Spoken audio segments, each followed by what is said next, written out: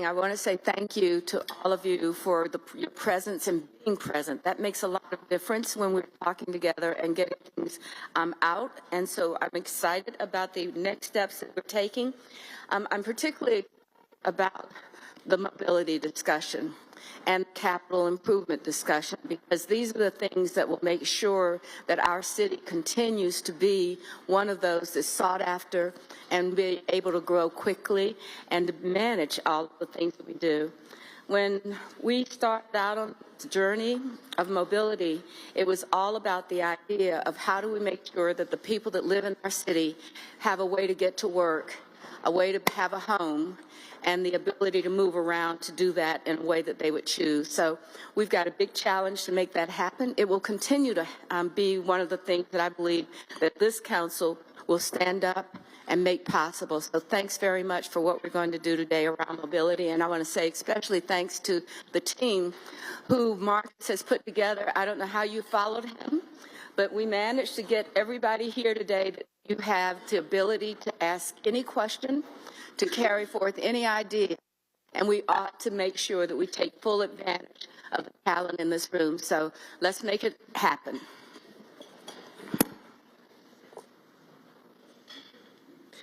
Thank you, Mayor. We will follow the agenda as outlined today unless otherwise noted. And at this time, I'd like to welcome Ed Kinney and our guest panelists to the front at this time. Thank you. Let's give them a round of applause. Thank you.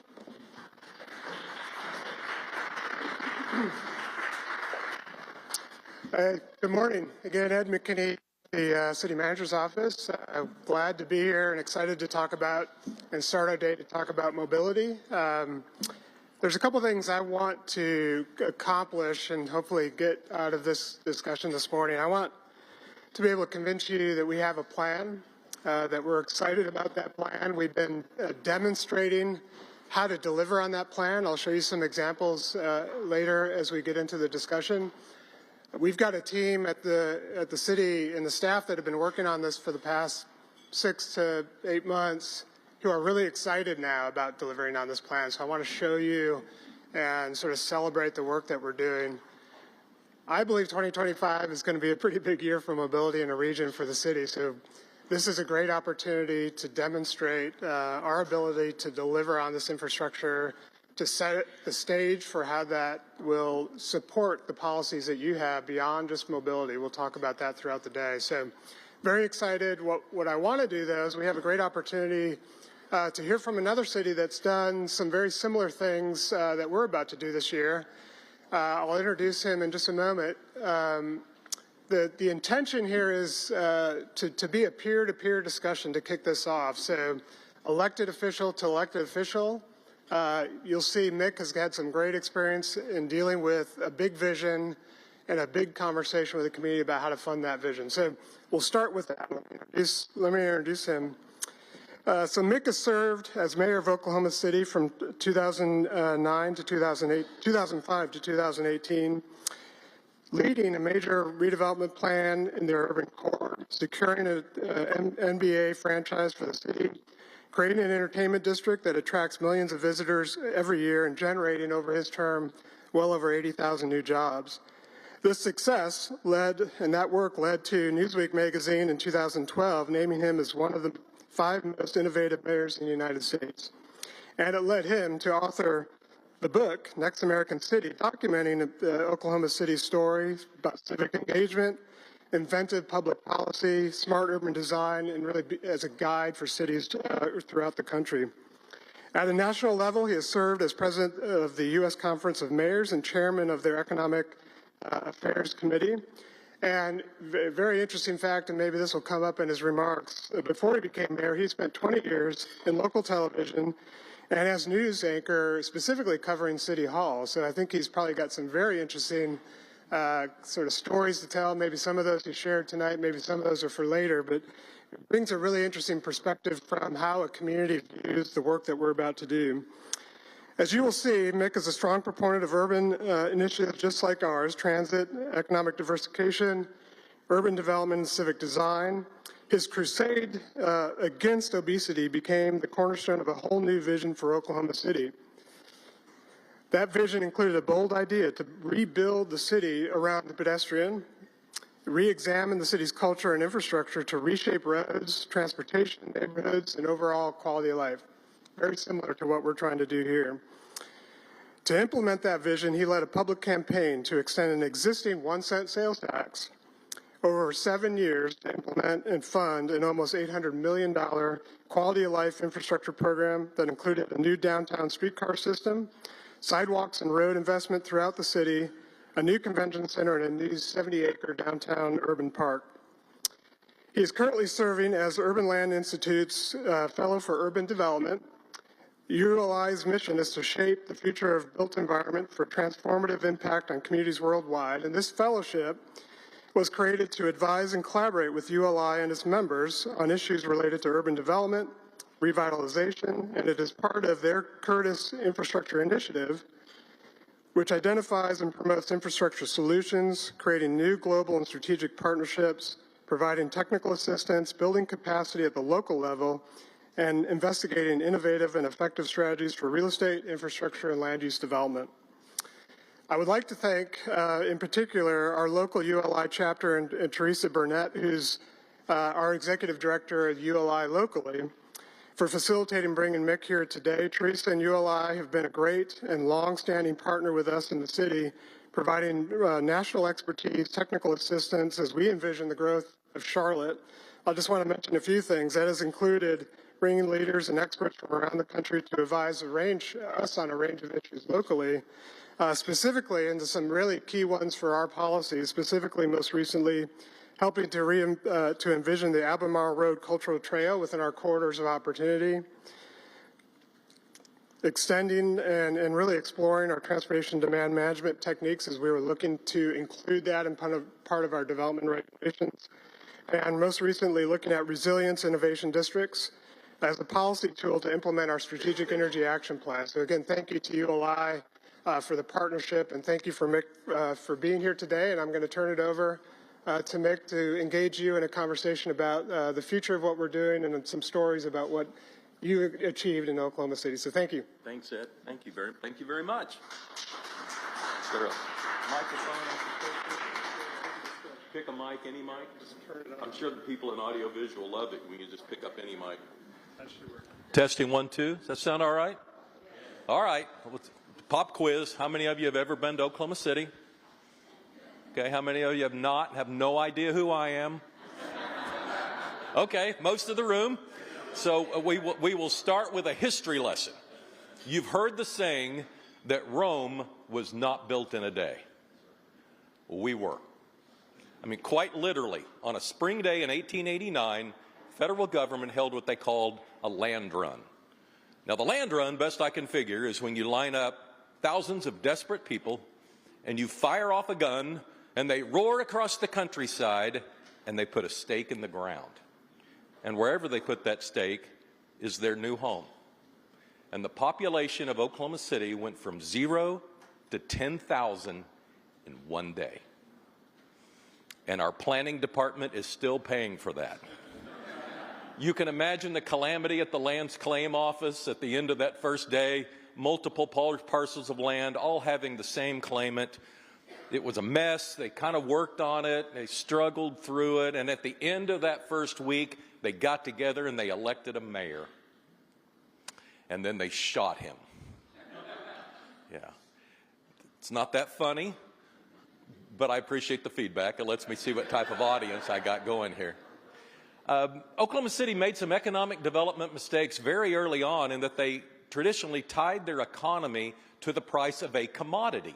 So early on, it was the price of cotton, later the price of wheat, ultimately the price of oil and natural gas. But when you tie your economy to a commodity, your economy goes up and down with the price of that commodity. So in Oklahoma and Oklahoma City's history, what you see are a series of boom and bust times. The 1970s, the price of oil zoomed up to $40 a barrel. It was some of the best of times.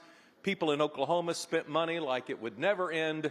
And of course, we know the good times in the oil and gas industry did end. In the early 1980s, the price of oil began to crash, and our banks and many of the oil and gas energy loans all of a sudden were upside down. We had a particular shopping center bank. Didn't seem all that important of a bank, but it had a number of energy and oil and gas loans. And when it closed, the federal government came in, the FDIC, and closed that bank because they were underwater. It started a domino effect, and by the end of the 1980s, 200 banks had failed in the state of Oklahoma. I'm sure the cynic in you is thinking, Oklahoma had 200 banks? We did, but we had 200 fewer by the end of the 1980s. And so Oklahoma City's economy was at rock bottom. Can you imagine the level of services being offered by the city of Oklahoma City when your tax base starts reducing itself in 1981, 82, 83, 84, 85? And how in the world are you providing services by the end of the 1980s when you've had this decade long of a collapse of your leading industry, the oil and gas industry, your banking system is in shambles, and your commercial real estate is at rock bottom? So every deal was upside down. You can imagine the number of young people that left, really an entire generation of promising people, people my age largely, people that had advanced degrees left, not because they necessarily wanted to, but because they didn't have jobs offered that measured up to their level of educational attainment. And so by the end of the 1980s, it's a pretty depressing place. And that's when the citizens elected a business-minded mayor named Ron Norick. Now, Ron Norick came to office promising jobs. That was his campaign thread. And of course, that sounded really good to the voters of Oklahoma City, so they raised their hand and put Ron Norick into office. Ron's father had also been mayor, but it would be wrong to assume they were some sort of political dynasty. They were business people. They just were CEOs who volunteered their time to be the mayor on Tuesday mornings and whatever other time they had to offer, because it was a weak mayoral system with a very strong city manager in place. And the mayor was a little more than a figurehead and an economic development cheerleader for civic projects at that particular time of our city's history. Well, Ron Norick said he'd gotten to office promising jobs, and so he looked around the country trying to deliver on that promise, and lo and behold, came the economic development opportunity of the decade. United Airlines was shopping for an opportunity at some location around the country to build a new maintenance facility. And this was the granddaddy of all economic development opportunities. It was going to be 5,000 to 10,000 high-paying blue-collar jobs, and $1 billion, and this is 1990 money, $1 billion of annual economic impact to whatever community could land this opportunity. So Ron Norick sees it, makes it his target, and starts working on it. Spends over a year working on it. Now, economic development processes and procedures and incentive packages weren't all that well developed back then, so Ron had to be creative. And so he started visiting with United Airlines, and he found out very quickly that United didn't really consider Oklahoma City as one of the places they would consider. And so Ron came up with an idea. He decided, what if we went to the citizens and got them to pass a sales tax, and we spent that money building the facility for United? All United would have to do really is bring in the jobs. We would hand them the keys to the facility that they're seeking to build somewhere. United said, well, that's a tremendous idea, Mr. Mayor, but your citizens are never going to vote for that. Well, United underestimated the desperation of Oklahoma City. That election passed 62%. And suddenly United Airlines is looking straight in the eye at Oklahoma City in this incredible incentive package that's being laid on the table for them to come to Oklahoma City. And so they start whittling down the finalists for the opportunity to land this facility. It comes down to a final 3, and they call a press conference in the city of Chicago. The board of directors is there, the CEO's there, all the finalists are there. And in Oklahoma City, it had been very high profile. You know, today, a lot of economic development ventures are behind the scenes, and you don't really know they're going on in the general public. But because of that sales tax election, this was obviously headline news. This press conference was going to lead the 10 o'clock news regardless, and it was being carried live back in Oklahoma City. And the CEO of United got in front of the microphone, stood in front of this small audience of media and other personnel from all over the country and said, we're going to build this facility in Indianapolis. And it was about that quiet back in Oklahoma City because we had our hopes up. I mean, we just knew we were finally going to get some momentum and finally get some jobs going back in Oklahoma City. And Mayor Norick was really dumbfounded. He couldn't believe, after spending more of a year of his time, really all of his political capital, getting this election passed, inferring to the citizens that if they did this, there would just be really no way that United could turn us down, and yet they had. And so Mayor Norick pushed United for an answer. What went wrong? What did we do wrong? And United, as you can imagine, didn't really want to talk about it. You know, they had their own criteria, and they looked at it, and they said, Mayor Norick, you didn't do anything wrong. You were always on time. You always provided all the information we asked for. That sales tax selection was fantastic. You just finished second. You know, there's no hard feelings. And Mayor Norick said, well, that's not enough. We got to learn from this. What did we do wrong? And United came clean. And they said, well, Mayor Norick, unbeknownst to you and the people in Oklahoma City, we sent in some mid-level executives and their spouses and had them spend a weekend in downtown Oklahoma City. And when they came back, they filed the report, and we read it. And at the end of that review, we just decided that we couldn't put the facility in Oklahoma City because we couldn't force our employees to have to live there. Wow. Was that the kick in the teeth that the mayor needed to hear? The mayor did a second proactive thing. He went to Indianapolis. Now, he did not move there, although at this stage of his political career, I'm sure it crossed his mind. And he said he got off the plane and he rented a car and he drove downtown, and he couldn't believe what he saw. What he saw was department stores and shopping and retail, and there were water features and there were sports arenas. All of these activities that were going on in downtown Indianapolis. There were condo towers. People lived in downtown Indianapolis. The only people that lived in downtown Oklahoma City at this venture were in jail. If you had choices, you didn't live in downtown Oklahoma City. Oklahoma City was down to very few restaurants. It had no retail to speak of. There was one hotel in downtown Oklahoma City at this point, and it was struggling to stay open. And Mayor Norick took this experience, came back to Oklahoma City and said, okay, I've got it. We were trying to incentivize people to come to our city to create jobs. What we have to do is invest in ourselves. And Mayor Norick noted that the citizens of Oklahoma City were willing to vote for something. They were willing to tax themselves for something to make their city better. Could Mayor Norick come out with a sales pitch that would allow them to invest in Oklahoma City as opposed to invest in United Airlines? And so he started working with the business leaders and his city council, and they started coming up with some elements of what we now call MAPs, Metropolitan Area Projects. And with a city council committee kind of helping to design and choose what projects they would put, they put some typical economic development features in there, like some improvements to our convention center, some improvements to our performing arts center. There was a transportation link, some rubber-wheeled trolleys. There was some improvements at the fairgrounds. Mayor Norick even had the audacity to believe that we could put water in the river. Now, I drove past one of your rivers here, and it seems your river came complete with water.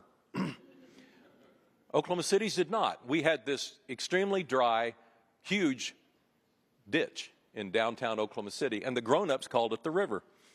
And I can remember growing up in Oklahoma City and looking at my geography books in middle school and looking at the rivers of the world and thinking, man, that doesn't look anything like our river. The city of Oklahoma City had a line item in its budget to mow the river twice a year. Mayor Norick's idea was to build some low-water dams and impound water. And the water wouldn't flow anywhere, but at least there'd be water in the river, and who knows what development might take place along its edges. And when they started polling the MAPS projects, they had all these wonderful ideas about, going into this abandoned warehouse district and trying to create an entertainment district. They had seen the canal in San Antonio and thought, what if we built a canal through this boarded up warehouse district? Maybe people would visit. But these were far-fetched ideas. But boy, did people want to put water in the river. Putting water in the river sounded really cool. And so Mayor Norick started a campaign. They started polling it, and the polling was awful. The problem was, not everybody liked all the projects, and Mayor Norick was forcing them to vote on this entire package with one vote. So you had to either vote up or down. You either got it all or you didn't get any. And as Mayor Norick recalls, it wasn't so much that people didn't think that all of these projects were worth a penny. But you got to remember, this was after 10 years of declining sales tax revenue and tax revenue. And the citizens just had a lot of questions and doubt that the city could pull this off. I mean, the city was barely able to pick up the trash. They were barely able to put police officers on the street. And now they're going to build sports arenas and build canals through this abandoned warehouse district, and they're going to put water in the river. Are you kidding me? And so Mayor Norick could see that the polling was going down, and as the election day neared, he threw out kind of one very common sense Hail Mary. He went to the media and went to the voters and said, look, even if nobody ever comes to visit because of MAPS, and even if nobody ever comes and creates a job because of MAPS, the worst case scenario is we're going to have a better city for us. Wouldn't you like to have your kid and your grandkid have a better place to live and maybe have a better chance of keeping them to raise their families? Well, with that kind of common sense sales pitch, MAPS passed with 52% of the vote. It's interesting today that you can't find anyone who will admit they voted against it, because ultimately it changed everything. But it got off to a rocky start. It certainly didn't change everything very quickly. The funding of MAPS was that we would pay no debt, so we would not bond it out. We would only spend the money as we collected it. So it took a long time for the money to be collected and for the consultants and the engineers to start to be hired. And Mayor Norick had made some estimations that didn't prove correct. For instance, the sales tax was not coming in at the numbers he had expected, and the budget for the projects was being exceeded, and so they were behind schedule. And if you got an initiative, right, the three things that you can't have happen, or you can't have it cost more than you thought, you can't have revenue that's less than you thought, and it can't be behind schedule. But Mayor Norick had all three of those a year and a half after the MAPS election, when Oklahoma City experiences the worst act of domestic terrorism in United States history. So a bomb goes off downtown, and 168 people are murdered at 9 o'clock on a Wednesday morning. And I think it's pertinent at this point to kind of take a snapshot of Oklahoma City and where it is. This was a generation of people who had been through the economic collapse of the 80s. They had been promised hope with United Airlines and seen that dashed. They'd been promised hope with MAPS, and here we were a year and a half later, and I think if the citizens could have voted again, they would have voted it back out. And now, resting on their collective shoulders is the emotional burden of this extremely large mass murder. And it's very interesting to see, and you can only see it with hindsight, but to look back and to see what happened in Oklahoma City. It's almost as if the citizens of Oklahoma City reached down and grabbed hands and pulled each other up. And they dared the world to pull them apart. The unity that was created from those combined experiences created a bond that to some extent still exists in Oklahoma City today. Well, the MAPS projects do start to open up. Next mayor comes in, sees that downtown is starting to feel better and look a little better, but he doesn't see anybody moving back downtown. And as it would happen, an assistant city manager comes up to the mayor one day when he sees that the mayor's expectations of downtown housing are not taking place. And the now famous conversation goes something like this. He said, "Mayor, you can pave these streets with gold, but if we don't do something about the school system, people aren't moving back to the inner city." It was true. The inner city school system, the largest school district in the state, had been unable to pass its bond issues, and the deferred maintenance had piled up and up. And someone did the math and determined that even if they passed every bond issue from here on, they're never going to catch up with the deferred maintenance. They're too far behind. The buildings were falling apart. The education going on inside the classrooms was not what it should have been.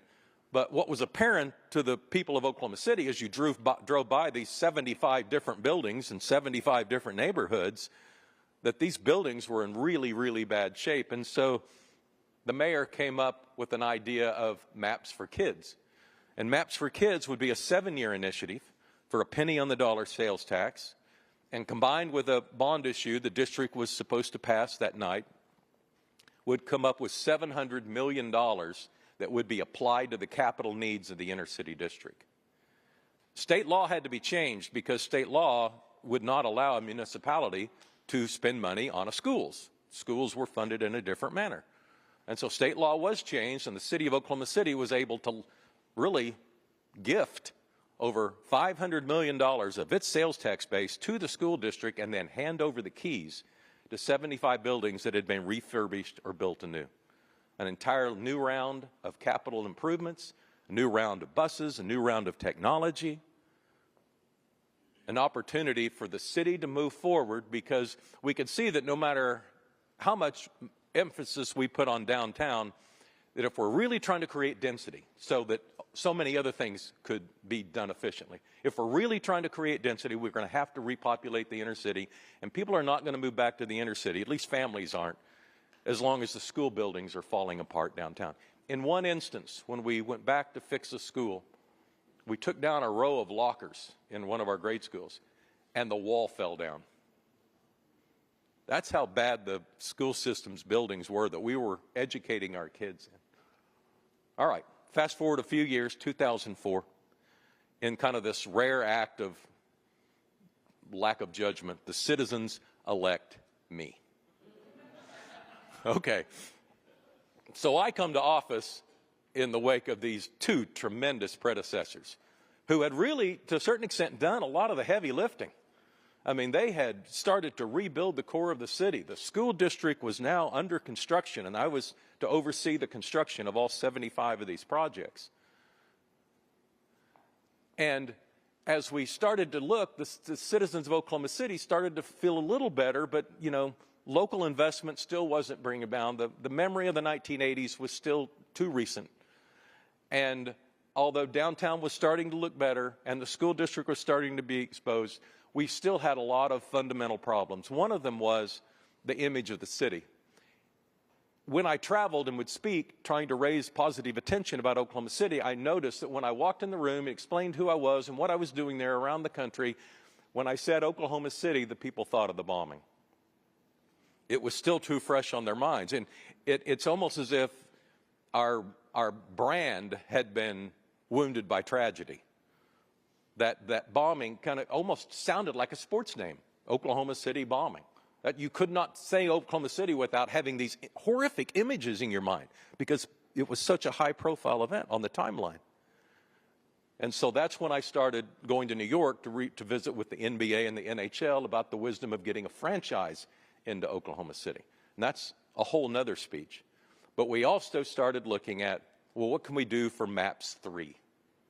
Now, when you start talking about initiatives, I want to make an extremely important point here, not one that you're facing immediately, but one that in general, any city that's thinking about an initiative, I think has to consider. When Mayor Norick was trying to pass MAPS, the city was desperate. They were desperate for economic development, and they were desperate for a better downtown. And so Mayor Norick had to come up with an idea that would provide a solution for this desperation, but he didn't have to convince people that there was a problem. When Mayor Humphreys, the next mayor, came in and started talking about the schools, he had to come up with a solution to this problem of the capital needs of the inner city district, but he didn't have to convince the voters that there was a problem. He just had to convince them that there was a solution for it.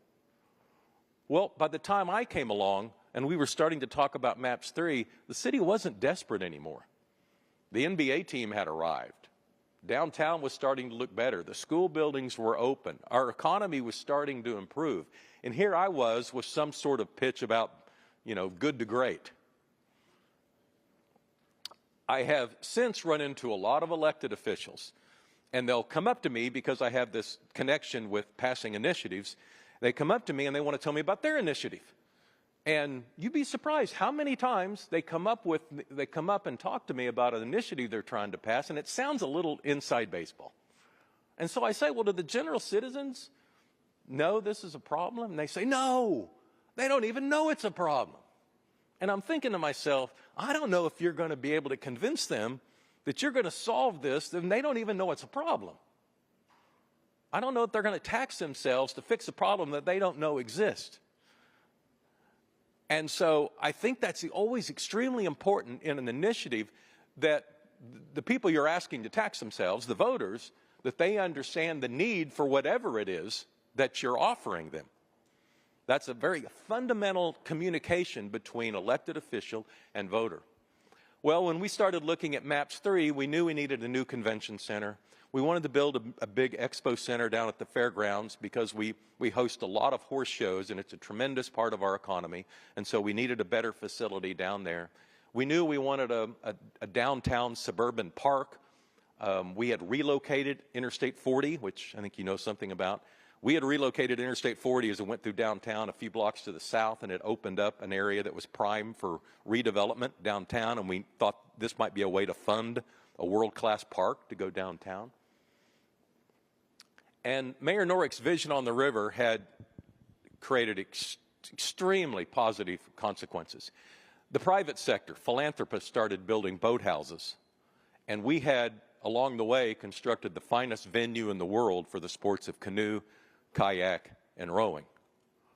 And so in a now well-remembered 2008 inner-city visit, we in Oklahoma City came to Charlotte and to look at your whitewater facility, and went back to Oklahoma City and built one as part of MAPS 3. And fast forward to 2028, Los Angeles is hosting the Summer Games, but Oklahoma City is hosting canoe kayak for the Olympics. We're also hosting softball. So Los Angeles is hosting every event except two, and those two are going to be held in Oklahoma City. When we started looking at MAPS 3 and we put this package of projects together, we also put in some quality of life and pedestrian friendly. I had spent years communicating the fact that Oklahoma City's problem with health and obesity was largely determined by the fact that we had become such a car-centric community. In fact, if you were a car, there could have been no better quality of life for you than Oklahoma City. I mean, we have this incredible grid of roads. There's almost no traffic congestion anywhere in the metro area. Fast food restaurants flourish because land is cheap. Remember, we gave it away in 1889, and it wasn't much different in 2009 when we were putting this together. And so that business model worked, and we had an extreme problem with obesity. And one of the recollections that I had was that I realized how the built environment was reflecting the poor health of our community. We had built a complete community around cars. It was as if we had challenged our civil engineers that their sole job was to see how fast you can get a car from here to here. Meanwhile, downtown, we had built all these amenities to attract people. But once the individual arrived downtown, we had created an extremely unfriendly environment for them to move around. Here's what I mean. We had 5-lane, one-way streets everywhere downtown. And you would walk up and you would hit the walk, don't walk button. And after seemingly waiting quite a while, it would say walk. And you would take a step off the curb and then another step, and all of a sudden it would start flashing. don't walk, you know, and you still have 4.5 lanes to go. So you start to lose confidence in the system, and you start walking faster, and then you start to jog, and then you would leap to the curb just as the cars started roaring behind you. That's how we made the pedestrian feel in downtown Oklahoma City. And the cars, of course, I couldn't believe that they were inconvenienced by a pedestrian. They would roar behind you. So we took all of our one-way streets, made them two-way, completely redesigned our downtown grid, put in on-street parking, completely landscaped them, and basically dug up our streets 10 foot to find out what was down there and to relocate all of the utilities and the necessary objects that go under streets and to give an entirely new street grid downtown. And that completed the downtown transformation some 30 years later. Fast forward again, I mentioned in 1990 we had one, really up till 1997, we had one downtown hotel, and today we have 29.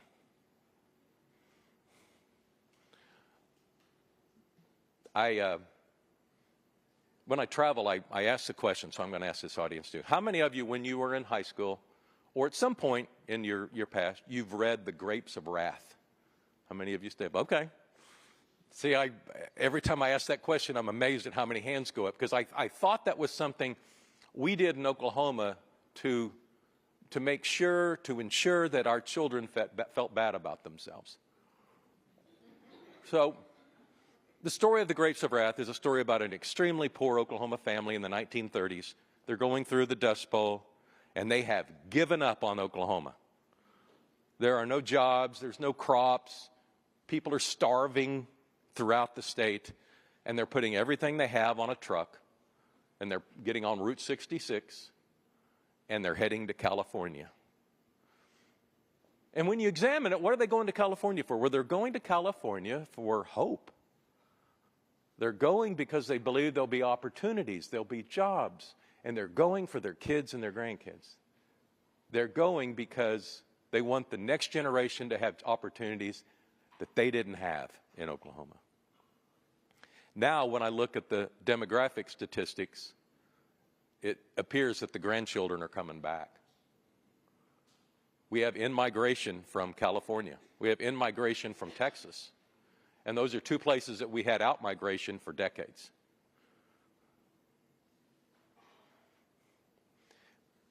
In office, I fronted a number of campaigns. So I ran for re-election and mayor. I ran 4 times, and I ran for city council. And then I fronted initiatives and bond issues, and the school district would pass a bond issue, and I would front that for them. Overall, there were 10 elections in which I was kind of the face of the election, out in front of the public, trying to get people to vote for whatever I was pitching on that particular day, either me or another candidate or some initiative. And I noticed after a few of these elections that there was a pattern developing. As I'm giving it my best pitch in these, far-off suburban neighborhood meetings, I could look in the back of the room, and no matter how much I smiled and no matter how much energy I exhibited, there's some person in the back of the room, and they are scowling back at me. And I came to learn after a few of these encounters that I could make some assumptions about this person. Number one, they don't like taxes. 2, they don't like downtown. And 3, they don't like me. But when I'd lost the intellectual argument, when I'd given them every bullet point I had, I would close with this. I would say, well, all I can tell you is that we're creating a city where your kid and your grandkid are going to choose to live. Oh, they hated that argument because they knew it was true. If they had been around in the 80s, they saw how many young people left, promising people. And it affected nearly every household. And if it didn't affect their household, it affected their nephew or niece or cousin. Everyone knew somebody that left in that time frame. And they were doing remarkable things now, but they weren't doing it in Oklahoma City. They might be doing it in Charlotte or New York or Dallas or Tokyo. But that generation left. And now there's this sense that young people that grow up in Oklahoma City, there's a high chance that they might want to come back after they go off to college.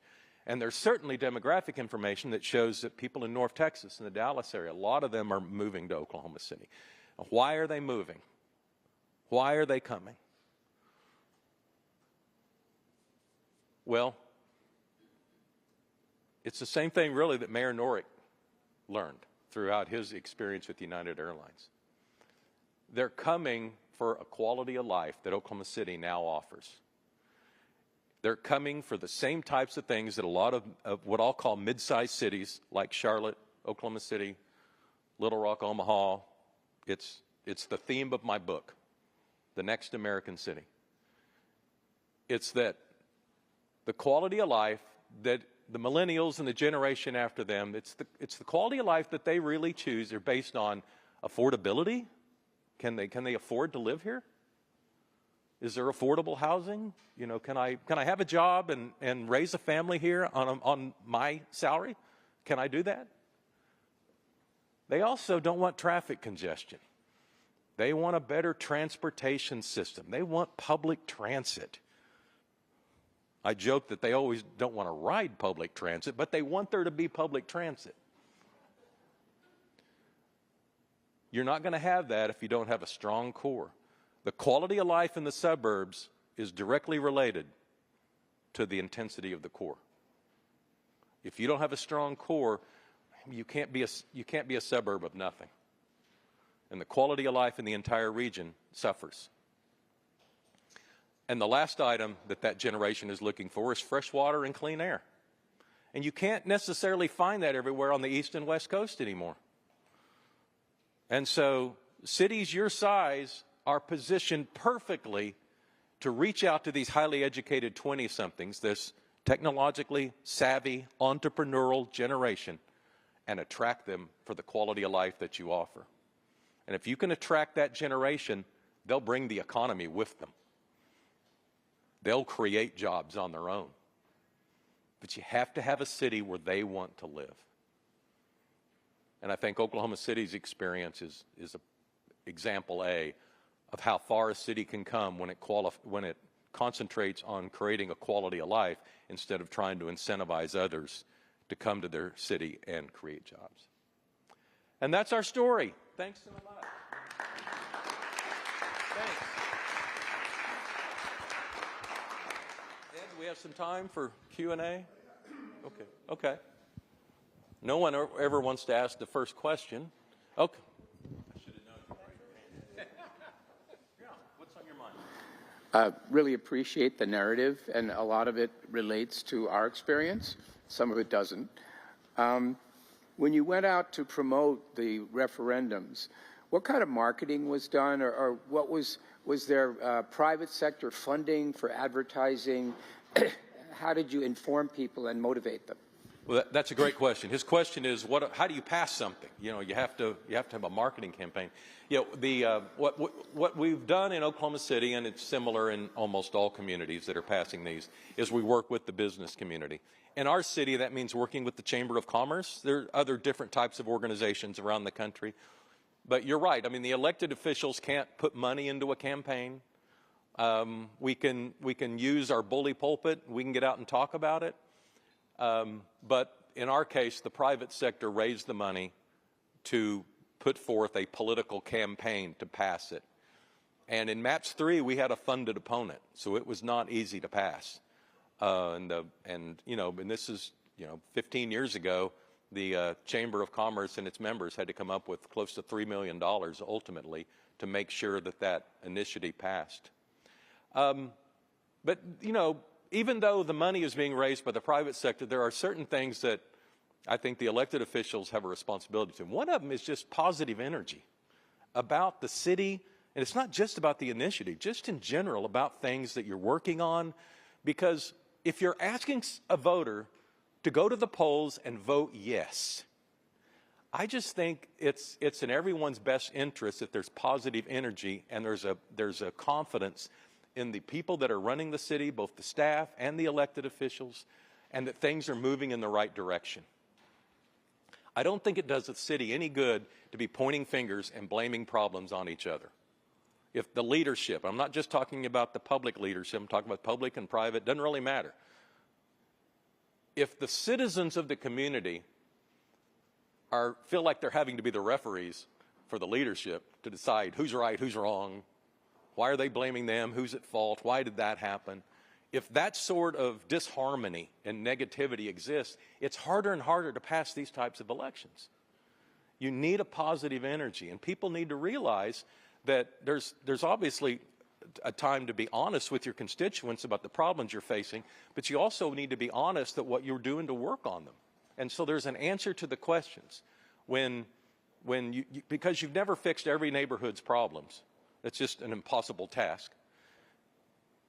There's at least an answer to the question of what you're doing about it to try and address it. I think that answer to the question is really important. Yeah. Yes. First of all, thank you for the presentation. It's very informative. I have two questions for you. One is, you talked about your referendums in terms of maps 1, 2, and 3, and it's an interesting concept because I wonder, would an Oklahoma City resident think that maps 4 is right around the corner, and that there's a there's a rhythm to how these things will come about, and they will be involved in paying for the growth. So I'd like to hear your insight on that. Yeah, but the second, because it reminds me, I didn't really complete the story. My successor passed maps 4. oh, there you go. He was my former chief of staff. So my former chief of staff is now the mayor of Oklahoma City. And he passed maps 4 a couple of years into his time in office. And maps 4 was much more about the social needs of the city that his predecessors had helped create. And so there were capital needs for a lot of nonprofits, for like domestic violence or mental health. And there's also money to kind of help subsidize the operations for these types of endeavors. So taking on the social needs was part of it. Now, maps 4 also included some economic development ventures, some things in technology and things like that. But largely, it was based on the social needs of the community and not the economic development needs. But really, that comes back to creating a better quality of life for the community, when you're addressing the social needs. So it really all fits in the larger theme. But it took some convincing because, it wasn't traditional. It wasn't what the original maps 1, 2, and 3 had been about. It was different. But it passed, I think, with over 70% of the vote. Wow. Yeah, his approval rating is really high. Okay, excellent. The second question I have is somewhat tangential, but you mentioned you were able to acquire the NBA franchise. Right. And I personally spent some time in Northwest Arkansas, so I've been to an OKC game, and I remember that your franchise had some of the best attendance in the entire league. There was a lot of vitality around that. How did it help inform the passing of any of your MAPS programs, inform the need for mobility in the downtown area? I'm just wondering how having a professional franchise helped sell the notion of we need to invest in ourselves. Yeah, I think having professional sports and supporting those professional sports is mandatory for creating a city where people want to live. There's a number of people that, even if they're not sports fans, even if they don't want to go to a game, they want to be culturally relevant. And so when you're attracting these highly educated young people that I keep referring to, they want to live in a city that has professional sports. They want to be part of the ESPN conversation, the ESPN generation. And it helps if your team wins, which our team, fortunately, and with some luck involved, did through the years and is doing again this year. But it did, what I brought the team in, it was to help address the image problem and the brand of Oklahoma City. But what it's done since then, I think, combines the civic pride, and maybe to directly answer your question, it validates those other things we did. People are pretty easily understand that we wouldn't have that team if we hadn't done maps. We hadn't done maps for kids. we wouldn't have had a chance to do an NBA team. People, they weren't looking at us. They didn't have a team for us prior to those initiatives. And as you mentioned, we have outstanding attendance. It's the only game in town. You may remember that handful of years when your basketball team was the only professional sports team in town. I can still remember the energy-crazed enthusiasm of those first few years of your franchise. It was the same in Oklahoma City. That still exists. Now, since then, you've gone to the National Football League, which is at the top of the pyramid. It's hard to imagine Oklahoma City could ever do that. We don't have the corporate base. We don't have the number of corporate 500 teams citizens you would need to support an NFL franchise. We're very much focused on supporting the NBA franchise we have, and being one of those communities like Portland, Salt Lake, Sacramento. They have one franchise. It's in the NBA, and we're perfectly satisfied being a part of that list of peer cities, because to a certain extent, and this is very superficial, you are who your sports teams play. And for 100 years, Oklahoma City was playing Little Rock and Amarillo and Tulsa and Fort Worth and Des Moines. I mean, those are fine cities. But today, our team plays Chicago and New York and Los Angeles and Charlotte. I mean, it's a completely different list of peer cities. And there's this superficial level of equality that you get when you have a professional sports franchise that no amount of money can buy. So it's been extremely important to us, and a lot of it is hard to quantify. Yes? Okay, I'm sorry. Good morning. Thank you so much for coming and being here with us today. I greatly appreciate your informative presentation that you did, but I want to ask a question for constituents that may not be on board with this. How do we, you answer some of it, but it's tough when people think that their needs are not being met, they're not being cared for, and they may be left out. Marginalized communities that really can't see the upside of this. And so for me, because I know the city has to grow and it has to move forward, how do we collectively come together to share that this would benefit you too? It's very difficult and it's very challenging. While it sounds very great for the business community and people that are thriving and companies that are moving to Charlotte, and we're growing and we're going to continue to grow, but I have to remember the population that is not in the class, that's not in this room and may not even hear this presentation, but I also have to go out and reach them and let them know that we care about you two collectively as we're moving forward. Yeah. I need some language and I need to be able to share with not just my district, but other districts that may come to me and ask me those questions. So the information that you provided is amazing. You've done some great things, but we have many teams, compared to Oklahoma City. Our soccer team, our football team, our baseball team, our NBA team. So just help me with that, please. Yeah, so there are parts of your city that acknowledge, the city's doing great, but what about us? Why have we been left behind in this economic, improvement? I think that's why I fall back on what is important to everybody, and that is their kids and their grandkids. And because in your specific instance, this is about transportation, almost everybody has a need for transportation. And my city manager one time, was talking to me, and he gave me a line that I've used before, and that is, like, you can't fix all your problems in one day. There's always a list of problems, and this is one that we're going to address right now. But you don't ever allow people to think you're not acknowledging their situation. There were a number of years where we had the lowest unemployment in the country.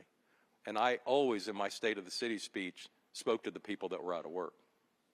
Because it doesn't do any good to hear the mayor talk about and brag about a low unemployment number if you're unemployed. And they need to hear the fact that you're trying to create jobs for everybody in the economy. And that's why you have so much economic development work going on in your city, trying to create jobs. Jobs and transportation are universal, regardless of your economic stature. So I would think it's a matter of reminding people that this is affecting them and their children and their opportunities, and that you do understand their situation and it's real, and you're not disavowing the way they feel.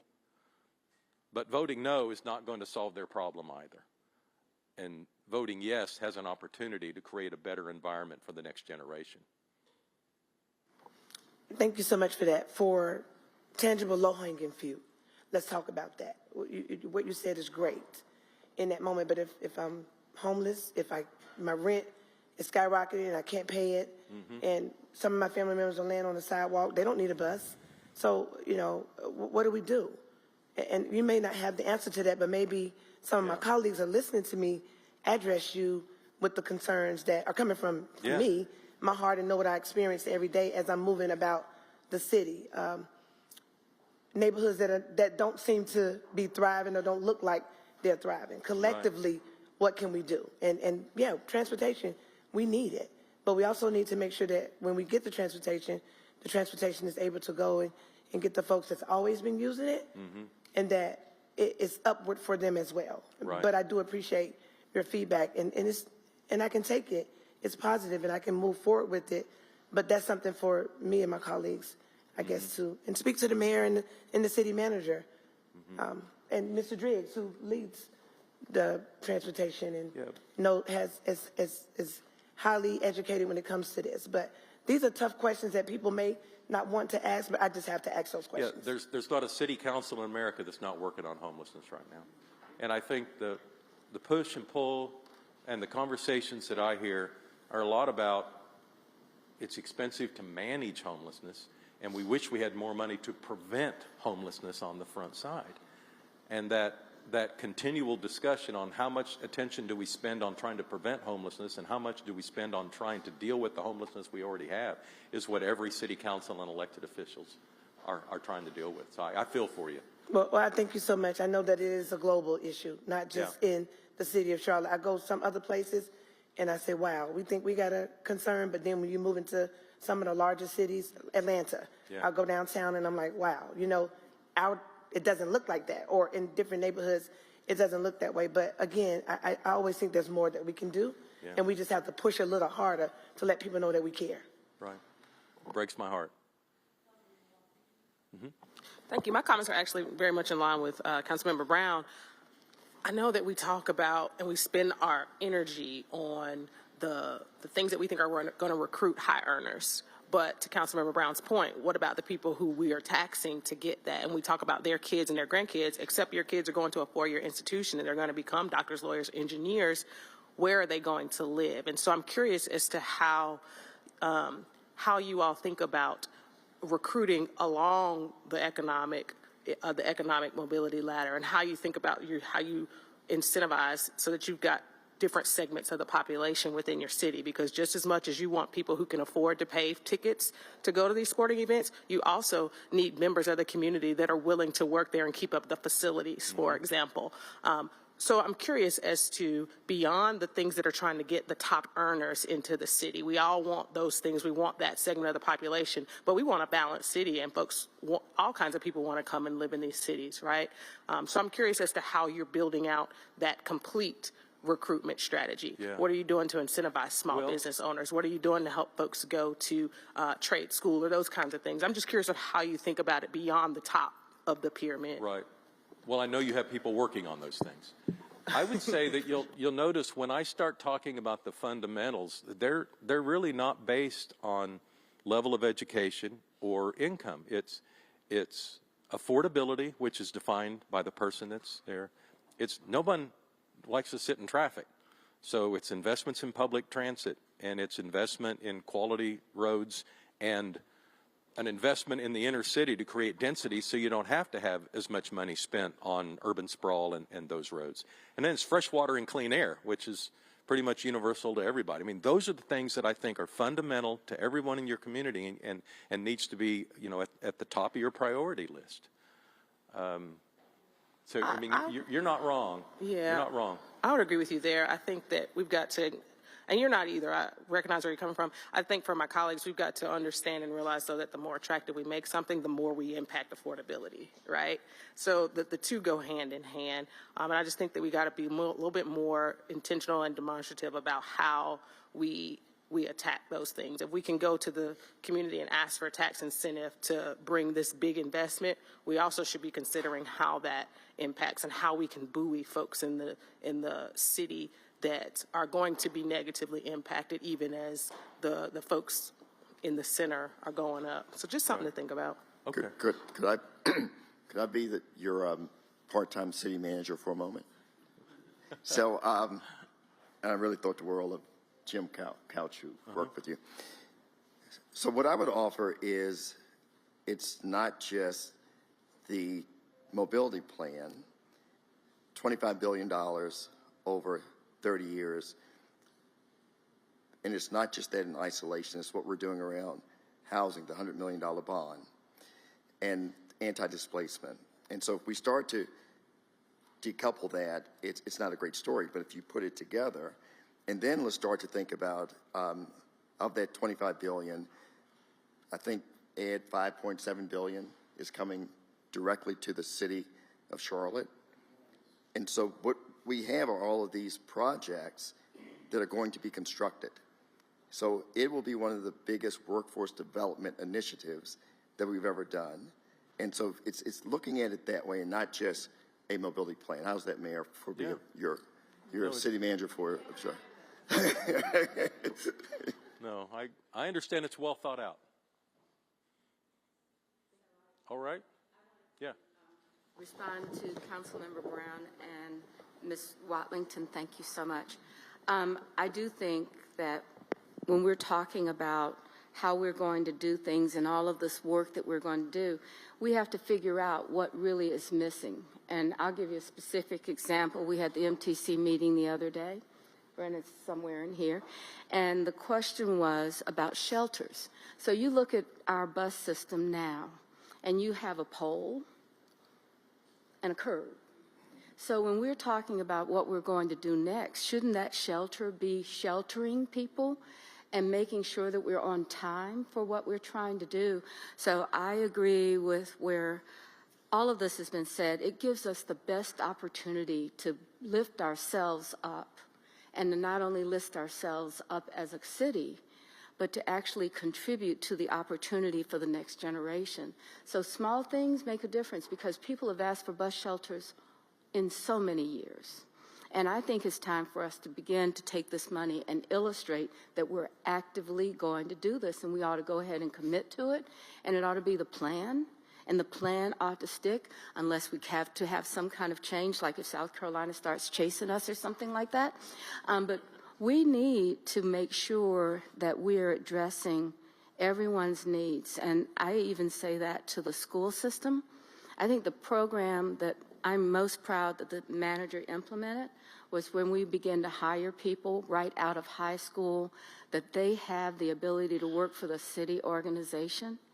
I mean, that changes lives. And so that's what we're about. We're actually talking about how to lift things up in a way that you had all of these ideas around what to do, but I think we have to take ours to another level because of where we are and the kind of, where we lived.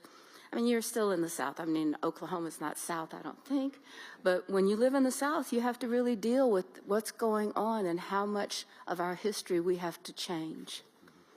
Well put. You're amazing. So the mayor, she's very smart, comes with a wealth of knowledge, and you can't take that from her. But I go back to some of my colleagues saying, if you don't feel safe in the city, then you're not safe. Absolutely. If people don't feel like we care about them, then we just don't. They feel like we don't care about them. So that is a great initiative for high school students coming and working for the city of Charlotte. I was there. I support that. There's a nonprofit organization. I won't say it on camera who they are. They took 100 people off the street in 90 days. If a nonprofit organization does that and provide housing for people, imagine what we can do. So this strategic meeting that we are in is for us to move the city forward collectively for everybody. So I have to go back to elevating and us not lose focus on mobility, housing, jobs, and all of that as we attain and we move forward. remember the folks that feel like we're not moving them forward. That's what we got to do. You don't want to walk out your house and you don't want to feel like there's going to be a gun shot coming your way or you're going to be robbed or mugged. People that don't have the opportunity to be in the room, I'm going to be in the room for them. And I want them to know that I care, I heard them, I listened to them, and I was going to raise the question as the opportunity presented itself. So. And I'm never going to disagree with Councilmember Brown. Thank you so much. No, you do a good job. I just wanted to say, further to your comments, the vigor and vitality of the economy of a city is what creates its ability to look after the people who are less fortunate. If you look at some cities that have gone into decline, they have underprivileged populations as well, and their ability to do anything about that is very limited. So I think we need to recognize this goes hand in hand. You have to feed the machine that gives you the resources to attend to the needs of the people who are less fortunate. So I really appreciate your description of creating that vitality in the community that then in turn improves life for everybody and gives us, there's no danger that this council is going to disregard the plight of the underprivileged population. I had one quick question for you.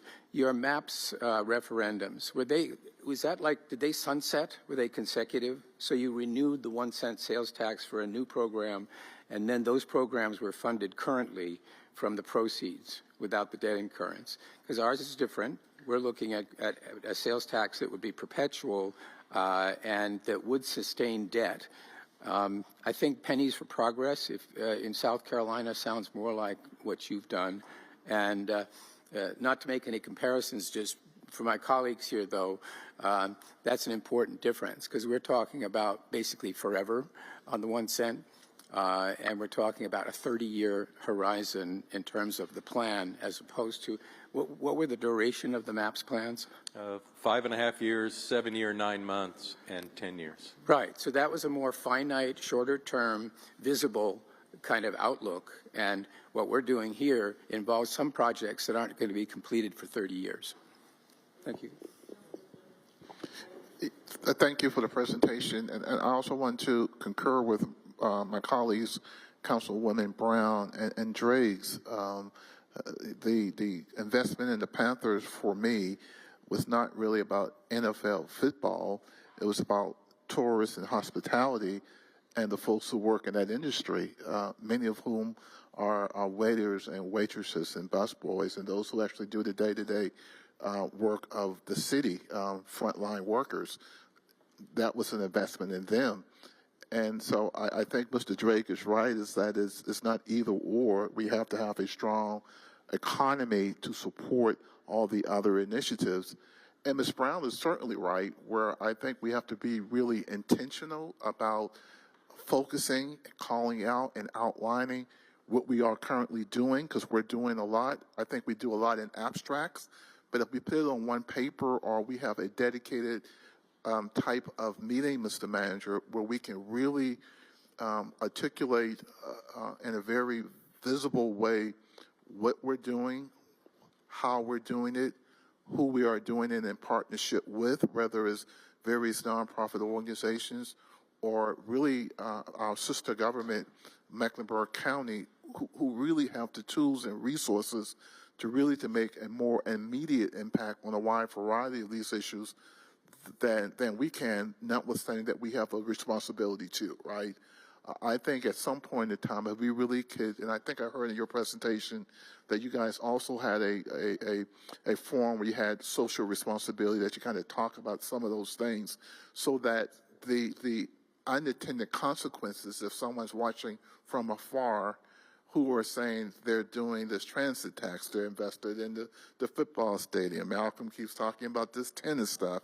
It's not about the tennis, it's about being peer cities with Paris or London or Melbourne, that's, and the tourist dollars that comes with that supports those frontline workers who are doing that. So, Mr. Manager, I don't know when, how, to what extent we do that. I think Councilmember Brown makes a good point that we need to carve some time and space where we really kind of talk about those issues, because we are actually doing a lot, but it's fragmented, and I think people can't see the cumulative impact of the decisions and the partnerships and the relationships that we're having. Thank you all very much.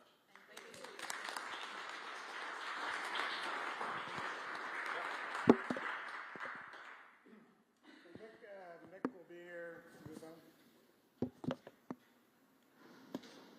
Is that on now? Nick will be here throughout the day, so certainly lots of opportunities to continue the conversation. This has been great because certainly we got very quickly to the heart of today, and I don't need to repeat back to you what you just were talking about.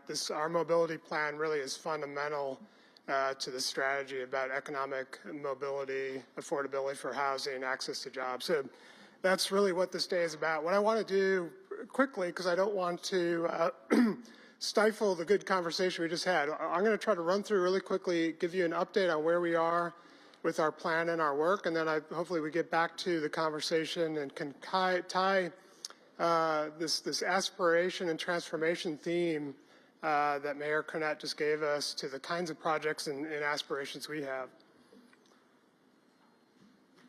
So, strategic investment areas. We've been talking about those for the last couple of years. I want to give you a quick update on what we've done over the last 6 to 8 months, and then talk about what that means for our larger plan. We've talked about this before, so in the last couple of years, we've been building sort of a case for our plan. The first document was really around what our needs are. We talked a lot about that a couple of years ago. Last year at your retreat, we talked about what would be our approach, right? We have an extensive sort of catalog of our needs. The question was, how do we approach it? Our approach was strategic investment areas as we have been building that strategy over the last year. As a reminder, we did sort of a data-driven analysis. We went to the places throughout our city where we could target the kinds of needs we have around congestion, around access and safety, around connection to our transit system. And what that gave us was sort of a heat map of places where we needed to go. So the idea was to be a place-based focus, tie our needs to our policy, and then begin to build kind of our infrastructure strategy around how to meet those needs. The question was, where do we begin? So we were very fortunate for you in your last year's budget to have given us the ability to test this strategy with the $55 million bond program for strategic investment areas. So we took that challenge very seriously. We took it with a sense of urgency because we wanted to be able to come back to you at this retreat and show you what that strategy looks like, demonstrate what we can do with that kind of investment, and then show you what that could potentially be in terms of sort of scaling that to the larger strategy we have long term. So the question was where. We picked 2 areas, and there's sort of a danger in that, right? There's why not in my area, why not in this other area? But we did it very carefully. We were wanting to demonstrate sort of a spectrum of conditions. We sort of screened out initially all the areas that had recently or underway with larger capital investment projects. So we wanted to go to places where some of our investment hasn't been recently. And then we wanted to do sort of a testing of spectrums of certain conditions. Harrisburg, Arrowwood were sort of 2 polar opposites from a job standpoint. If you screen out our major activity centers, Uptown, South Park, even University City, surprisingly enough, the strategic area of Arrowwood becomes really the top of jobs locations. You can imagine, and again, the types of jobs there are different, right? There's industrial, commercial, but actually was on the spectrum one of our highest concentrations of jobs in those strategic areas. Harrisburg is exactly the opposite. So what we were trying to do is find and test our strategy in 2 sort of extreme conditions. We also looked at the Better Bus system and tried to connect this to the future of our transit. Harrisburg is sort of dead center in one of the opportunities for a microtransit zone. I'll talk a little bit more about that. The opportunity to take a place that isn't naturally easy to serve for transit, and the CAT's vision about how that can be served through microtransit. On the Arrowwood side, it's one of the bus priority corridors in that Better Bus vision. So we tried to find, again, 2 locations that had a range of conditions on a broad spectrum to test the strategy and how it might apply throughout the city. how do we begin? So I want to talk about the process, and the process and the internal structure and teamwork of this is really critical. How we do this work is probably as important as what it is. And so we begin to and put together a team to think about how we deliver projects in a completely different way with this new strategy. Focus was important, right? So the whole strategic area idea of really going to places and locations gave us a focus so we knew very quickly where to go and what the project opportunities might be. It's a one-team idea. This is not a new thing, right? Certainly Corridors of Opportunity is one of our best examples of that. But we also, we took that to the idea from as extreme as we possibly could, from procurement to the construction inspector on the tail end. We wanted to understand what the life of a project is on both ends so that we could uncover all the ways that we can deliver projects faster, better, and more tailored to the conditions of our community. Urgency was one of the top ones. I sort of told the team, you know, we've been entrusted with this money. We want to prove to council and the community what we can do with it. We've got to get projects done quickly. We have to have a strategy to do that in a rapid pace. I'm going to show you some great success that we've had with that already. And so for us, that's a part of our accountability and trust. Time is money. And if we scale this to billions of dollars, we got to prove to the community that we can actually invest quickly and do it in a way that's efficient and cost effective. There's an idea here that the team came up with, and it's an important aspect of this too. They called it the centered pendulum. And the idea was the perfect project isn't always the best project. And what we were trying to do with our team was find that right compromise, work within the system of our individual interests, department interests, but quickly define the right center of that pendulum to get to a project that we can actually build, still achieving our goals and our priorities. This is what the team looks like. So this is just an example of the beginnings of the work.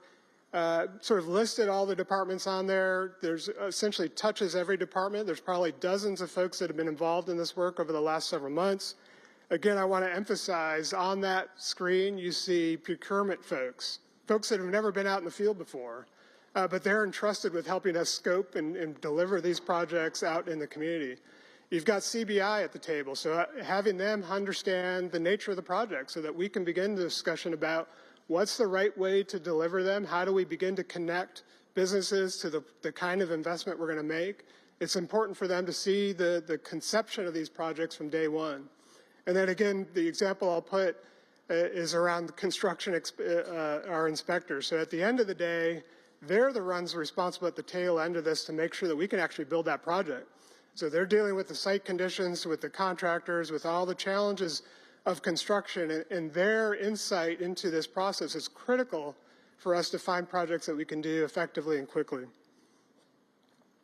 This is them working out in the field. Again, they're out there, they're thinking, they're designing, they're working in real time.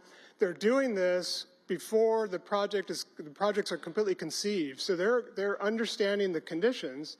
They're knowing what we want to try to solve for, but we need to understand the utilities. We need to understand the stormwater. We need to understand the real estate conditions to effectively design projects, again, that we can deliver quickly and effectively.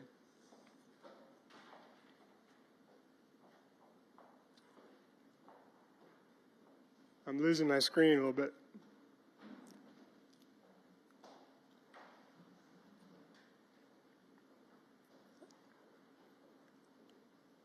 It's flashing, but let me talk a little bit about. Are we good? If you need to, you can maybe advance the slides for me if we have to. So here's an example of a small project and a quick win. So that team was out there in August. As you can see, they're walking the corridor. This is Harrisburg. December, we were building that sidewalk. The concept of that was a quick win. We actually got our street maintenance division folks to actually build it. So we could do that very quickly with the funds available. And in January, there it is. I think the mayor mentioned it's 350 linear feet of sidewalk. There's a sign over there you'll see, signed by many of the team members, completed, very excited. question is why is 350 linear feet of sidewalk so important, right? Sort of the mayor mentioned it before. It's about small wins, small projects to build to bigger things. As you can see, there's a bus stop there. So Harrisburg Road is one of our express corridors. It's in the Better Bus system. It will be a corridor that will have more service. But 3 months ago, you couldn't walk to it. There wasn't a sidewalk to it. So very simple idea, relatively quick to do, and designed in a way that builds small things to bigger investment. That's really the core of what our strategy is about in strategic investment areas. You've got this, you've got a couple of handouts. So one of them you got is this sort of fold out for the Harrisburg Road corridor. That's a snapshot of what's in the middle of that.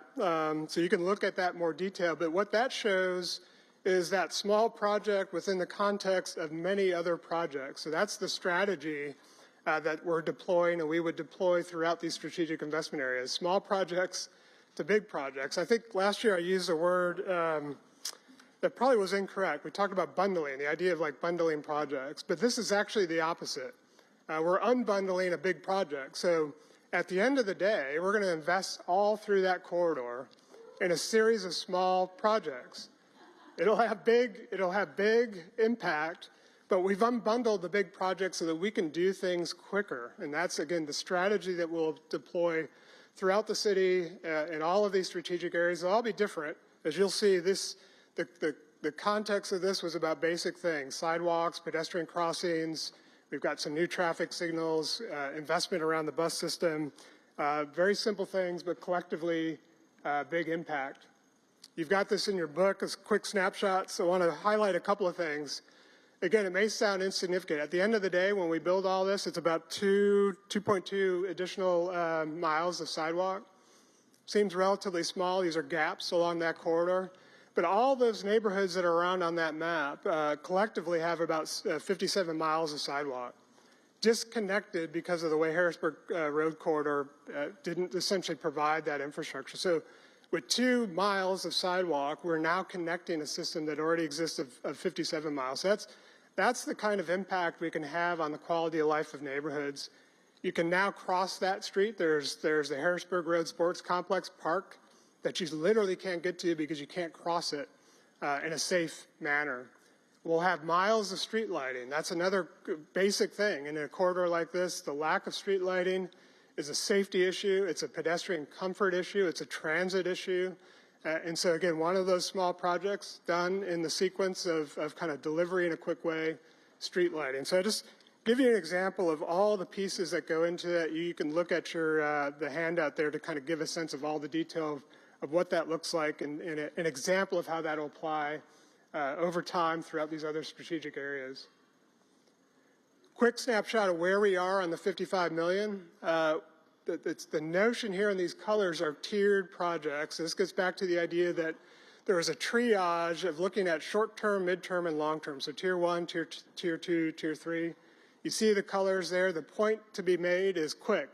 Right, we're very quickly finding projects that we can do. We do them like the Harrisburg Road sidewalk. Tier 2 are sort of longer, sort of midterm. Tier 3 are longer term. What we have done thus far is essentially programmed 60% of that 55 million already, just literally in a matter of months with that team working very intensively. So those projects are underway. They're in process. We're very quickly filling up the rest of that funding to identify and have already uncovered those projects. We just need to design and sort of think about them in a more specific way. So again, within, that bond passed in November, we built that sidewalk in January. We're actually building it, before we had the money, quite frankly. Debbie Smith with CDOT gave us and sort of loaned us in advance the team to build that sidewalk. But that's the sense of urgency that this team has taken and the way we would employ that sort of strategy when we get additional funding to do this work. So the idea is we're ready to go. We're working quickly. This is both in Arrowwood and Harrisburg. Don't have all the details, lots to share with you, but we really wanted to emphasize the success of the work we've done in Harrisburg. Ed, do you mind if I just do one quick thing? So that was the test, and I know you're in a groove, but trust me on this, okay? So we just passed the bond. Somebody around in this room talks about peas and steak. Malcolm Graham. So call the 55 million the peas, right? And at some point, he's going to talk about 5.7 billion the steak, right? But what we have to do is show you as an organization that we can do this. And what Ed has put together in the team, it's never occurred before in the city of Charlotte. On the front end, having procurement, CBI around the table, much like Team of Teams, much like corridors. So when the sales tax is passed, we are already proving to you that we can deliver. So there's never a concept that there will be a bunch of, I guess, designs on a shelf and nothing happening. So that's why it's so important to talk about. We've now established a team that can deliver. I promise I didn't put this slide in after Councilmember Mitchell made the point yesterday that we need to celebrate success. So the manager wasn't certainly going to let me add any more slides, but so this is an example of the excitement that the team has. We did as an internal ribbon cutting just a couple of weeks ago. There's the sidewalk, the sign of completion. We had a lot of fun. Everybody's got a sweatshirt. We'll sell these in the lobby afterwards, so anybody who wants a sweatshirt. But the point there is we've got a team that's really excited about this approach. We've got one of the best staff teams in the country with the desire to do this kind of work. We just need the vision. We need the support of council. We need funding to make it happen. So we're ready to go, and there's just a tremendous amount of momentum that's already been built with just a small amount of resource that you've provided to us over the last year. So as the manager just mentioned, let's talk about the big picture, about how we would scale this in the long term. I told you at the beginning, what I want to get and sort of convince you is we have a plan.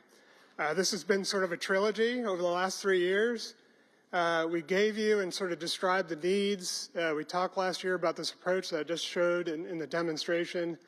You've got at your tables what I'm calling the plan. So now we've put that back together. We've looked at it at the long term, the 30-year horizon.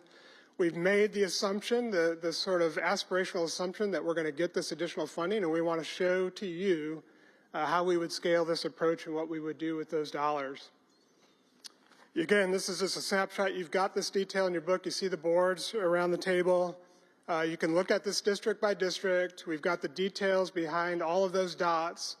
All of those dots represent essentially the Harrisburg, right? So the kinds of strategy, the types of projects, the sort of collection of small things that lead to a bigger plan. All of those things are represented in the dots. We've got lots of work to do, but there's a tremendous amount of effort. You'll see it in your book. That the team has already done. They've looked at every strategic area. We haven't gone into the detail that we've done in Harrisburg, but we do have a game plan now that we're ready to go and have that team start looking at each of the areas quickly to identify the next set of projects. I just put this back up. Again, you've got this. I wanted to give you a snapshot of what that kind of looks like district by district, citywide. Again, all of those dots represent the kinds of projects and the kinds of strategy that I've demonstrated and we've shown you in that book for Harrisburg. I've got some stats there that we can talk about later, but just wanted to give you a sense of the scale and the work that we've done in preparation. So we're ready. We're definitely ready to go, and there's lots of background and detail that we can share with you and the community as we move forward. So let's talk about 5.7 billion. I want to put it in context to another part of this funding strategy that in some ways hasn't gotten as much airtime as some of the other pieces of it. And so I put it side by side. I put the 5.7 billion, that's Charlotte's 40%, again, of that strategy in our funding, the funding strategy that's out there today. So that's the city's 40%. That's over 30 years. That's a 30-year horizon. I put next to it the same 30-year horizon for the bus system. That's the 20%. And what the point I want to make is these things are completely interrelated, and they're completely and important, critically interrelated for the city of Charlotte, because a significant amount of that bus investment is literally in the city of Charlotte. And so that connection between the bus system and our investment in roads is one and the same. That operation of buses just lives and works and survives on our infrastructure of roads. And so what we do, the kind of investment we make, supports and strengthens the investment that we'll make in the bus system, and it touches just a level and breadth of our community that that investment can't do in any other way. A couple of stats, we've done this and talked a little bit before, but I think it's really important to think about the impact of what the Better Bus System will do. 100 square miles, that's new service that doesn't exist today, particularly around microtransit. So go back to Harrisburg. There's an express route there today, but it's a low-density suburban condition. The Better Bus plan identifies a microtransit zone for that area. So with the infrastructure that we're going to build, walkable, connected, safe, microtransit will support that from a mobility standpoint. So again, these things are interrelated and have major impact. That Better Bus will be 50% increase on service. Over 2,000, I think the mayor mentioned this, over 2,000 improvements to bus stops, to mobility hubs, shelters, benches, all the basic infrastructure that makes and connects our infrastructure to the dignity of our riders, right? So we have a responsibility to build the kind of infrastructure that connects to that investment. Last thing I want to say, 15 for 60. What that is 15 minutes service for 60% of the existing bus riders. That's the impact. 15-minute service on the top 15 routes. That's that service is equivalent to what we have on Blue Line today. So think about the impact that has across our city. Frequency in the bus system is freedom. So the ability to have that access through the breadth of our city connected to the kinds of infrastructure that we're going to build through this $5.7 billion is transformational, it's impactful, and for us, it's a way to achieve our mobility goals partnered with the transit investment. So let me just walk through now what we would propose and sort of put to you to think about how we might attack and sort of subdivide that $5.7 billion into the strategy building from what I've just described. So I'm going to walk you through this sort of buckets of investment that we could make with this $5.7 billion. It starts with and aligned with our transit plan. It's going to be focused in places like our strategic investments. It's going to be built with ambition. There's big projects. I'll talk a little bit about how that relates to our strategic, the work that we've been doing in these strategic areas. It's going to be about partnerships. We've got a great track record around that. We need to leverage our public investment and with private investment, deployed with new innovation in new ways, and ultimately the foundation of it is many of the things that we're doing today around programs and investment throughout our city. I'm going to run through this quick. So strategic areas, I've already talked about it. If you scale what I've just described, just order of magnitude, that's a little over $1 billion over 30 years. That would be doing all the work on the dots that you see in your book and on the map.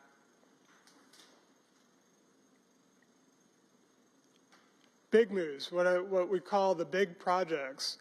These are driven from the work we're doing in the strategic areas. So what's going to happen? I've talked about the tier 1, 2, 3.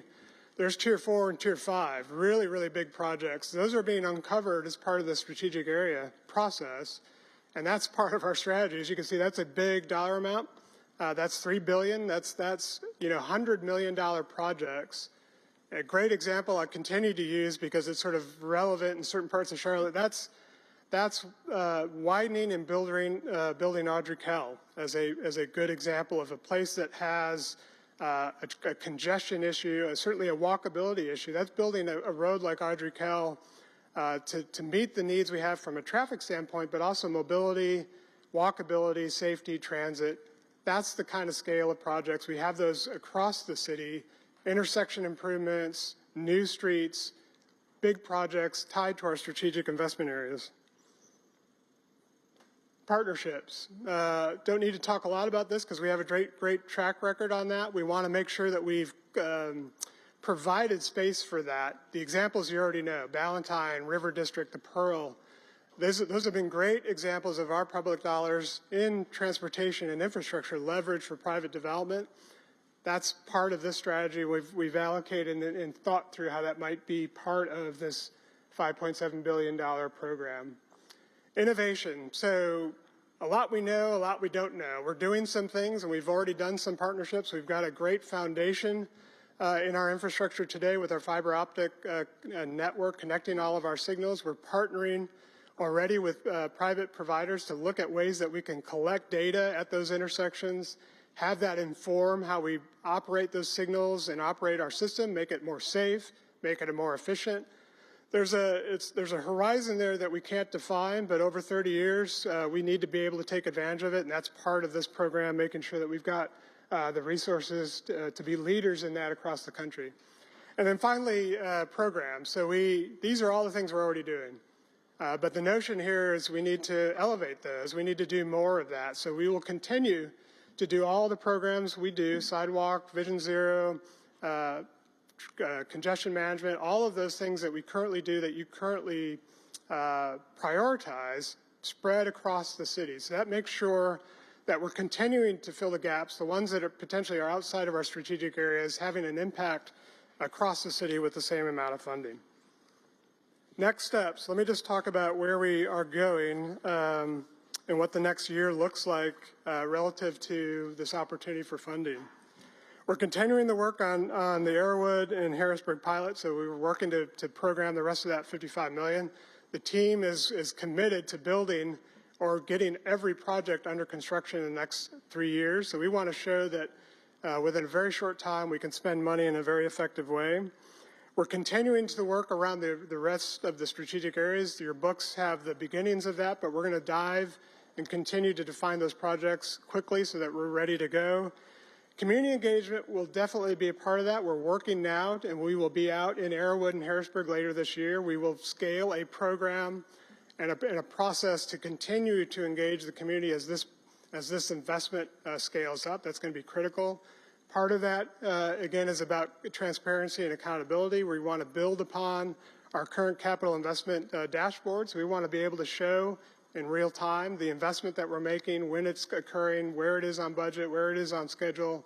The accountability, I think Mayor Connett talked about that. It's really important that if we go to this scale of funding, our engagement and accountability with the community is going to be critical to the success today, but over the long term or the next 30 years. We have a plan, so I don't want to leave this room today without making sure that we understand we have a plan. It's a plan that's adaptable. It's a plan that will be shaped by you and by future councils, but we're ready to go. We've got a team that's very excited. We believe we've demonstrated the success of what this could look like and scale it. And I want to do one last shout out to the team and thank, again, dozens of people that have been involved in this work. I'm going to highlight two folks who've been leading this from General Services and CDOT, Ashley Landis and Mackenzie Nowacki. They're two of our most energetic and bright engineers within the city. General Services on the implementation side, CDOT on the design and planning side. They're the ones that have made this happen and got these projects built. They have a team that has supported that they've led and build the excitement. But the point is, none of this is successful, and we can't be successful without the right team, without the right energy and support. I think we've got that. We're ready to go. And we're excited to continue the conversation. So I'll stop there. Hopefully we have opportunity to kind of engage in more conversation. The last thing I'll say, leading into the rest of the day, we talked about this already a little bit this morning, but $5.7 billion isn't just asphalt, concrete, infrastructure. You already know this, and this will be part of the conversation later today. It's really an economic development tool. It's a workforce tool. It's a jobs tool. It's a small minority business tool. We really want to spend the rest of the day talking about the connection to this, to all of your other priorities, and hopefully we'll have a really engaging conversation about that throughout the day. So thanks for the time, and would love to have more conversation this morning before we go into lunch. Thank you.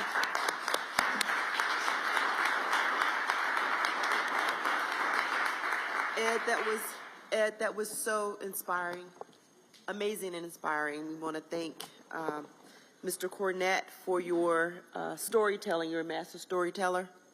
Thank you for being here, and we'll open the floor for questions now. We have some time for discussion. Councilmember Anderson and then Mayfield. Thank you. Ms. Mayfield, you're welcome to go first. It's fine. Mr. McKinney and team, thank you all for the work. This is extremely exciting. I'm going to say for my district rep in District 2, I am really happy to see that we have specific investments off of Mount Holly, Huntersville, Belhaven, and Brookshire that is coming up. I want to ask a question because you're probably already thinking about it, but I just want to get a little more clarity. When we're looking at the Better Bus as well as the potential of this new autonomous vehicles, the manager and I had a conversation earlier this year regarding our airport and one of the challenges that we're having with our employees at the airport and those that are using public transportation and how long it can take, say if you're coming from the east side trying to get to the airport and really Steel Creek, which if by vehicle you're 15 minutes away, that's still an hour plus commute. So I would like to know while we're looking at a pilot that includes Harrisburg, are we having any conversations regarding a pilot to get our current residents to and from one of our largest employers, and that is our Charlotte Douglas International Airport? We haven't looked, and again, one of the strategic areas is in that part of Charlotte. That's probably one of our next, we're touching all of the strategic areas. We're working very closely with CATS on the work that will come very quickly, potentially, with the Better Bus system. So it's a great question. To me, what I would describe is that's a sort of a front and center opportunity through all of this work as we're looking forward to connecting the infrastructure that we're building to transit. And so great examples of that throughout the city, not just at the airport. Think about Westinghouse, thinking about Steel Creek, think about University City, all different, but all have the same connection and mobility issues. So that is front and center. We believe one great example, microtransit will be a part of that, but more to come in some of the specifics as we move forward. So, Mr. Manager, as our direct report, I think it would be helpful if we do hear the actual plan. While we have great success and we're continuing to grow, we know that that is a definite need, and that could create a immediate positive impact for our residents and our neighbors, as well as our partners, all of the small businesses that are run within the airport that have a challenge to make sure that they have full coverage, since we will soon be a 24-hour airport. So, if I may, and I think Mr. McKinney's holding some of his cards close to the vest. We've also talked about, in that same scenario, are there ways that we can engage with employers to try to help with economic upward mobility in terms of not buying passes, but is there an opportunity that is not just about transportation, but it's also something that helps these employees have opportunities for upward mobility too. So it's not just, the routes, but how do we engage, like, for instance, the city, for all of our employees, you have an all-access pass. So something that typically costs $1,400 a year, I think it's $32 a year. So things like that, I think, is what we talked about also. So, Mr. Manager, thank you for that. I just want to make sure that we do not lose. Having a pass is great.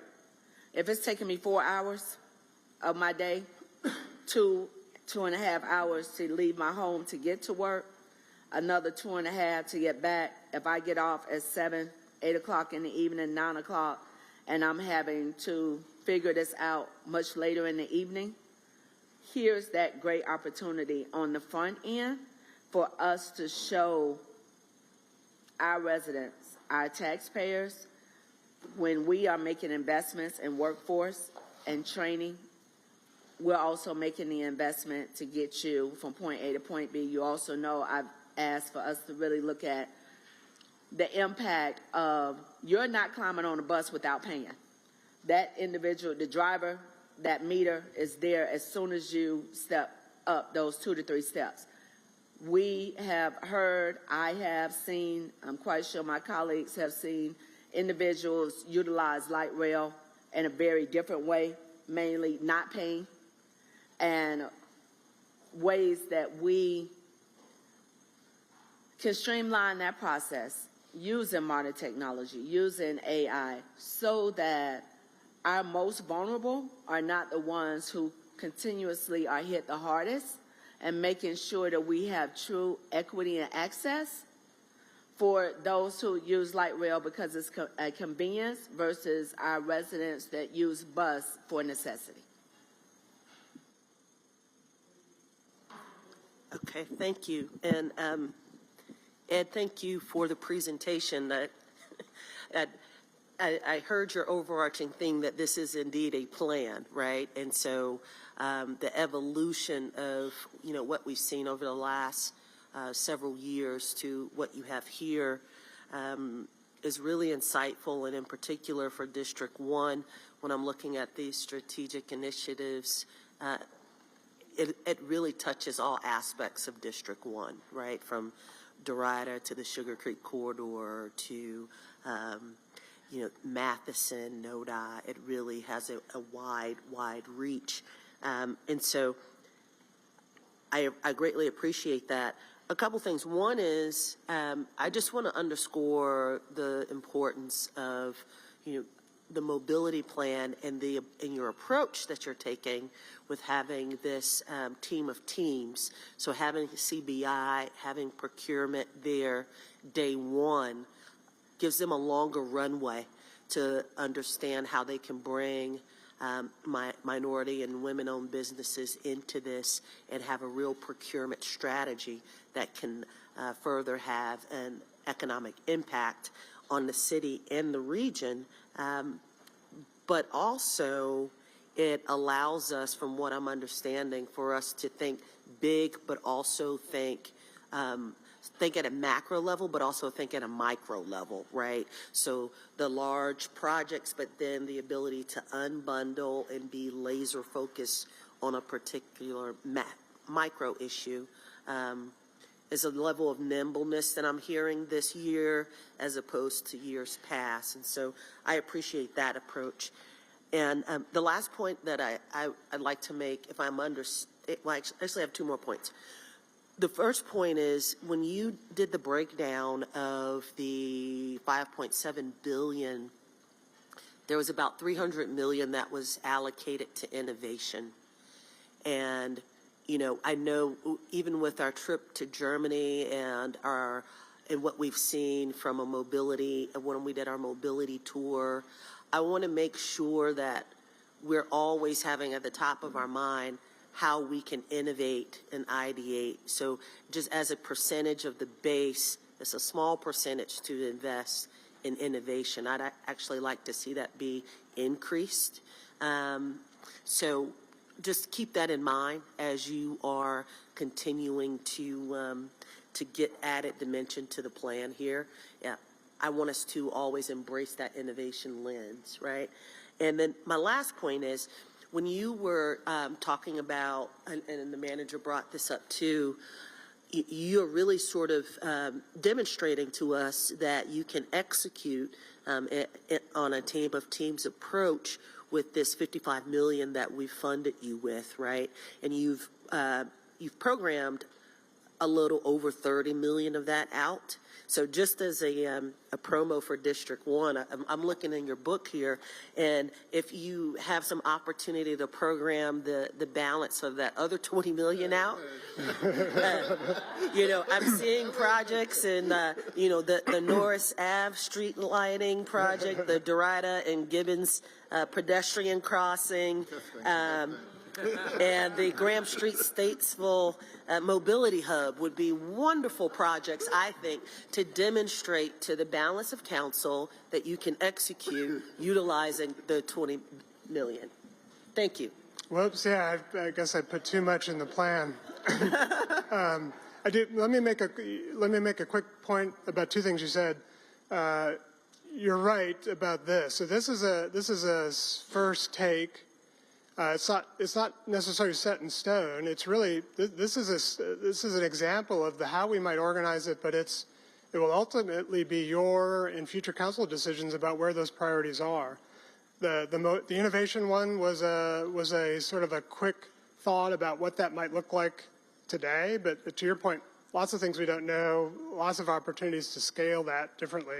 The other thing I'll say real quickly about your point about needing to be in other places and promoting, I want to go back to the strategy and make clear that what we're not going to do, what we did this demonstration, we did pick the two, and I described why, for the focus. In your books is work that was going on concurrently, so now we have a really clear picture of the rest of them.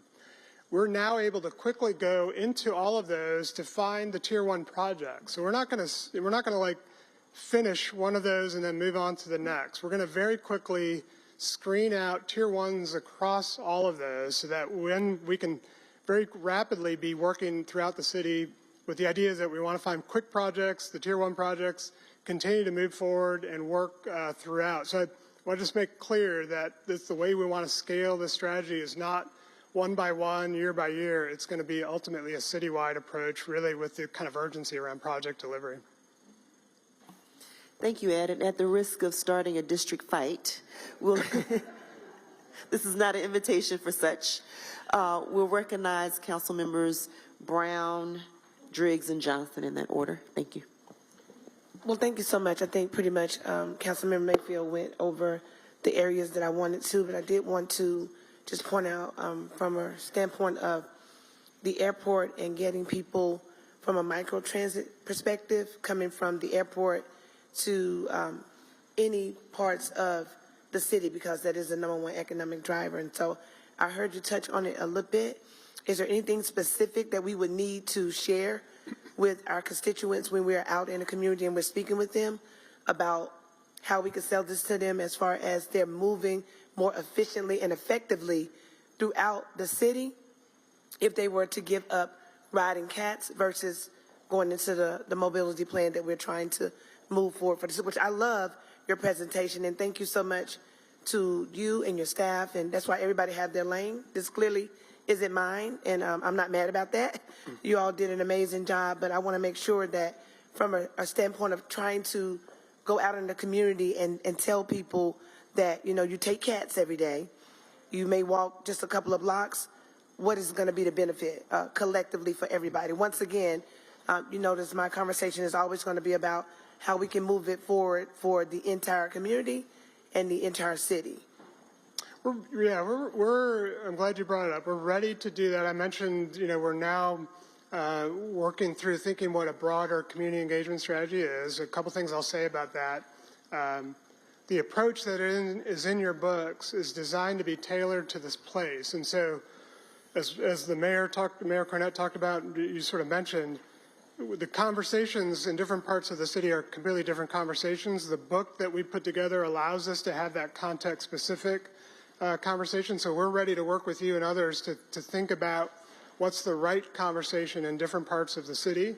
I do want to make a plug to the transit work that's happening now. Maybe that's what Brent's coming up to talk about a little bit, but the community engagement around the transit plan that's happening, we have the ability to start working with CATS and talk about the relationship between this kind of investment, what microtransit and some of the benefits of the transit plan will look like area by area, because there's different opportunities around microtransit depending upon which part of the city you're in.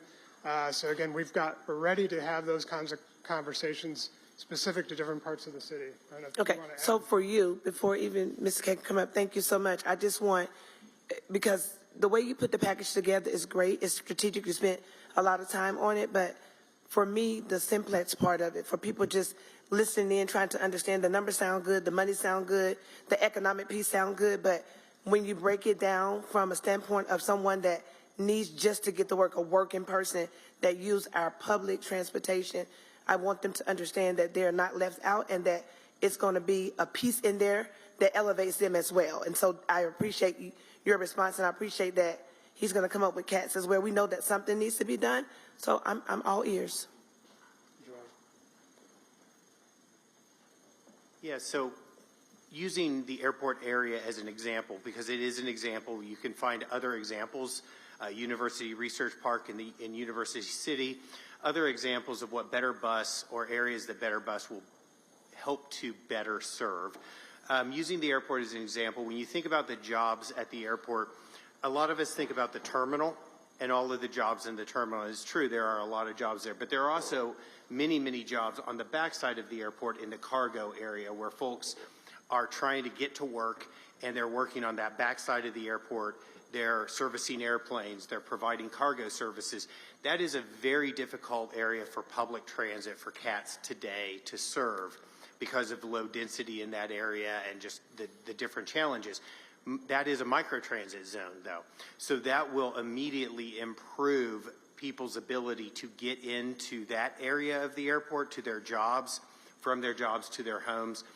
When you also think about the other side of the airport, the front side, the terminal, and connectivity, when we talk about, when Ed talked about 15 for 60, 60% of our riders, that accounts for the top 15 routes, right? So the top 15 routes that CATS has today accounts for 60% of ridership.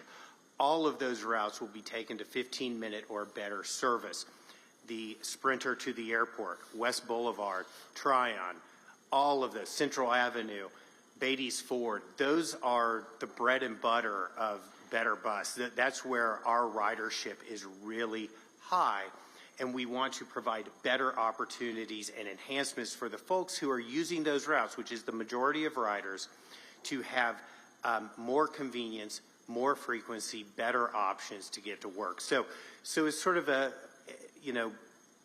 both and when it comes to the airport, but that's true all over the city when we talk about Better Bus and how microtransit and improved frequencies has a huge impact for our riders all across the region. Well, I certainly do appreciate you. Thank you so much. Councilman Rodriguez. So, Ed, you and I go back quite a ways. I remember when you were trying to explain to the council what a place type was. I don't think I did a very good job. So. We're still a little confused, but we're catching up. I just want to say I've always appreciated the integrity and the thoroughness of your work. You've just an amazing resource for the city. Appreciate you. We've heard a bewildering array of numbers, and I just want to, for my colleagues, very simply repeat, okay, a 1-cent sales tax is a county-wide tax. It's expected to generate $350 million in round numbers countywide in the first year, increasing over time as the sales volume goes up. The legislation that we have proposed to Raleigh includes a provision that 40% of the proceeds would be used for rail projects, 20% for bus projects, and 40% for road projects. The bus and rail projects would be overseen by a new authority. So that's 60% in total of the money. And basically the administration of those monies would go to the new authority, which is also proposed in legislation, has a governance structure. That's a county-wide thing. The 40% for roads is going to be allocated to municipalities like us and Matthews and the towns and so on for our use. This plan basically relates to the 40%. So this is how Charlotte would use its 40%, its share of the 40% for roads, just so we break that down. The total proceeds are expected to support $20 billion of debt issuance, which is why you hear that number as the total amount of projects, which in addition to $5 billion from the feds means that we have a scope of $25 billion over 30 years. That context is important to remember. The 60% money is going to be planned separately from this through a process of the MTC. This work is ongoing now. I think Brent may talk about it, but the goal for that, just to sort of create more context, is that we have a plan this summer sometime, and that plan for the 60%, along with this, will support our marketing effort to the public to show everybody this is what you're going to get. So I just realized from my own experience that we keep hearing about this and that and this and that. Sometimes it's hard to remember that ladder of sources and uses of funds. Ed, what I wanted to say to you was this work happens in the context of housing, workforce, public safety, and because it's all one huge system. And I think from these conversations you can hear that people are concerned about the predicament of people who can't get to work, our housing. So to what extent is it possible to take all of this planning and then overlay the things that we're doing in the housing arena, what's going on with public safety? If you talk about lighting, for example, and spending money on lighting, that's a safety concern. So how do you do all that? I mean, this is complicated enough, but we want to be holistic. And where does that fit into your scheme? You're a couple things I'll say. You're leading to our end of day conversation. So we do have some time that we want to talk with you about exactly what you said. There's a tremendous amount of opportunity to layer all of your priorities. So more to come. We have lots of work to do. We've got the best team in the country to do that. We've got some great work that's happening. We've already begun to do that, as you saw from the teams. Housing was part of that. You know, we've had every department has been part of the work, but definitely more to come. There's a lot of complicated layers to that, but that definitely is the next conversation. I think hopefully we'll have a great discussion about that. We've got all the directors here this afternoon to engage in how all these things connect, but you're absolutely right. Appreciate you and your team. Thanks, Ed. Thank you, Councilmember Driggs, for that important context and framing for the dollars. I think that's an important piece of the puzzle. And now, Councilmember Johnson and then Bakari. Thank you so much. And thank you, Ed, for the presentation, the wonderful presentation. Thank you for the 8.5 pages of improvements in District 4, the proposed improvements, so thank you. Where can the public find this information so they understand how it applies to them? Yeah, there's a couple things. Great question. There's a QR code in both. There should be both QR code in both documents. Certainly, the one in the Harrisburg that take you to a website. So we've got an online tool, mapping tool that takes you to all of the projects that are in here, so you can dive into every single one in a little bit more detail. We've got more to do to kind of build that. But we've begun to build that platform to get to what I just talked about earlier, where we are going to be engaging in those two specific areas. We're going to be engaging citywide, using that tool as a way to sort of describe the detail and give people more access as sort of a companion to this document. But absolutely, we're working on that now, and it'll be a big part of our engagement plan. So for the city manager, if we want to make sure we get that information in front of the public, we've learned from experience, we have these large initiatives, and then, it takes a while for the public to really be engaged. So I think that we want to make sure that we're getting this information out in front of the public so they understand how it's going to apply to them. And then I want to piggyback off what Councilmember Mayfield and Brown talked about, and actually Dr. Watlington also. I think the city does a phenomenal job of planning for 2040 and 2050 and the strategic planning that we do. But we have residents that are hurting now. And so we're developing strategic mobility plans, but we're bringing up employees at the airport who aren't able to get to work. And for council members, we have to connect the dots. We hear from the unions and hear from residents that are making less than $15 an hour and struggling. So how do we answer that call immediately? The 1 cent sales tax is going to be great, potentially, but how can we make changes as a council right now to address those issues? It would seem like these are low-hanging fruit to reroute some buses or have express buses. And I'll say the same thing about the university area. We have the light rail, and we have the research park, which is a huge job driver. So if there were just an express bus, that would transport people from all across the city to the train and then just have a bus to get to the research park. I understand autonomous vehicles and microtransit, and those are grand ideas, but express buses seem like a more practical solution, especially if the airport's moving to a 24-hour employer, and there's issues that we need to address now. So I would say, Mr. Manager, and possibly council, our priorities today are workforce development and mobility. So if we make that a priority to answer the call for current residents and people that are hurting today, I think that's how you address, Councilmember Brown, when you talk about the vulnerable populations and how do we talk to voters and what do we say? We say that we're managing issues now and not just leading for our grandchildren and the residents who are going to be moving to Charlotte. Thank you. So one thing I'd like to suggest, much like Safe Charlotte, where we had that in each of the council committees, maybe the mobility plan and how it impacts, that particular area of the, that particular, I guess, purpose for the committee, maybe something to talk about, so that it's not just about transportation. It's more about some of the items that are coming up today. So just food for thought. But I mean, if we look at expanding the express buses to these areas that really need it and could have the greatest impact, I think we could take a look at making that a priority.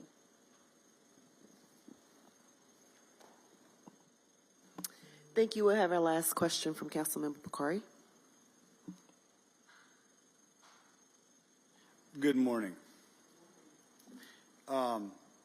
Start with just a real quick question. What do you have a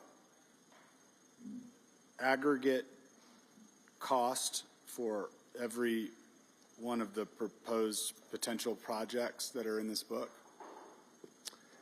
Good question. Not yet. What we've done in this diagram is the beginnings of that. What we've been able to prove with the 55 million is to test the scale of those other dots. So I think we have a pretty good sense now that we've tested it, that the scale of investment like we just described on Harrisburg Road applies to many of the dots that are on those maps. So we have a good sense of what the scale of the strategic investment area projects will look like, essentially the tier 1, 2, and 3.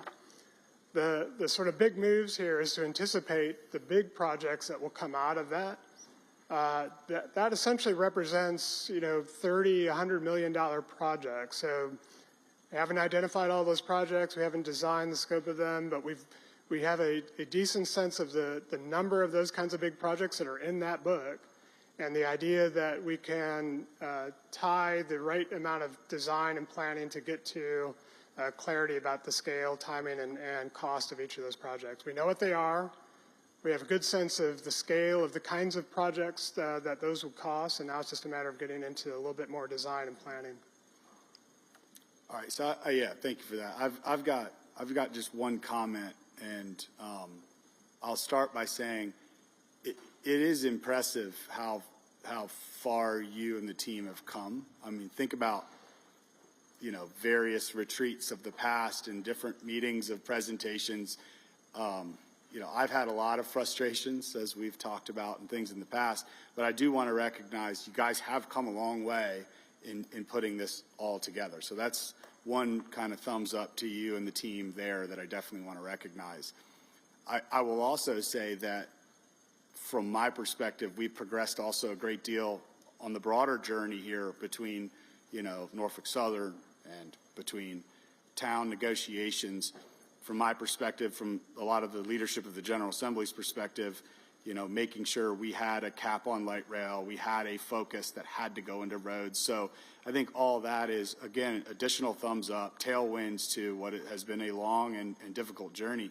I think my biggest problem still at this point, and you guys are still kind of falling into this trap, and I understand why you're doing it, but, it's clear the punchline wants to be out of this conversation, we have a plan. And I think in fairness, we do not have a plan. What we have is the kind of gathering of what all the old plan items were put into one spot that's directional. If we had a full plan, one key component we would see here is okay, these are all the projects, these are the costs, these are the timelines. And as I look at South Park, for example, like South Park Loop, you know, you get real specific in something you're familiar with. We've been working on that for a long time. We have that well scoped. Carnegie Boulevard retrofit, all of these kind of upgrades and intersection improvements.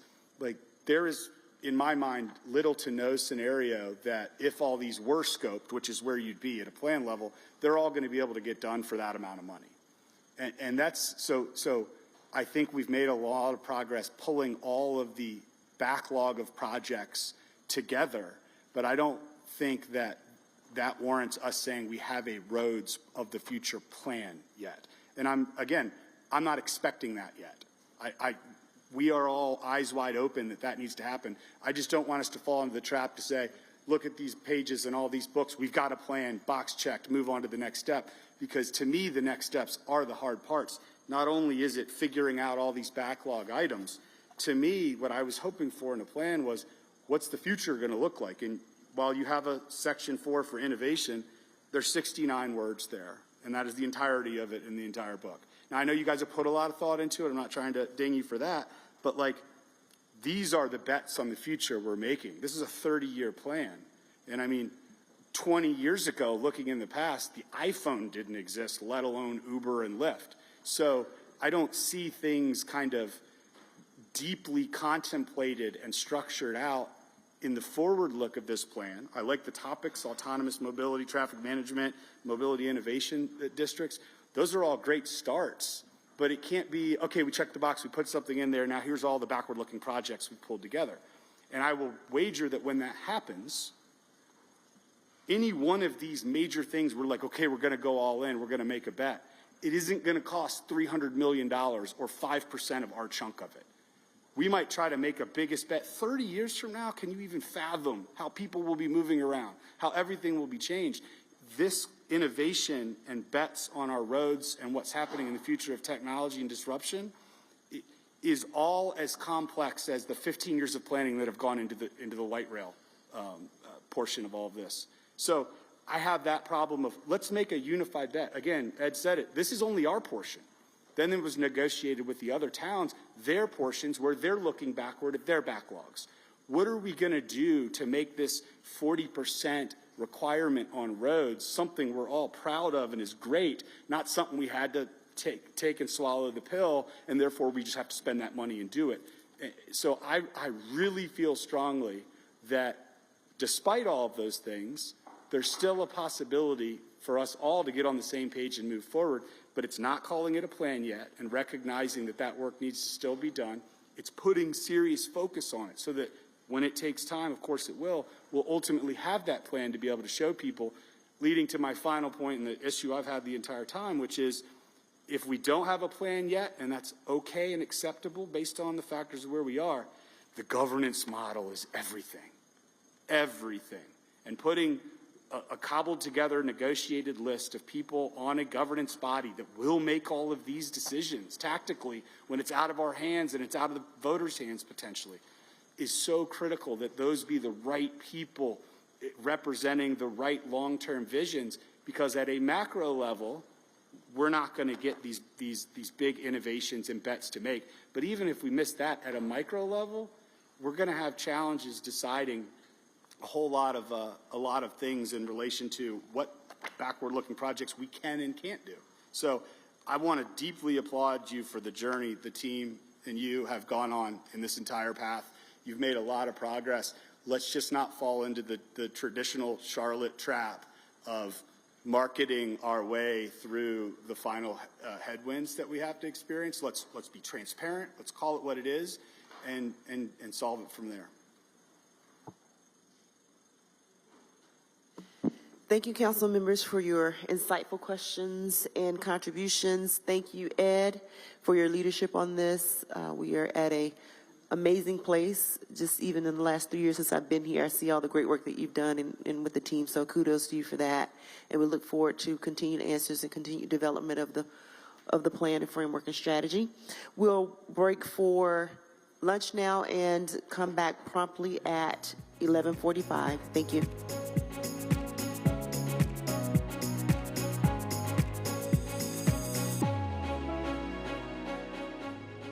excited for this discussion today. As you can see, we have a team of experts assembled.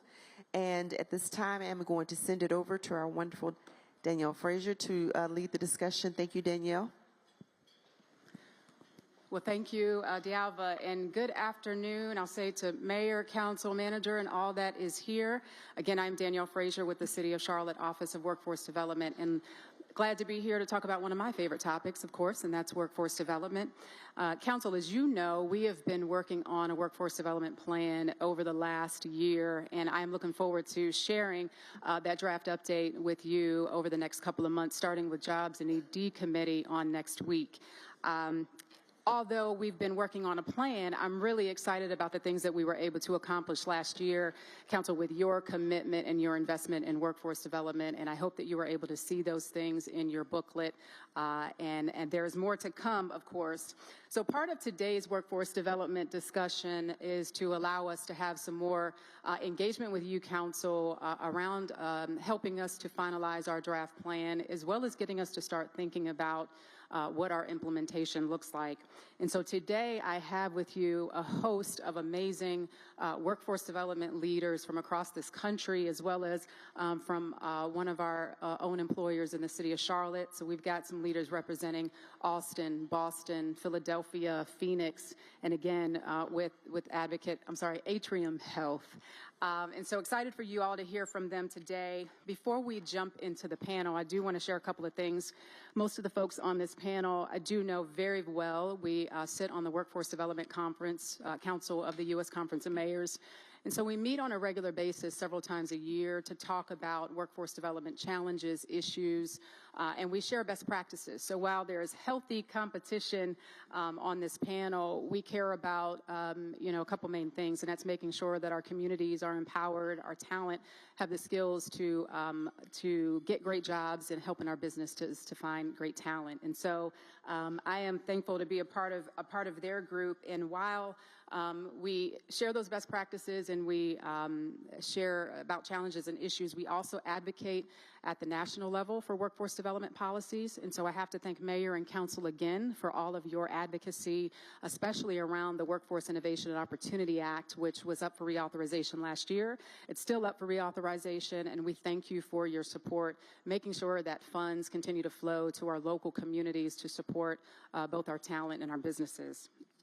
One last thing I'm going to share, and then I promise you we're going to get to the panel. And so I'm going to pick on one person here, because when we were doing our pre-panel prep, I don't know if you are Sesame Street kids. I am one. It was that episode where, we were on a virtual call, so it was the Hollywood Squares, but it was the which one of these things or people don't belong. And so one of our panelists said, you know what, I'm not like you all. I'm different.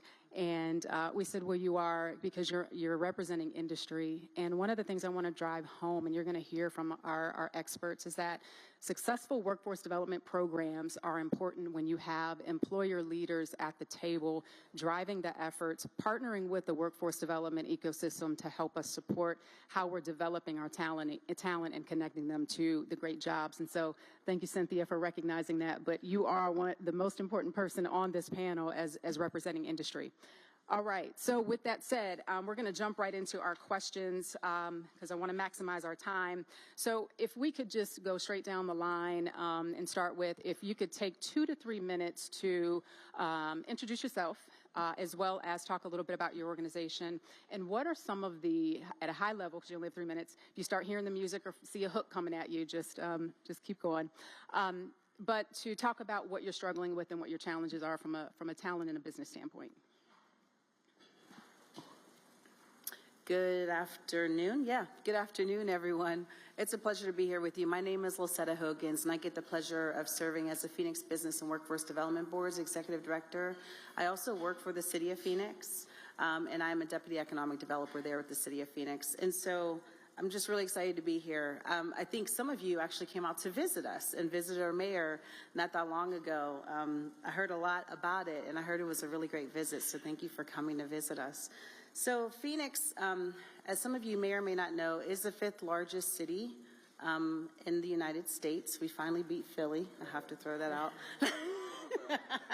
He's going to come back at me later. So in Phoenix, we have approximately 1.6 million residents in Phoenix alone, and it's an average about 200 people that move to Phoenix every single day. The weather is a huge attraction for that, not only for our residents, but for our employer partners in the community, because we don't have any natural disasters in Phoenix specifically.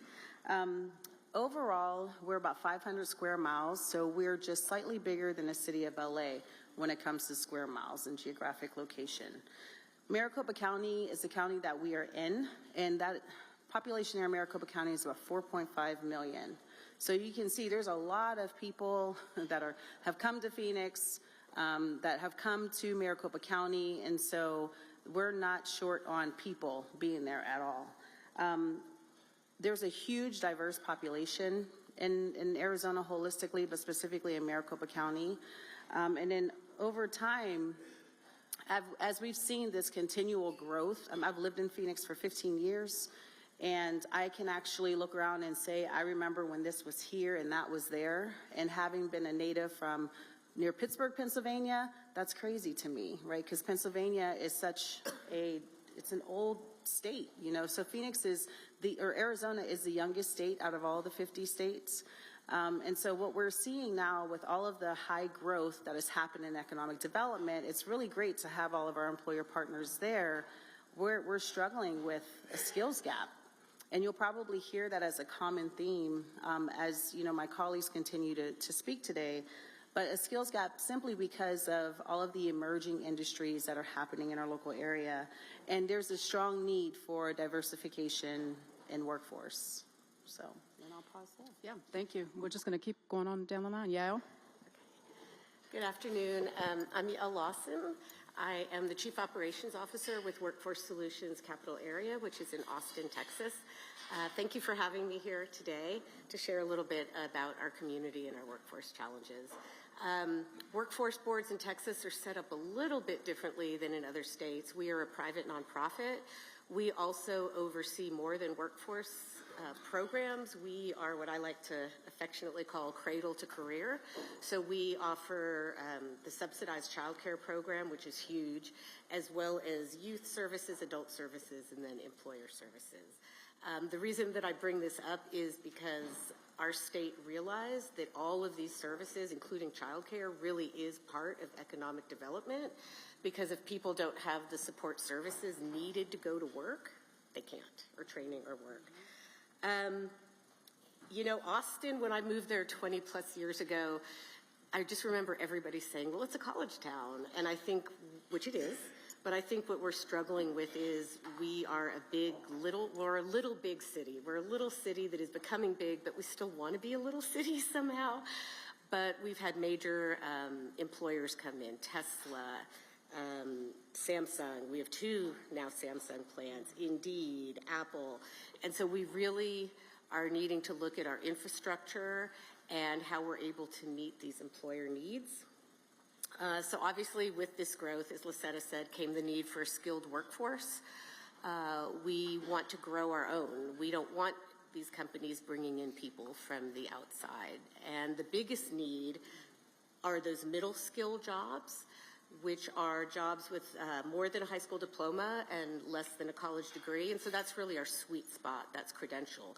But we also know that those industries, our target industries of healthcare, IT, manufacturing, skilled trades, which now we call mobility and infrastructure, which I'll go over in a little bit, those have great career pathways. So we can get somebody into those middle skill jobs and then move them along into other jobs with the right training and supports. So, you know, as Lisetta said, the biggest challenge for us are those workers, getting the workers trained, and we also want to ensure that everybody in Austin has the same opportunities for economic prosperity across the region. Our priority is what we call our Hire Local Plan, Grow Our Own, or GOO, is what I like to call it.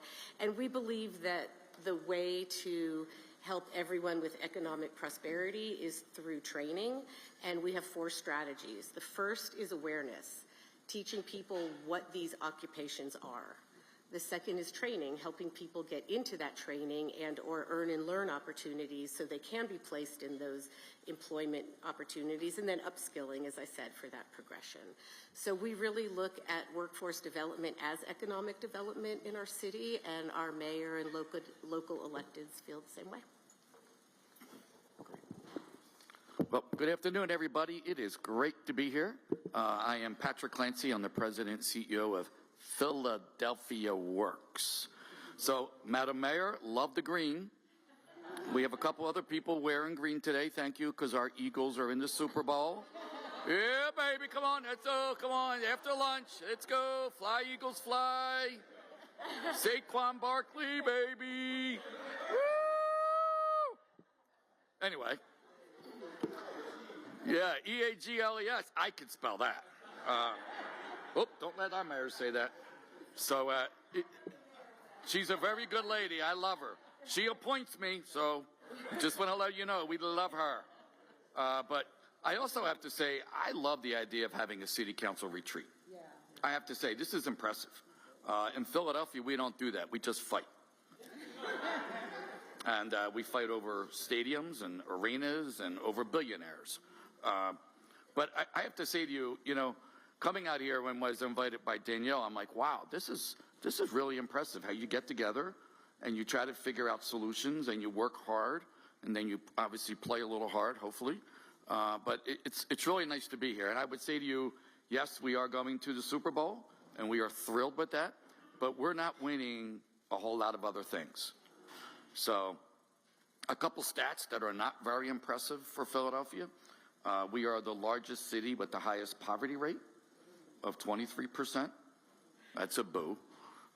We also are last in the mobility. We are 50th in economic mobility for young people. That's a boo. And we have about 33,000 unemployed individuals.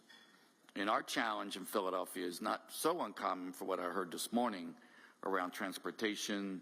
Childcare is wickedly expensive if available. And then just housing, affordable housing. So for us, we're a private nonprofit. I'm appointed by the mayor appoints our board. And we try to figure out, like, what's the best solution for us to get people back to work? I would say to you, our state does some good things and then some bad things. So let me start with the bad, because there's always a good. The bad thing is when individuals are collecting a public benefit, TANF, Temporary Assistance for Needy Families, the minute they go to work is the minute they cut their benefits dramatically. And for us in Philadelphia, like many other areas, like at some point, 5 months is really the number. After you've been working 5 months as a single parent, you then have to take all these benefits into consideration around, can you afford to continue to work? And what we do in Pennsylvania is unfortunate because individuals then have to make tough choices and they wind up quitting their job and going back on benefits. Unlike other states that give a longer runway, Pennsylvania is a divided legislature. We were a swing state. I don't know what we are anymore. We do have a governor who wants to be president, though, so who knows. But that's one of our challenges. I would say, and my colleague from Phoenix who was bragging a little bit about the, all right, we're 6 now, okay. But I would say our biggest growth is through immigrants. We have people coming into our community, coming into our beautiful city. We are the birthplace of America. Please come visit next year. It's the 250th anniversary. So please feel welcome. But we're trying to figure out as a workforce board, like where do we make the most important investments? And I'll talk a little bit later about our career connected learning model, which is really about getting young people engaged at a younger time, 12 years old, 12 to 24. But I don't want to hold up the rest of the panel because these are really amazing ladies that are dying to speak as well.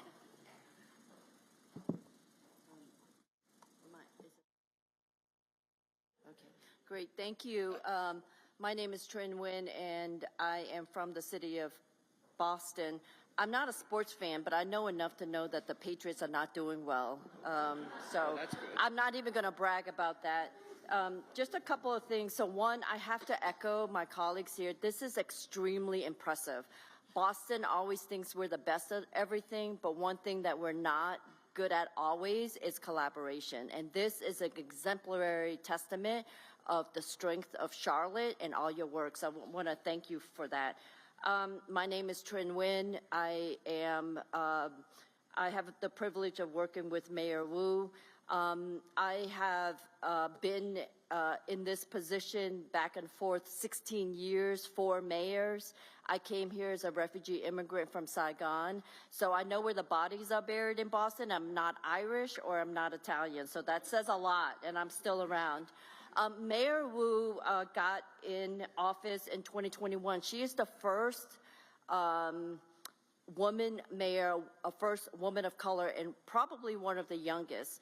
And earlier, 2 weeks ago, she gave birth to her 3rd child. So she's the first mayor mom that represents a lot in a city that's so parochial like the Boston area. We're very unique in a sense that we're a little bit more boutique and smaller, about 5,800 residents. We have an unemployment rate of 3.9%. 55% of our residents have a bachelor's degree. I think last year we were the largest recipient of NIH funding. That may change. I read this morning or late last night, all our funding is paused and on hold, and Mayor Wu was called to testify in the House for a sanctuary city because we're a big immigrant city. So that poses a lot of challenges. I have the pleasure of working with Mayor Wu in the city of Boston. I report directly to the mayor. In 2012, in 2021, she created a cabinet level position, appointed me, and created 3 different departments under our cabinet. One is youth employment and opportunity. The second is labor compliance. And the third is Office of Workforce Development, which I direct with many of our great staff leads. Our budget is about $74 million, and 25% of it comes from city operating. About 63% comes from federal grants, and then about 25-ish comes from private foundations that's leveraged throughout the city of Boston. Some of the higher level impact that we're working to address, and we have many challenges. When Danielle asked us to talk about it, I'm like, do you want volume 1 or volume 2? So I'm going to really focus a couple of them. And earlier, I stated that 55% of Boston residents have a bachelor's degree. 45% don't. And what Mayor Wu and our city is really challenged by is ensuring that everybody has equal access to the economic mobility. So those 45% are really critical to our solutions and to the economic success. We have to make sure that residents who don't have a bachelor's degree, which is our primary focus, gets equal opportunity to move up that ladder. So all hands on deck, not necessarily the 55% because they're doing well, 34 colleges, but what are we doing for 45% who don't have a bachelor's degree? And so all of that is moved into some of the high-level impact that I'll just briefly go through. Summer jobs, huge priority of Mayor Wu. In summer of 2024, we hired and placed 10,500 young people into career pathway jobs in various industries. We have 2 of the largest American job centers in the city of Boston. Last year, we served 11,000 job seekers and almost 700 employers. And within our office, partnerships really matter. And so last year, we've invested $17 million of grant dollars and private investment funds to do career pathways for specifically 8,200 Boston residents who don't have a bachelor's degree. They are people of color, they are immigrants, and they are within the hardest to reach in the city of Boston. I know that Piedmont area, Charlotte, Raleigh, and Durham received a good jobs challenge grant from the Commerce Department earlier, a couple of years ago. We are the colleague. And so one of the things that we're doing is challenging employers throughout Boston's regional area in healthcare, childcare, and clean energy, and promise to train and place 4,600 Boston residents into good-paying jobs, which we have strict standards of. And after forecasting tools, a late start, we're proud to say that we will hit 4,600 in August of 2026. Happy to talk about that at our, after this panel. Workforce development is also a collaborative strategy. We work with the state to utilize the earned income tax credit for low-wage workers. Last year alone, we've translated and provide free tax prep in 7 different languages to our immigrant population, to almost 12,000 households in the city of Boston, all volunteers, managed to put $24 million back into the pockets of families and Boston residents so that they can also do credit building within our Center for Working Families. And we had created 18,000 children's savings accounts throughout K-2 within our schools. But last but not least, I have to say this, that we know that we have to do better. This is not just best practices. The mayor and Mayor Wu had completed 47 out of 48 collective bargaining within the city of Boston. It has never been done. And remember, she's a mom, 3 kids, and a variety of things, and everybody said that she couldn't do it, and she excelled in that area. And we made the largest increase to city workers within those collective bargaining who made the lowest wage, so that the increase was to ensure that janitors, bus drivers, cleaners, the lowest within collective bargaining within city government gets the highest wage increases. Now, there's a lot more to do, a lot of work that has to be done, a lot of challenges in the next 4 years, but we stand ready, and I'm happy to answer additional questions. Thank you, Trin. Hi, everyone. I'm Cynthia Bailey. I am the Associate Director of Workforce Development at Atrium Health in Charlotte, North Carolina. We are going through a growth spurt right now, or we've been going through it, I would say, for the past 2 years. So while Atrium Health is the name that we call our healthcare organization in the Southeast, we are actually across 6 states. So we are North and South Carolina, Georgia, Alabama, and also now Illinois and Wisconsin, which is the bigger conglomerate of Advocate Health. So Atrium Health is a part of Advocate Health. We are, as Danielle mentioned, the largest employer. We have over 150,000 teammates, 67 different hospitals across our system. And as you can imagine, with our footprint just in the Charlotte region, I'm grateful to have a leader who believes in serving the communities where we have a footprint and caring about the communities through jobs, through economic mobility, and that is what my team is tasked with. We've not been in existence too long. Our workforce development team is just started in 2019. Right when COVID hit, we had all these programs and things we were going to roll out, and then 2020 hit, and then we had to shift a lot of our focus, how we run our programs, and how we bring people into the organization. Prior to COVID, healthcare already had worker shortages. So as you can imagine, the hit that it took then, and now we're still recovering from that impact of COVID. We're getting better. We have quite a few programs for our youth, our communities, and of course our own teammates to help them grow and develop. Now, we are not talent acquisition. A lot of people come to me, hey, I want to get a job here.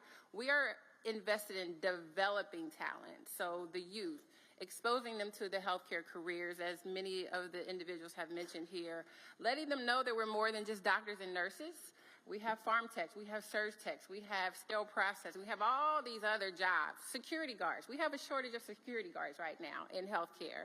And so as you can imagine, our team is trying to kind of increase the awareness of these opportunities with our youth and with our communities. The ways that we do that are through different programs, which I'll talk about here in a little bit. But a lot of our challenges are simply that, one, the youth are just not aware. So they go for the sexy jobs. They go for the ones that they know about. They don't know what a surge tech does. They don't know what a child life specialist does in a healthcare organization. So we, as a workforce development team, we're working to educate our youth about these opportunities that exist. Even with our education partners. So oftentimes for these seats to get the certifications to work in healthcare, there's a limited amount of seats with these community colleges to allow people to come in. So we have people interested, but if they only accept 10, 20 individuals in a classroom, we can only pump out so much talent from those programs. So that's one of our challenges as well.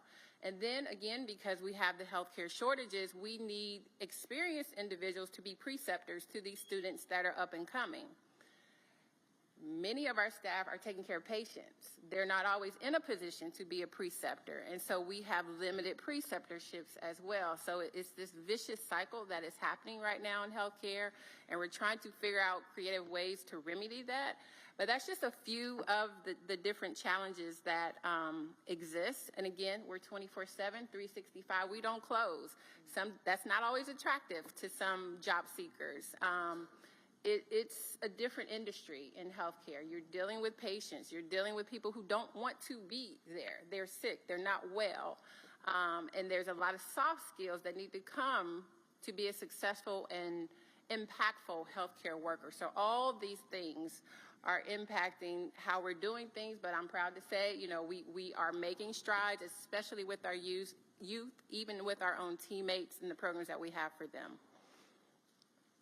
Thank you, panelists. Council, I think I need to just mention a little disclaimer. As you can see, workforce development, and when it comes down to the implementation, it's different at every local level, right? Whether it's the city that's driving it or the workforce board, or so you're listening to the leaders that are really driving these in their respective areas, and so it's never an apples to apples comparison from city to city on how workforce development looks.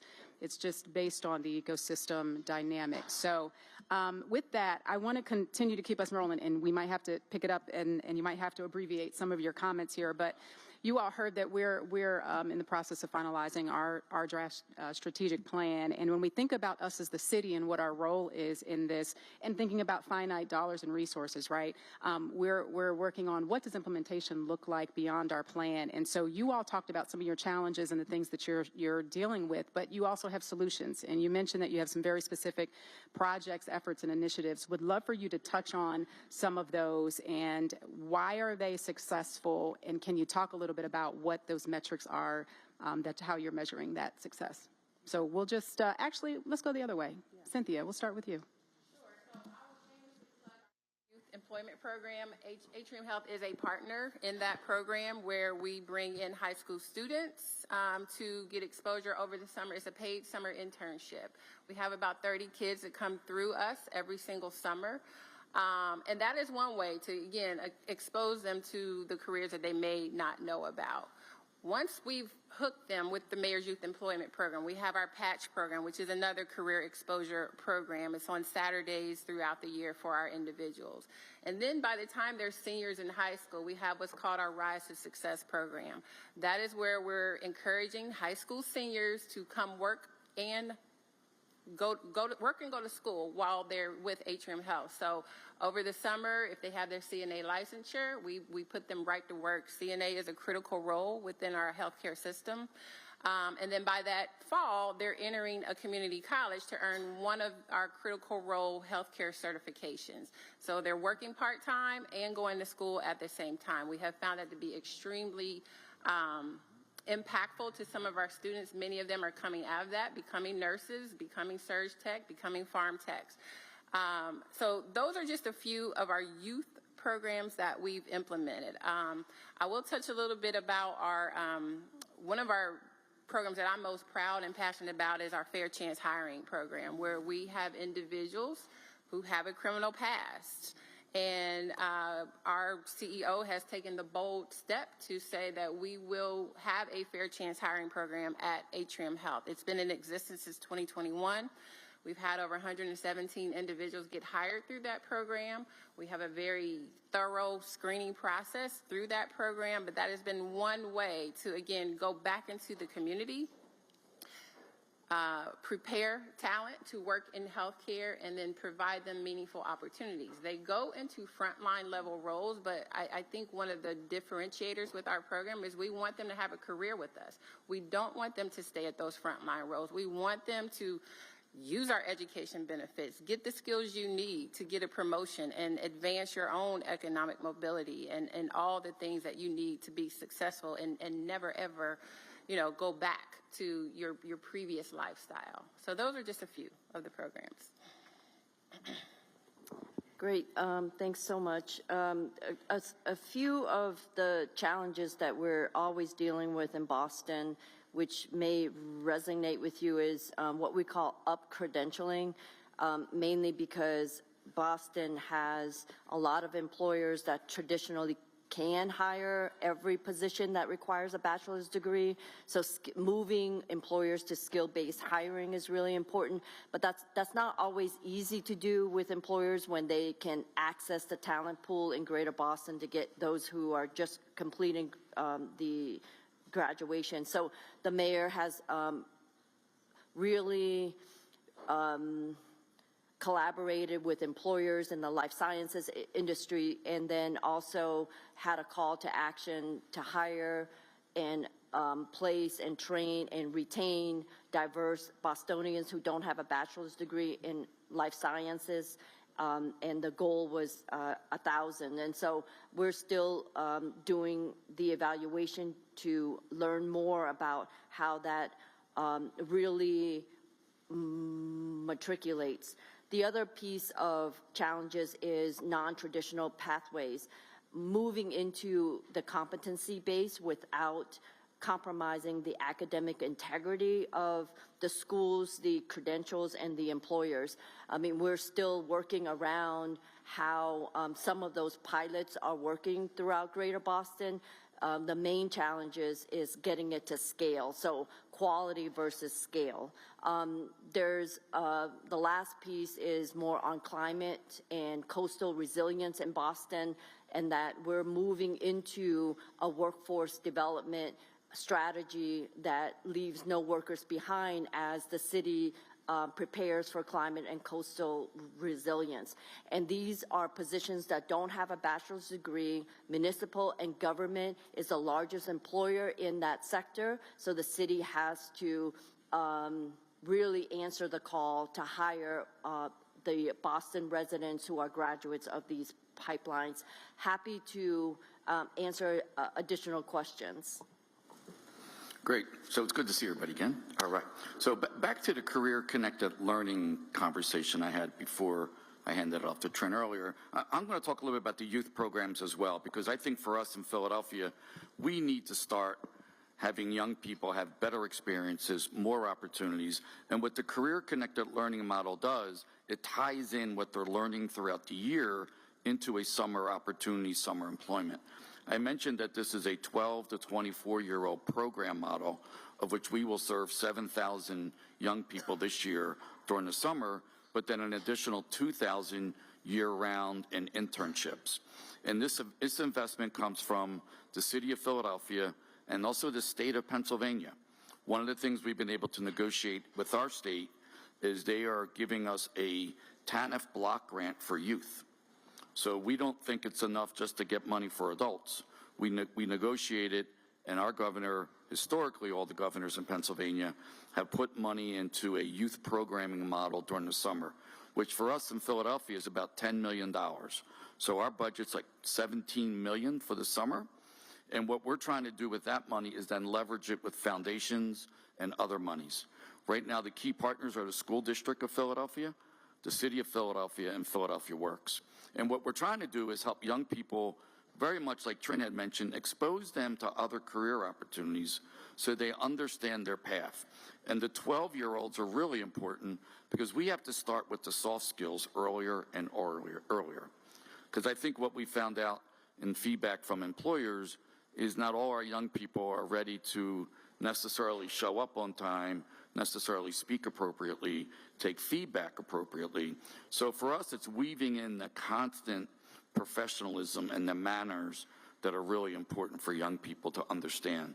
So that's one of the greater successes, and we look to keep pushing it.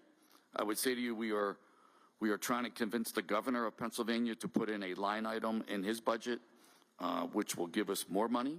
So we're pushing. We're a big advocacy group in Philadelphia. We believe that we never have enough money because we believe we don't have enough opportunities for both young people and adults.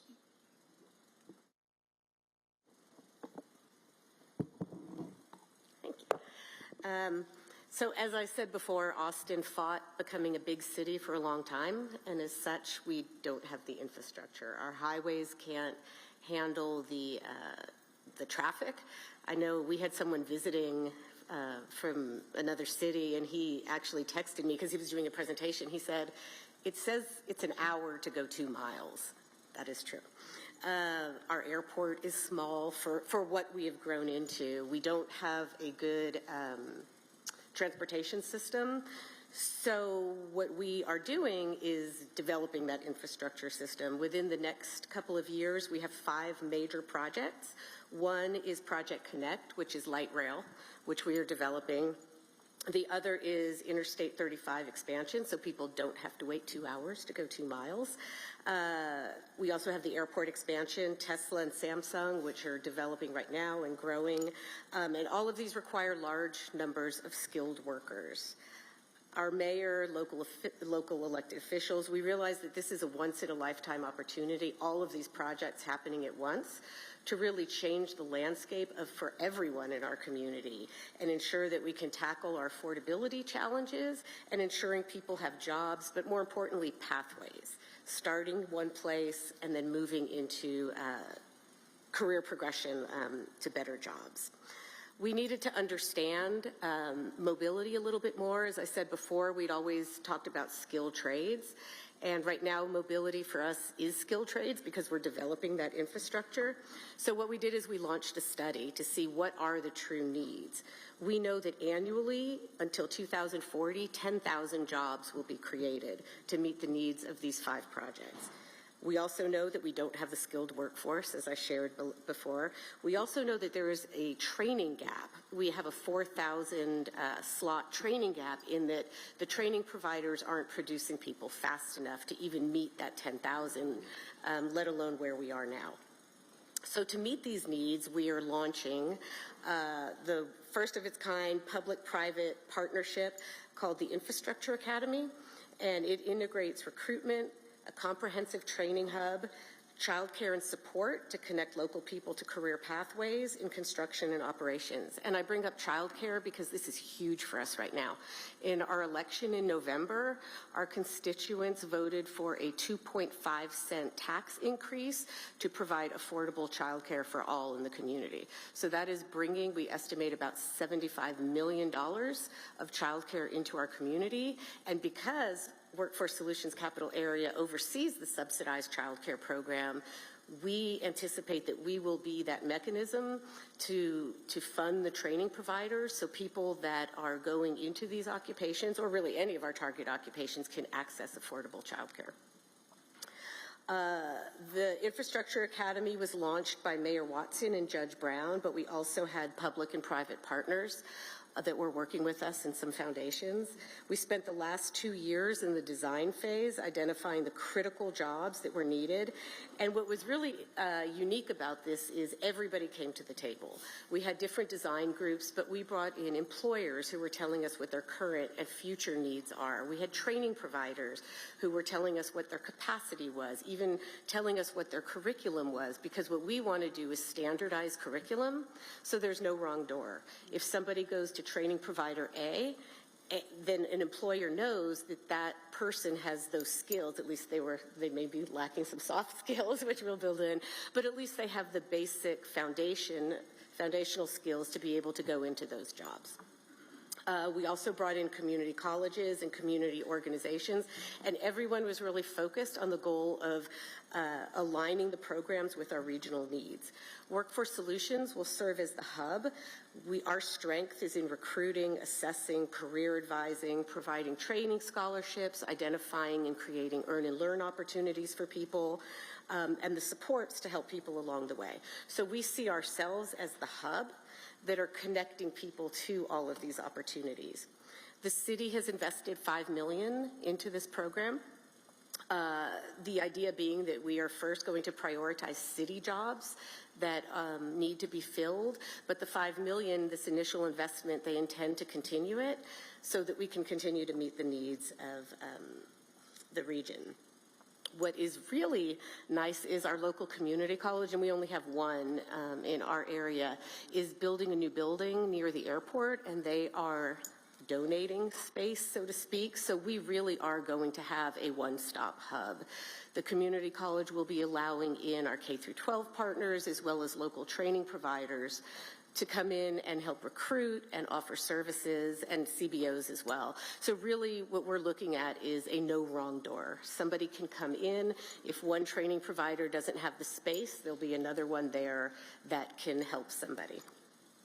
We are actually launching 326, so we're very excited about that. We're launching with a career fair, a specialized career fair for mobility and infrastructure, and at that career fair, where we typically have 400 to 500 people showing up because of the outreach that we do, we're going to have the employers, but we're also going to have the training providers, and we're going to have career advisors on staff as that front of the house, assessing people, helping people to determine should they go talk to the employer right away, and if they do they need supports in order to take that job, or is training the best path?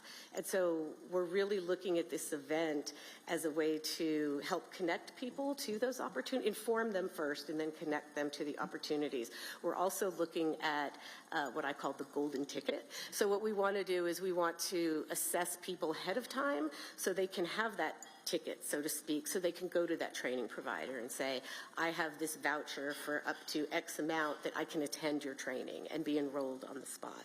So we are very much appreciative of our mayor, and we are looking forward to launching.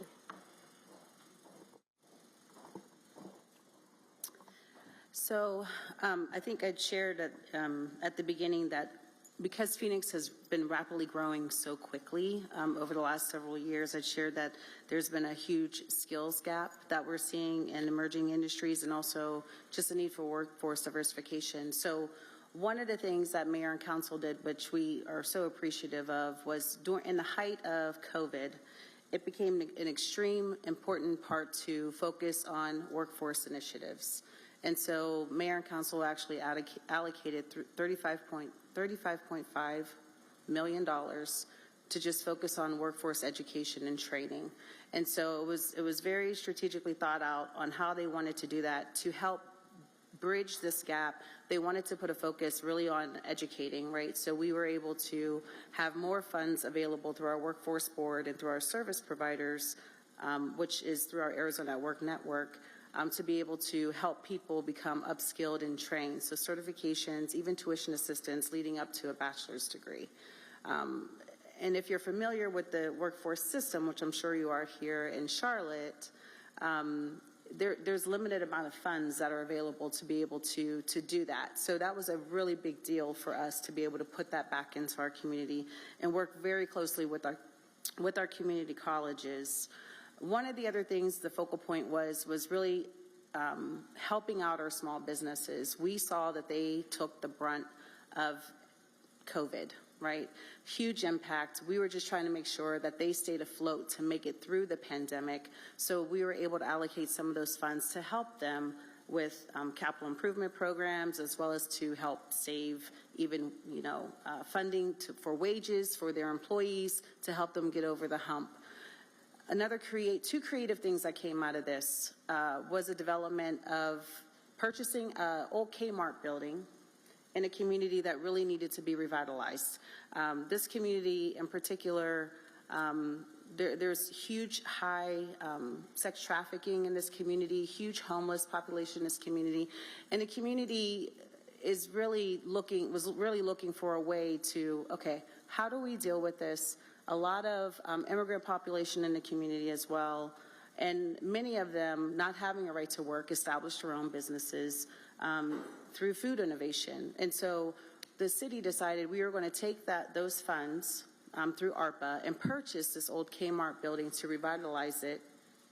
And also there was another building like within the parking lot area called the Crystal Palace. It's not what you think it is. It's actually a banquet hall.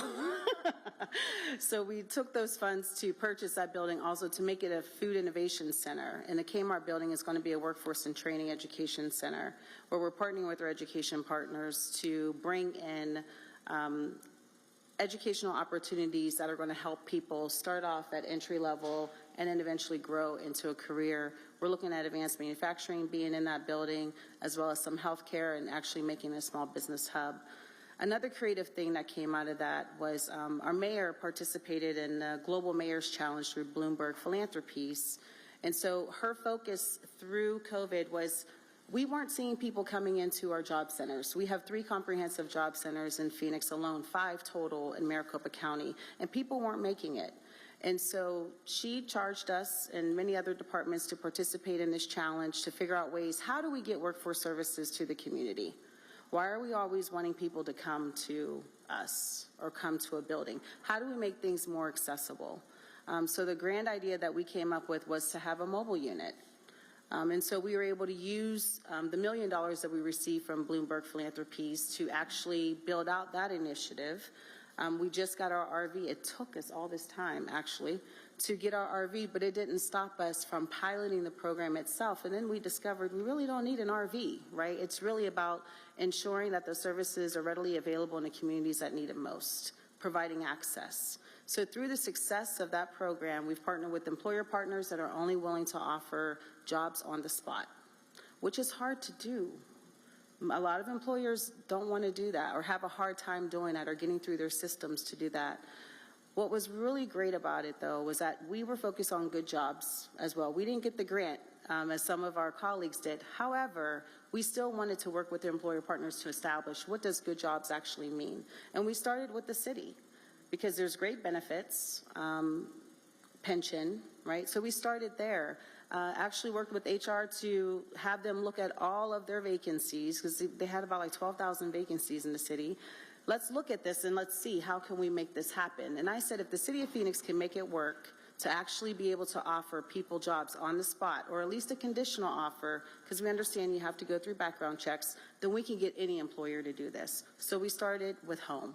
Our board encouraged us to start with the city and see how that goes. So we did. It worked out really well. We've gotten other employer partners, large corporations like W.L. Gore, to come and participate in this, who have a very strict way of doing their hiring practices. But that was some of the benefits that we've seen. And so since now we have the RV, we can actually take this out. We're actually having a ribbon cutting coming up here soon with our mayor and council in February.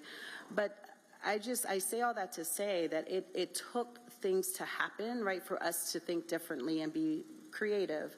Now, I have to tell you, as a workforce board, we only receive a certain amount of funding.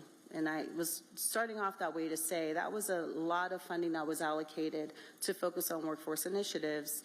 In Arizona, we've been very fortunate to be pretty steady in our unemployment rate. Over time, we have seen our unemployment rate continue to drop, which has actually caused our workforce boards in Arizona to lose funding. Our workforce board traditionally operates off of only the Workforce Innovation Opportunity Act, right? So we're in a position now, ARPA has dried up, so how do we keep some of the programs that we have that have built great opportunities for our residents in place? How do we scale? And you kind of heard that theme along the way. One of the things that our board is doing in partnership with Mayor is building out a philanthropic arm where we're bringing employers to the table, because we recognize that when you start with employers first, that's where you see the most success. We saw that in working with the Taiwanese Semiconductor Manufacturing Company, TSMC. Many of you have probably heard them in the news. They build many of the chips that go into our phones and computers and cars and things of that nature. Putting them at the table to talk about like how do we build a talent pipeline for the 10,000 jobs that you're looking to fill, permanent jobs. 6,000 of those jobs are going to be in high tech. And so our board was able to become a sponsor for them, and we worked with them to develop registered apprenticeship programs. We were able to develop 3 registered apprenticeships. Because of TSMC coming to Phoenix, it's actually caused a lot of their partners in the advanced manufacturing ecosystem to move to Phoenix. So now, you know, we're looking at them as well, like how do we help you do this? We're able to utilize the funds that we have in workforce to do this, but what we have benefited from the most is having them at the table and them actually contributing to this matter, because in the end, it's their ability to give back to the community as well as build a talent pipeline for their fabs that they're building. They're building 3 fabs as we speak now. So yeah, I'll pause there. Well, thank you all for your responses. So they have a number of projects. They didn't even scratch surface on this, but I'm going to call an audible because we did have a final question, but I want to get us back on track. I have a number of questions, and again, I talk to these folks on a regular, so I want to take this moment to pause and now open it up to council so that you can all have some conversation and engagement with the panelists. And I think I'm letting D'Alva facilitate this. I will let the manager kick us off. Awesome, thank you. And I appreciate everybody who's come to join us today. A couple of things. So Phoenix, please tell Jeff I said hello, and Austin, tell TC I said hello, and none of you can take any of our teammates, okay? So I'll tell you a quick short story. A couple of years ago, a few of these council members came into a retreat and said workforce development is going to be a priority. I don't care what you say, and it was, and it is, okay? And so much like mobility, we're working on a plan for workforce development, and much like mobility, it took us a while, but I think as it is being successful, I'm sure workforce development is going to be successful also. And also Julia Martin, who won't leave us alone, basically said to make sure I put in the room that while we have an all-access pass, we also have prepaid tuition for all of our employees, and we also have home down payment assistance, I think up to $80,000 if it's in a corridor. So really cool stuff that we're doing here for our employees. I think, Tren, you may be the closest to the way we've set Danielle up here in the sense that you have an office. And so I guess my question is to you, what should we be thinking about? We have this internal focus, and we also have an external focus. You guys talked about a lot of money. I think Danielle is down to about 2.9 million. So what should we be thinking about as we put together a strategic plan with this focus that's internal and external? That's a really great question, and I was thinking about that. Even when we have access to resources, it wasn't the best answer in the city of Boston. Don't tell our Treasury office that or our CFO that. But Charlotte has the power of you. You know, like you can help facilitate a lot of the partnerships that have leveraged resources. Your community college, when I read it like 10 years ago, was the best, and it still is one of the best in the country for workforce development. The question is, can you work with graduates of community colleges, and which I'm not saying you don't need workforce funding, but take the graduates of community colleges and link them to employers in which the mayor's office and the city of Charlotte has a political tailwind to say, hey, we have graduates, can you hire them? And sometimes employers say, wow, yes, but I need X, Y, and Z. For example, I need them to be able to read blueprints. I need folks to be able to have a certain coding language that are only what we call industry recognized certification that can go on top of that. Could be an extra 2 weeks, 3 weeks, or 4 weeks. And then once you have the iteration of that model of hiring for employers, first could be, I'm sorry, could be like a smaller scale. Take a cohort of 15 to 30 and then reiterate and reiterate that module and then get the successful track record of that employer to be the feeder. And you start with your anchor employers who have consistently 190,000 employment and you have vacancies, and that's your anchor employer that you can always trust and go by. Now, the AI, the tech industry, what we call them transient industries, meaning they change all the time. And sometimes people get laid off, sometimes they didn't get a buyout, but that's okay because you can afford that mixture of employer risk assessment because you have anchor employers who can always feed into that hiring. So I would say we always have plans of plans. In Boston, we got super smart people, but the problem is the execution becomes an issue, meaning you have to roll up your sleeves and design incremental, quantifiable, measurable results and keep iterating that process. So use what you currently have. When Danielle said, "Oh, Trin, we only have $3 million," I said, "Well, you have people's power. You know, you have the power to convene community colleges and employers." Let's not forget that government is a very large employer. The city and municipalities in the city of Charlotte is very powerful. You have the Charlotte Housing Authority, you have the fire department, you have the EMS, you have emergency preparedness, you have water and sewer. All of that connects to climate, and all of that need workers. And I bet you if you did, let's say, a 5 to 10 year analysis on the rate of retirement, you can get data from your research department, your pensions, and your collective bargaining. You will find that rate of retirement anywhere between, let's say, 5 to 10% from your labor force.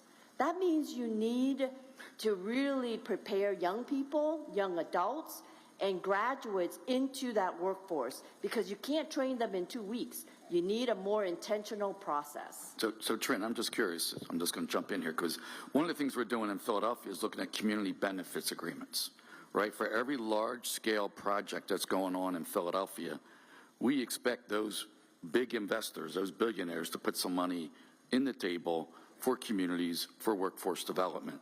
So we're not looking for an additional tax. We're looking for a large investor. So, for example, the Sixers, before they pulled out of the agreement, they were going to put $60 million in a community benefit agreement, of which 10 to 15 million of that was going to go to workforce development. So I think there's ways in which we can look at you look at your landscape and say what's being developed in Charlotte, and is any of those big projects, is it worth getting some money to do the things that both Trin and Danielle are doing? So something to consider. Hold on a sec. Mayor, I wanted to follow up, Mayor, but you have someone else? Yes, Yes, may go I ahead. ask that we have Councilmember Ricardo. Sorry. Thank you. Appreciate it. Thank you all for making the time to be here. Very good conversation. In North Carolina, and Charlotte is almost a mirror of it. We have a pretty good understanding of the problem statement. The good news at a macro level is we're third in the nation in terms of job growth.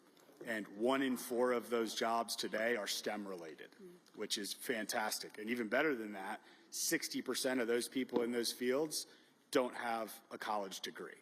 So that's the good news. The bad news is on our education and pipeline front, we've tumbled since 2019 from 7th in the nation to 29th in student performance. We have under 30% of 8th graders that have been assessed that are career ready in math.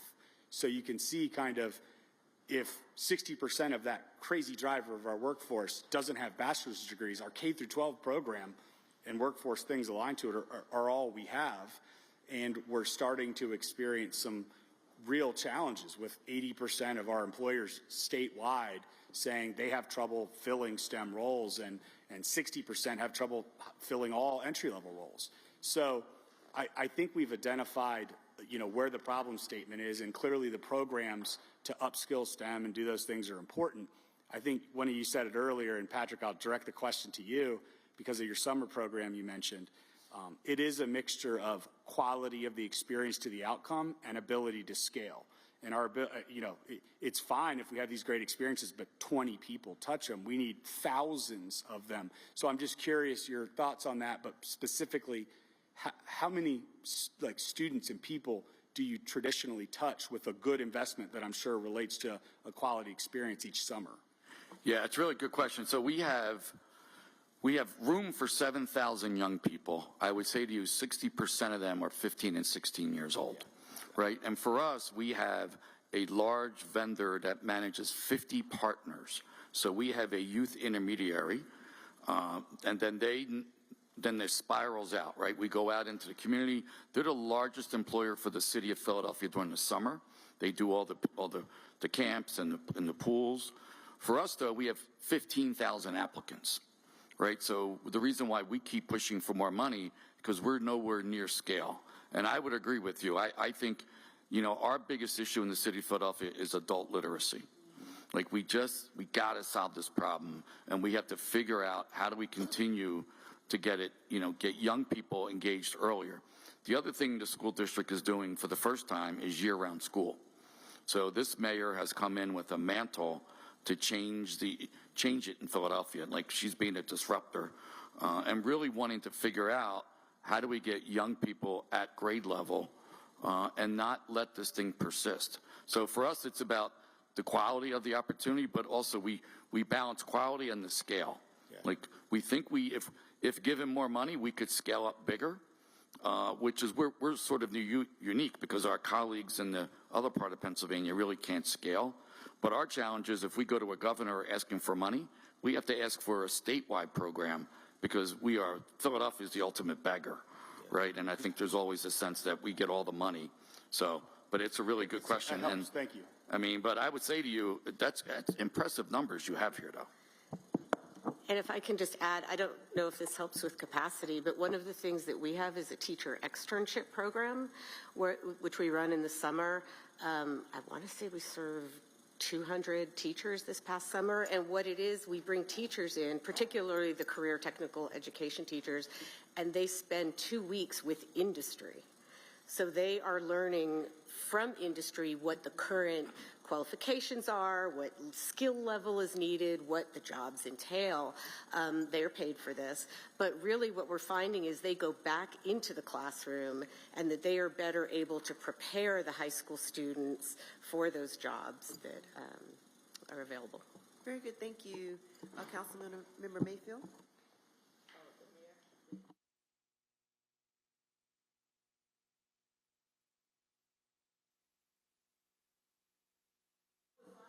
It was me, but you wanted to say something, so I wanted to give you a chance, Mayor. I want to say thank you for coming today and giving us this opportunity to think about what we can do. I don't know, Danielle and I have been doing this for a very long time, but I often wonder when you were talking about how to get this idea of Atrium, Cynthia, I just asked you this. All of us can look out of our window and see the medical school being built, and we can see all of this opportunity there. I remember somewhere along the way, someone at Atrium said that we're going to have 500 nurses for the system. And one of the questions that I had is, if we know that data, and we know the time frame for the university and all of this, what have we missed in helping you do your job? Because we want you to be successful, but we also want these young people to be successful. So I wanted to ask you specifically, what have we missed as an opportunity as we see what's going on with Atrium? Good question. I'm not sure that anything was missed, but I do think we've just got to think differently about the pipeline, so the high school to college to employment. I think we've got to be creative with our students to getting into the schools to really make it attractive to go to community college and get these associate degrees or healthcare certifications. Oftentimes we're trying to convince the parents because parents want them to go to their alma mater or their school, but I can tell you a lot of the jobs where we're suffering and falling short are the ones that just require an associate degree or healthcare certification. So if we can really get the parents on board with this and get the students on board with this, I think that could make an impact as well. Atrium Health has 2 colleges that we own. We're starting to now think about evening and weekend programs because, again, when you think about individuals, whether they're our own teammates or the community, they may have a job, but they still want to go back to school. Some of our healthcare programs are only offered during the day. Their clinicals are only offered during the day, and this puts people at a disadvantage. So I think we just got to be creative and flex a little bit with what's existing out here. And I really do think that I do think that could make a difference for our individuals.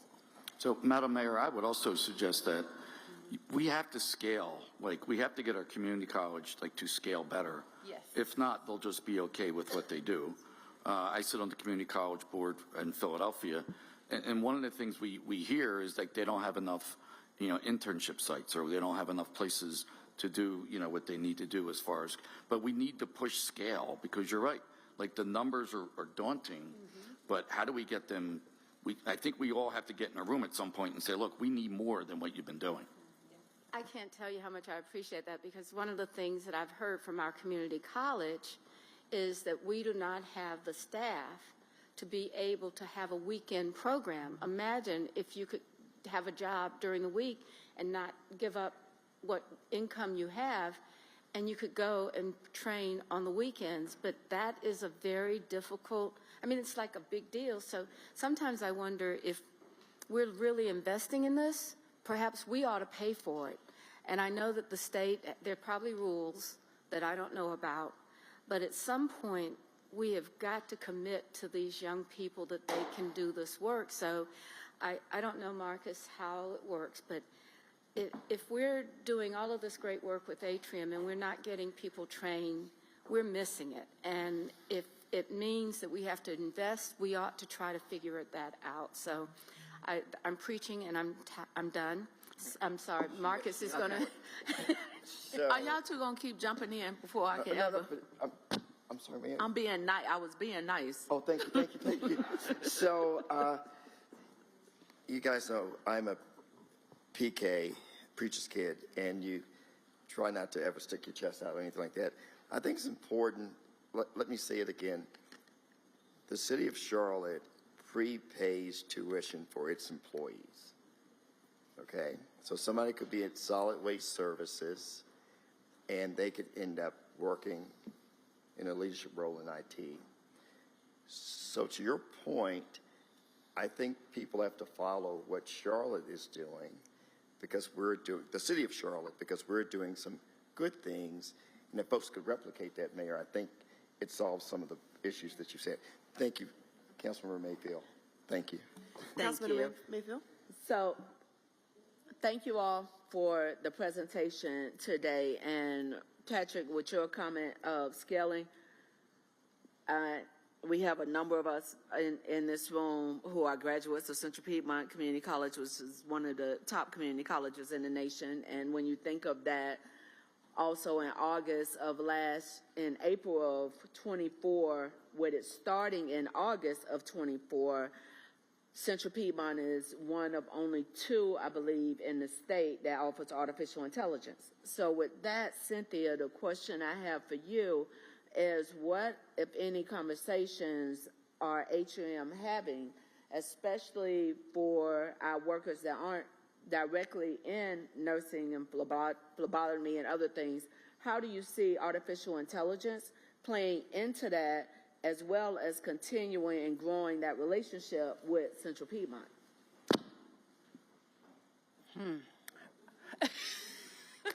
I know we hitting you with all the good ones, but we have to recognize the impact of artificial intelligence today in every Absolutely. aspect of work. So it would just be helpful to get an idea. Absolutely, in healthcare, and even our new Pearl, the new shiny building that is going up. We are starting to identify those innovative careers that will be impacted by artificial intelligence, or we will use artificial intelligence as we go about doing things. So we're assessing that. Our talent acquisition teams are, there's folks prepared and getting ready to identify those roles.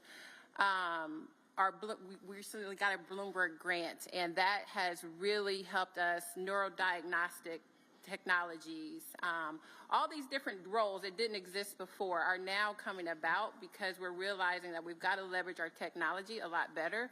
And so we're starting to have internal training programs. If we can't go to the community colleges to do that, we're going to have our own staff prepare and upskill individuals to meet those individual types of positions.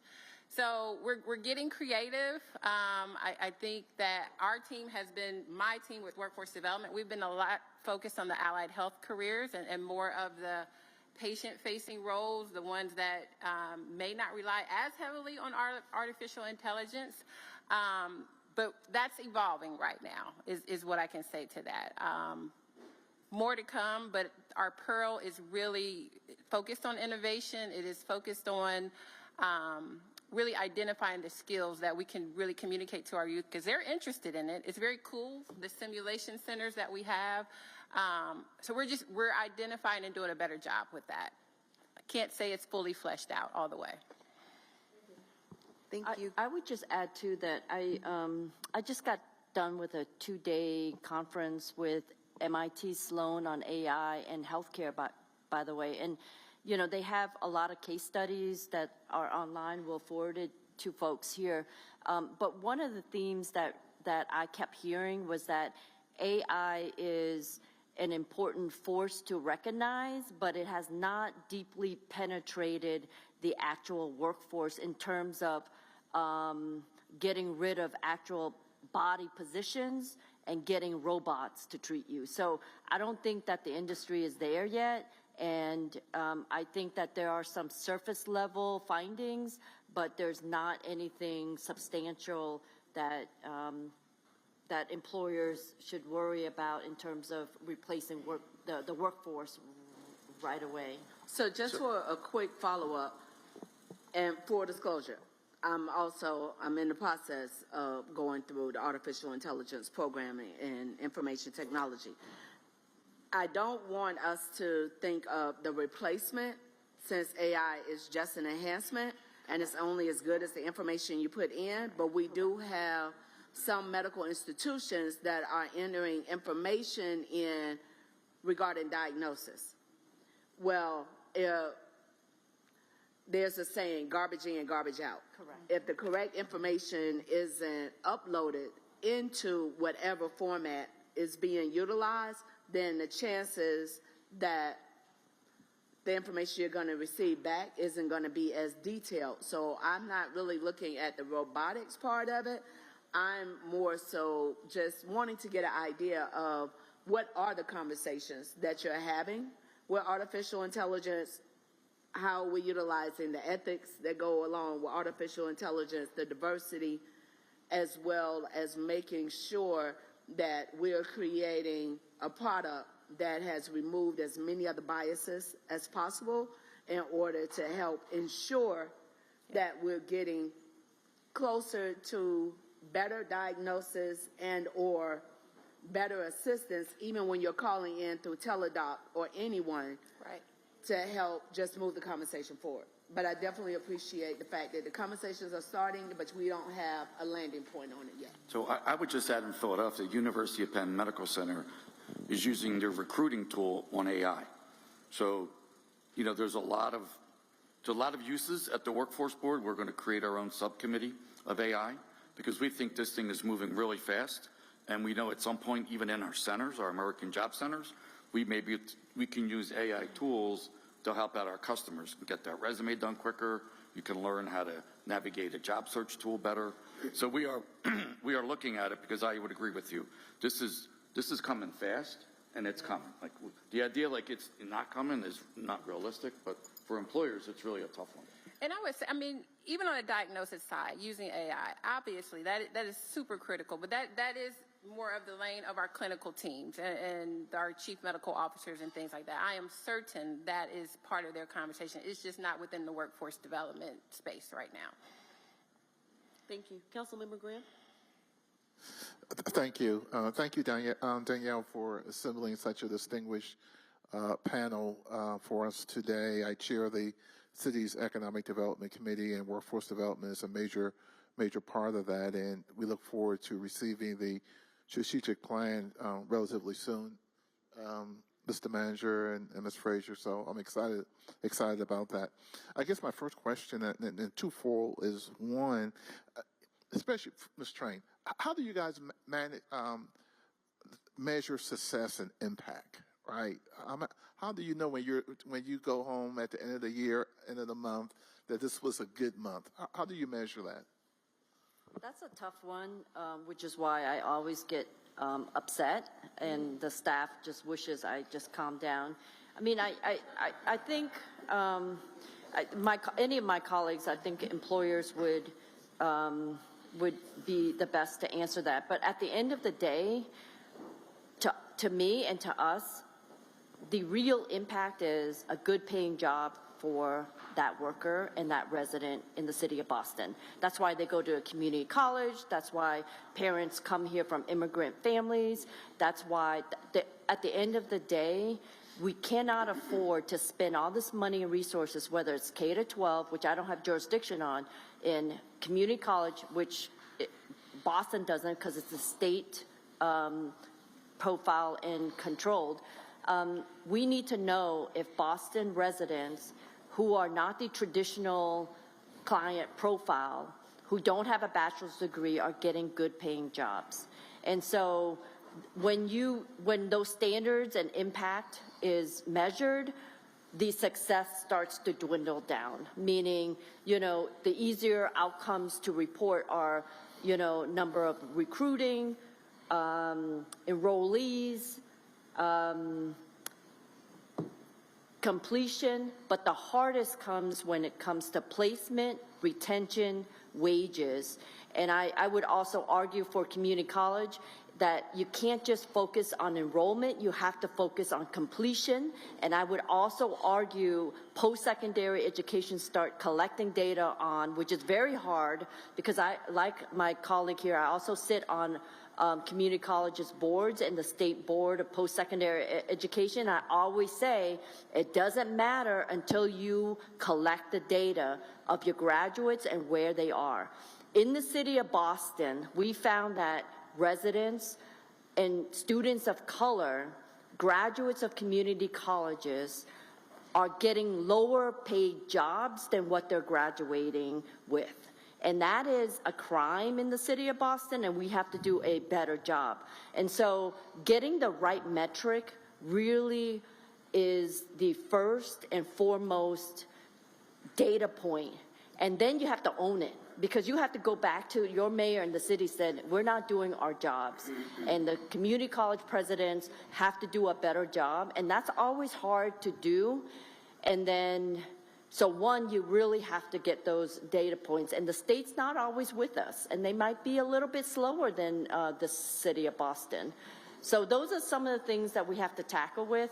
But the prime gold standard is the actual job, whether or not it pays over $85,000 or family sustained wages, pensions, and health benefits. And then we start moving down that ladder. But that's our gold standard. We're collecting that, but the fine gentleman earlier said, well, what's quality versus scale? Because politically, we're always pressured to deliver immediate numbers of people in jobs. But let's not forget why we're put here to work, which is quality jobs and making impact for the community. Mm-hmm. And so I think we're always a push and pull, and we don't have an answer to that, But getting the data points is really essential as a first step. And I'd like to share, Pat said I was going to brag, and I am. I'm going to brag. We do look at data, and we've been looking at ROI for several years. In Texas, we are lucky we have access to that unemployment insurance wage system. So we don't rely on the state.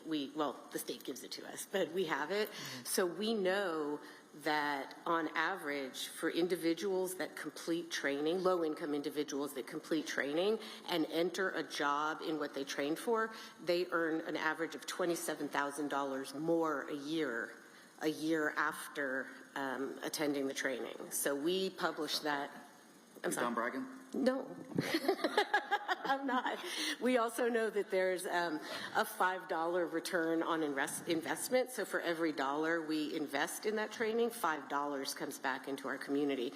Another thing that we did building off of what Workforce Solutions did with the $27,000, our Hire Local plan that I mentioned before is really a community plan.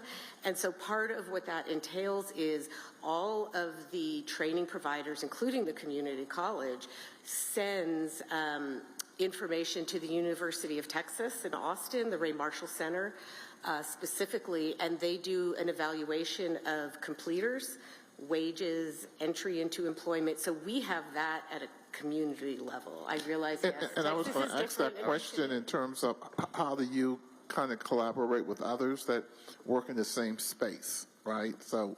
Yeah, I mean, let me tell you, Pennsylvania's brutal. Like, you know, this is why states matter, because in Pennsylvania, we're not viewed as a trusted partner to get access to the UI data to see if our investment actually worked. And for us to have to track down individuals is unbelievably challenging.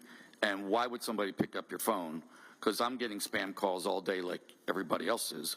So it really is frustrating, you know, at the state level that we're trying to get a data sharing agreement, because I think more and more and more we have to show results. We have to show impact. And like the days of just saying we enrolled or we saw or we were able to do this, our colleagues in Texas and Phoenix, do you have these? We do, we have access. Yeah. See, not fair. See, people don't like Philadelphia. Well, it is a game changer, though. It is. I mean, this is where we advocate at the state level, which is why I think city council can play an active role with your legislators and say, look, we just want to measure. Like, we don't really need to get too deep into somebody's, you know, and for what the feedback we get is it's privacy information we can't share. And my sense is, well, you give us money to do a job. We want to do the job. We want to be able to report out on the job. And it's really hard to do that. Thank you. There's Councilmember a lot of Driggs. tools that we can compile after this forum to give you as tools on best practices that can or cannot work.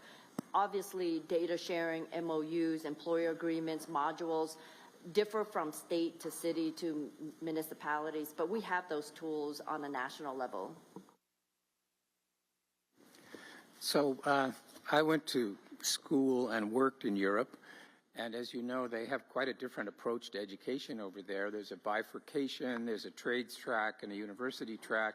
There's no stigma around the trades track, so you do not have the situation we have where a lot of people go to college and have no benefit from it. One of the key things, and Ms. Frazier knows this is something near and dear to my heart, apprenticeships. So the system puts people in school, puts them to work, teaches them, leading to a job placement and a certificate. I don't feel that we've been able to kind of realize apprenticeships in Charlotte on the scale that we should. And I'm wondering, what could city government do to promote that? And again, Ms. Frazier knows all about this, but is it a question of money or a question of working with employers? How could we expand that program? Yeah, that's really a good question that I know I'm fighting my colleague over here for the microphone. But at Philadelphia Works, I'm sorry, Mike. At Philadelphia, we have an apprenticeship unit, right? So we decided early on that we were going to fund staff to work directly with employers to develop apprenticeships. I would say to you, Philadelphia is a highly unionized town, so our building trades are already kind of lined up with those pipelines. What we're doing is developing healthcare, transportation, education, and other logistics apprenticeships. Because we do believe if you can earn and learn, that by far is our best model for our customers. Because a lot of our customers come in with a catch-22. They need the additional skills, but they need to work. And we don't have enough opportunities in the evening and weekends due to scale that individuals can work during the day and go to school at night. So if we can marry the two early, that's one of the things we are building on, and that's why we believe we got to have staff that can go out and meet with employers to explain the benefit. All right, do you want to brag now? You got anything left in Boston? Texas just does it better. And I'm not even a native Texan. Anyway, we are leaning into apprenticeships, and we created, our 3 major hospital systems work together to create a medical assistant apprenticeship program that has been very successful. On average, each year, I think we're producing about 250 medical assistant, which is kind of similar to CNA. I think it's a little bit above a CNA. So we're definitely helping to meet that need. And then from there, the hospitals are investing, taking somebody from a medical assistant to a rad tech. So they're even developing their own apprenticeships and paying for them and paying the staff while they're taking those. And I'll just add to that, I love that you brought up the European model, because in our conversations, even with TSMC, if you guys remember during the Reagan administration, many of our apprenticeship programs or blue-collar worker opportunities moved over to China. So that's how we ended up losing a lot of talent in that space when it comes to the trades. But what's really interesting is that as we've been in conversations with them, their main thing to us is we don't need an engineer, a 4-year engineer person. We need someone that's a 3rd-year engineer, simply because they need someone that's going to be able to work on operations, but also be able to supervise. So be able to do the work as well as, bring mentorship to the people that are actually doing the work. And that's how we were able to build our apprenticeship programs with them. So we're on our 3rd apprenticeship program with them to scale. The city of Phoenix itself has actually got really smart around developing apprenticeship programs. And to date, I wish I had the number, but I can give it to Danielle to get to you. But they really focused on those positions within the city that were hard to fill positions that needed, whether it was a CDL or if they were an equipment technician, many of in our streets department, our public works department, sometimes in our convention center area. So they really just looked at position and not necessarily department to figure out where are we missing the most. And so they were smart, and they actually hired the state apprenticeship coordinator at the time. And so now they're actually working in the HR department. And so she's there, and she writes all of the, she ensures that all of the related training instruction is done. She does all the tracking for the registered apprenticeship programs, and each of them are registered with the state of Arizona. And they're great benefits, they're good jobs. The apprentices have the opportunity to visit multiple departments, so it's not necessarily just within one department, and they've been able to scale it. So I'll just add, I've been quiet intentionally so that you all can hear more from them, but I just want to say the City of Charlotte is an apprenticeship ambassador. We have 18, here comes the healthy competition, 18 registered apprenticeships across our organization. Numbers aren't top of mind. That is under the Office of Workforce Development. And I think to Pat's point, when you look at apprenticeships, their model is from the Northern European model. So in advanced manufacturing in that industry, that's how you get in the door. I think for us as workforce development practitioners, it's having someone to be able to go out and talk about apprenticeships with other industries like healthcare. And I think Atrium, you all have some apprenticeship programs now, and in other industries, so that they understand what an apprenticeship is, what it does, and what it means, and then what are those other resources and supports to help them. So really, this part of it too is about access and awareness for our employers to understand outside of those traditional apprenticeship industries and roles. And so I think that that's a place that the city can play a role in as an ambassador of apprenticeships, to say, hey, here's how we've done it. And it's across a multitude of positions like Phoenix. It was our high turnover roles, our entry-level roles, but then it's also some more technical roles too. So happy to share more about that. But I think we can be an ambassador and help grow those in the community. Thank you. Councilmember, was there another comment? Thank you. Councilmember Molina. Ms. Frazier, great job. We're very proud of what we're doing here in the city of Charlotte. This will be a more challenging aspect of what we intend to do as a whole. Workforce development is an important challenge, of course.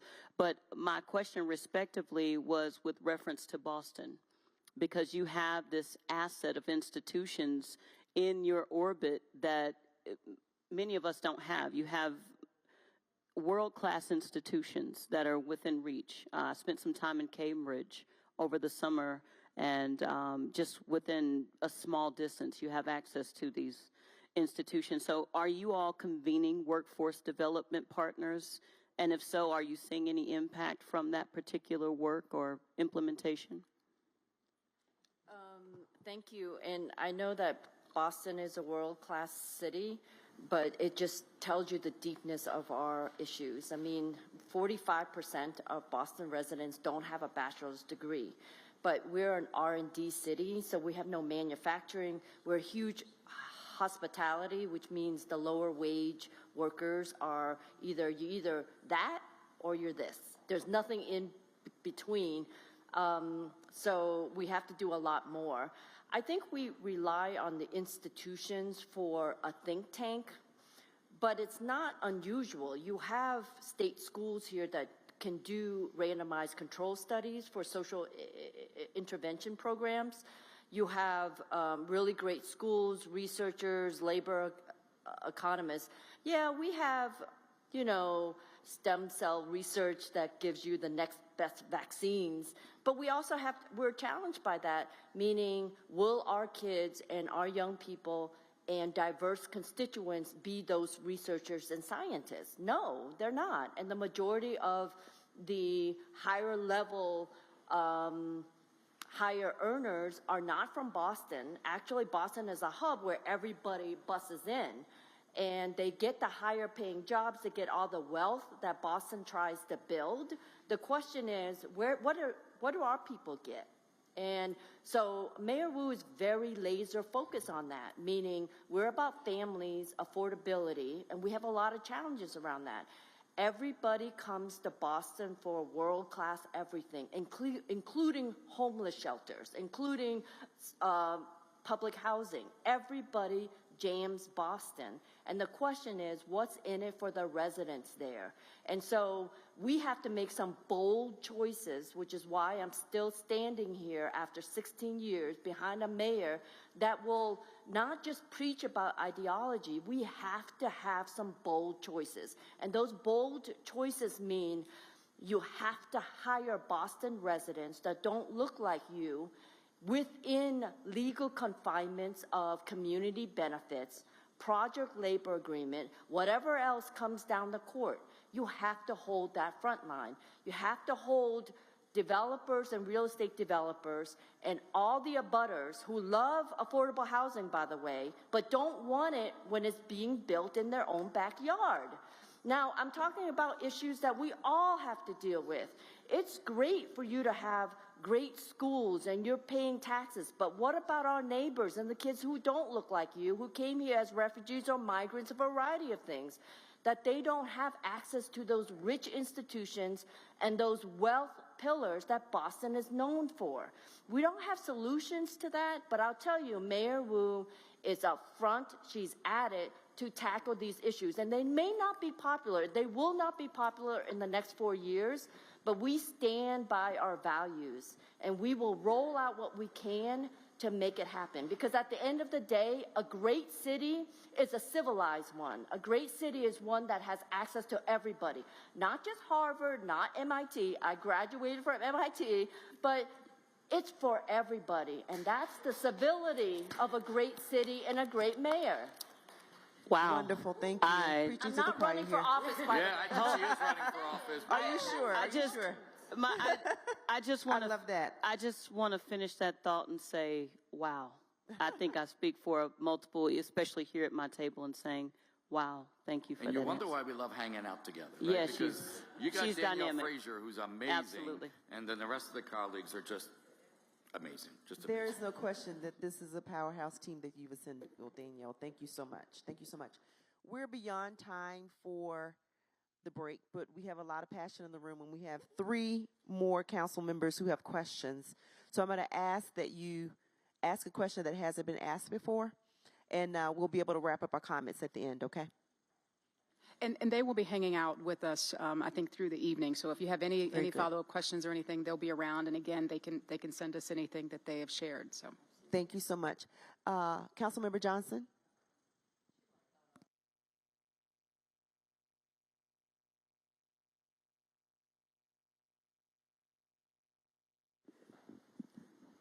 Thank you for your passion. Thank you for your passion, all of you, but thank you for your passion, Trin. I saw a story about your mayor on a national news, I don't know what a morning show or something, so I know the great work you're doing.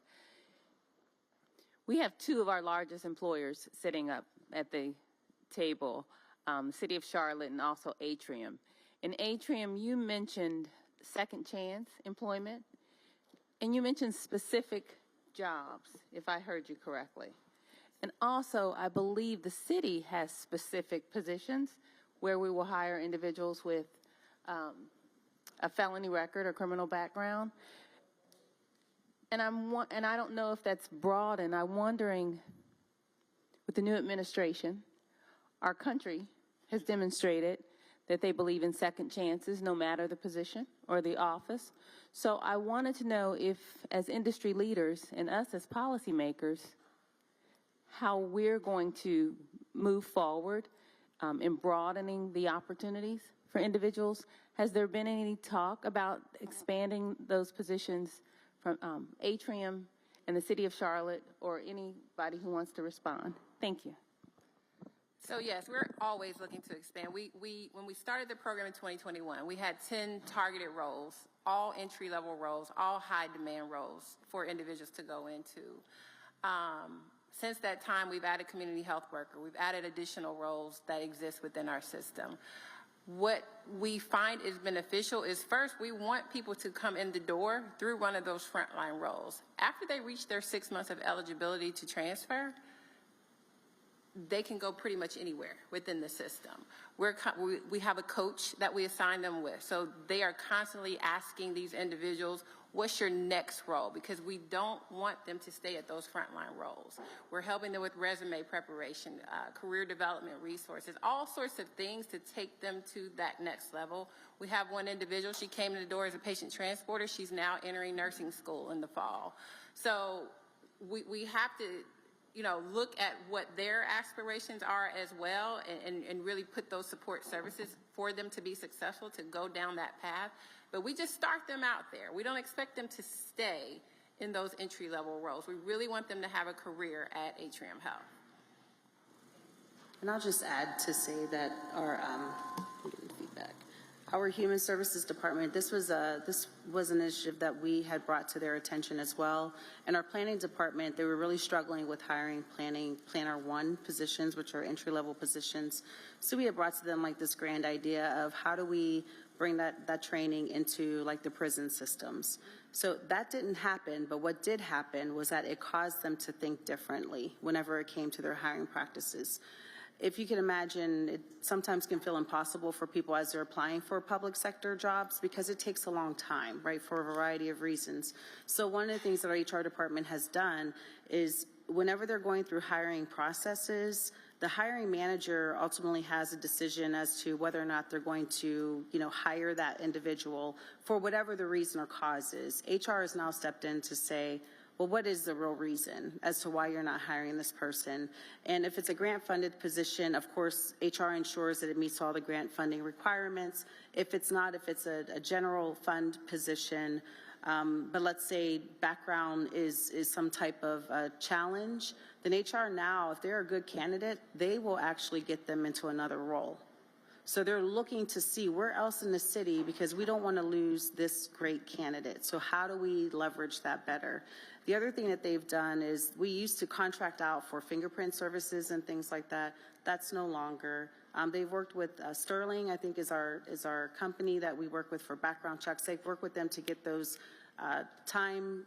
to get those results quicker. So instead of it taking like 2 to 3 weeks, I think we're like down like 2 to 3 days to get the information back. So HR now does their own fingerprinting internally. I was like, can we use your system too for that, for other things?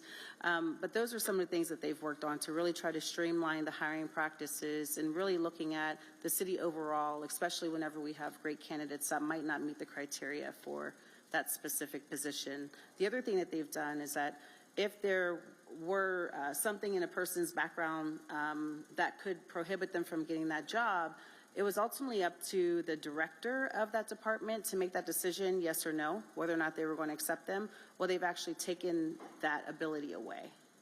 So now the hiring manager doesn't know anything about the person's background. The city had adopted Ban the Box a long time ago. Arizona as a state had adopted Ban the Box a long time ago. But you still have employer partners, including municipality, right, that still have their form of hiring practices, right? So the hiring manager, the director of the department, they have no clue about the person's background unless there's like something that would prohibit them from being able to accept the position. Very good. Thank you so much. Our final two questions will be from Council Members Mitchell and then Watlington.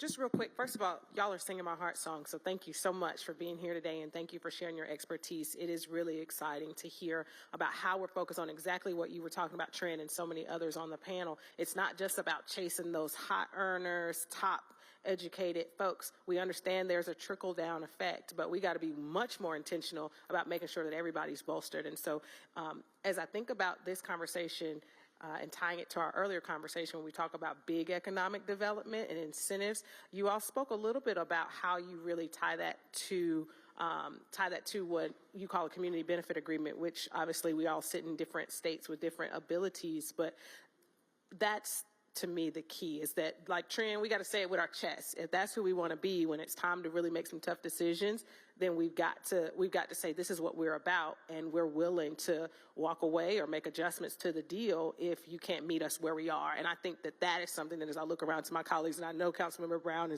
is in agreement to that, we got to be able to do that. And so I look forward to us being able to take a stronger stance in that regard, because there's more that we can do. And I think that if we ask our partners, they'll want to do that. So in the spirit of that, I wanted to ask Danielle, without putting you on the spot, but given that you really hold this flag for us in Charlotte, as you think about what are some of the other items that you've heard from your peers and things that you've been working on over the last few months, what is it that you think is working, and what would you like to see us do in a stronger way when it comes to tying our incentives to workforce development for economic development?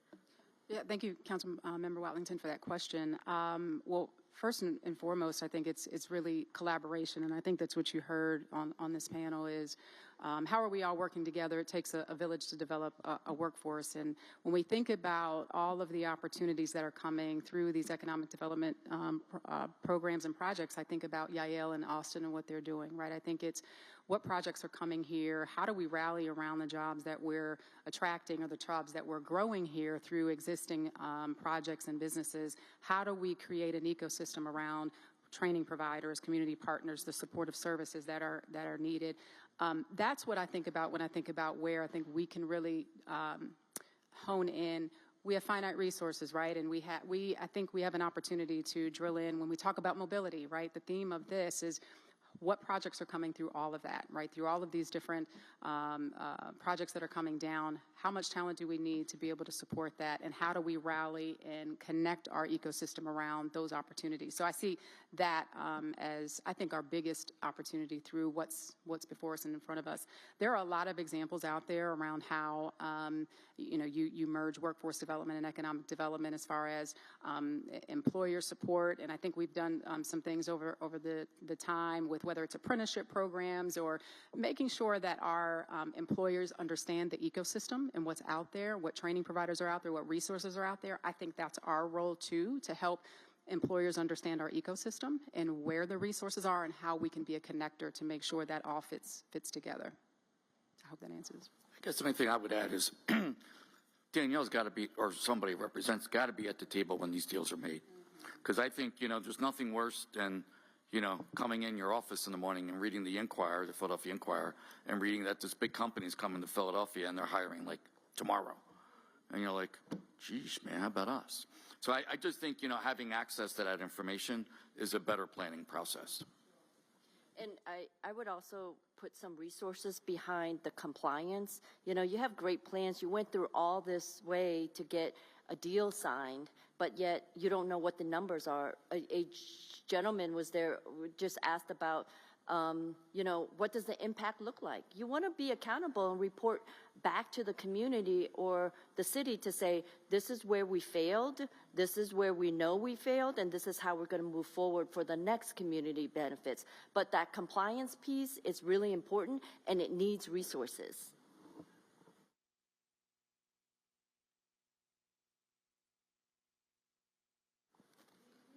You want to go? Go ahead. Ladies first. Yeah. I have a comment.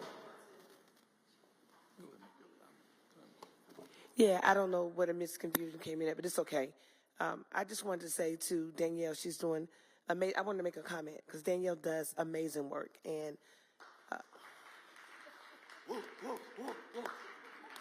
so yeah, I do want to give accolades where they're due, but I also want to go to Boston. Trent, I know you. Well. No, I know your name. I know your name because I work with two organizations that know you very well and you advocate for them. One is Families for Justice of Healing. I know you know them. And the National Council for Incarcerated and Formerly Incarcerated Women and Girls, which I sit on the board as an executive member of the board. And I know the work that you guys do in Boston. And you also know the language. If we change the South, you can change the world. We're not there yet with language. So when I hear language, criminal background, felonies, all that stuff in the workplace, it stigmatized and put labels on people, and we have to really push back and away from that. And I do that on a daily and consistent basis, but I know it's a process. Again, we're in the South.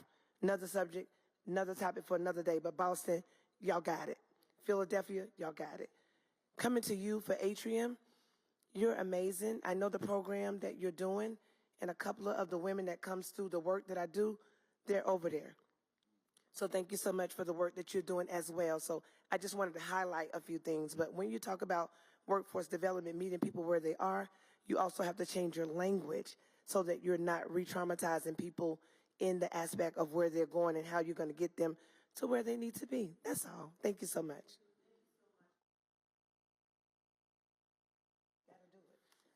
Thank you all for coming. Two quick questions. One, I'd like to hear more about Hire for Charlotte. Hire Local. You see where my mind is already, right? Because I know a lot of us, I want to be intentional on who are we hiring, right? So first question, any legal challenges around Hire Local, your Hire Local program? No, we haven't. Because it's more of a philosophy. We're trying to grow our own through training, through apprenticeships, and earn and learn opportunities. So when employers are here, we have the pipeline for them, so they're not going out. Okay. Mr. Clancy, I'm going to tell Brian O'Neill you did a great job representing Philadelphia. Thank you. You're a long-time councilman. And Ms. Bailey, we just left the McCoy, the YMCA breakfast, and one thing they talked about, engage your mobile Pearl Park. So how can we set up, we get offline, I want to set up a tour to bring the local YMCA because they want to bring some opportunity to expose our youth to what you're doing at Pearl. Okay. Thank you. Very good. Thank you. Thank you for such a robust discussion. You guys are amazing. We have left with so many amazing ideas as Danielle and team continues to finalize our comprehensive plan locally. Thank you. We're going to take our break now, and if you could return, please, at 1:55. We're going to start in 10 minutes. Thank you.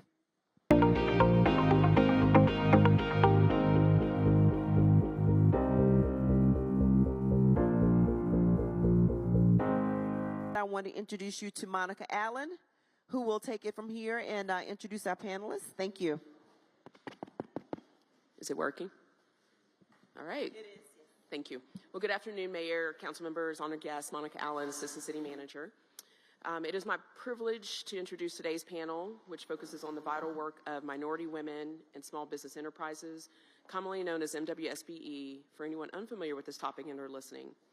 MWSBE is more than just an acronym. It represents the heart of inclusive growth and opportunity in Charlotte and beyond.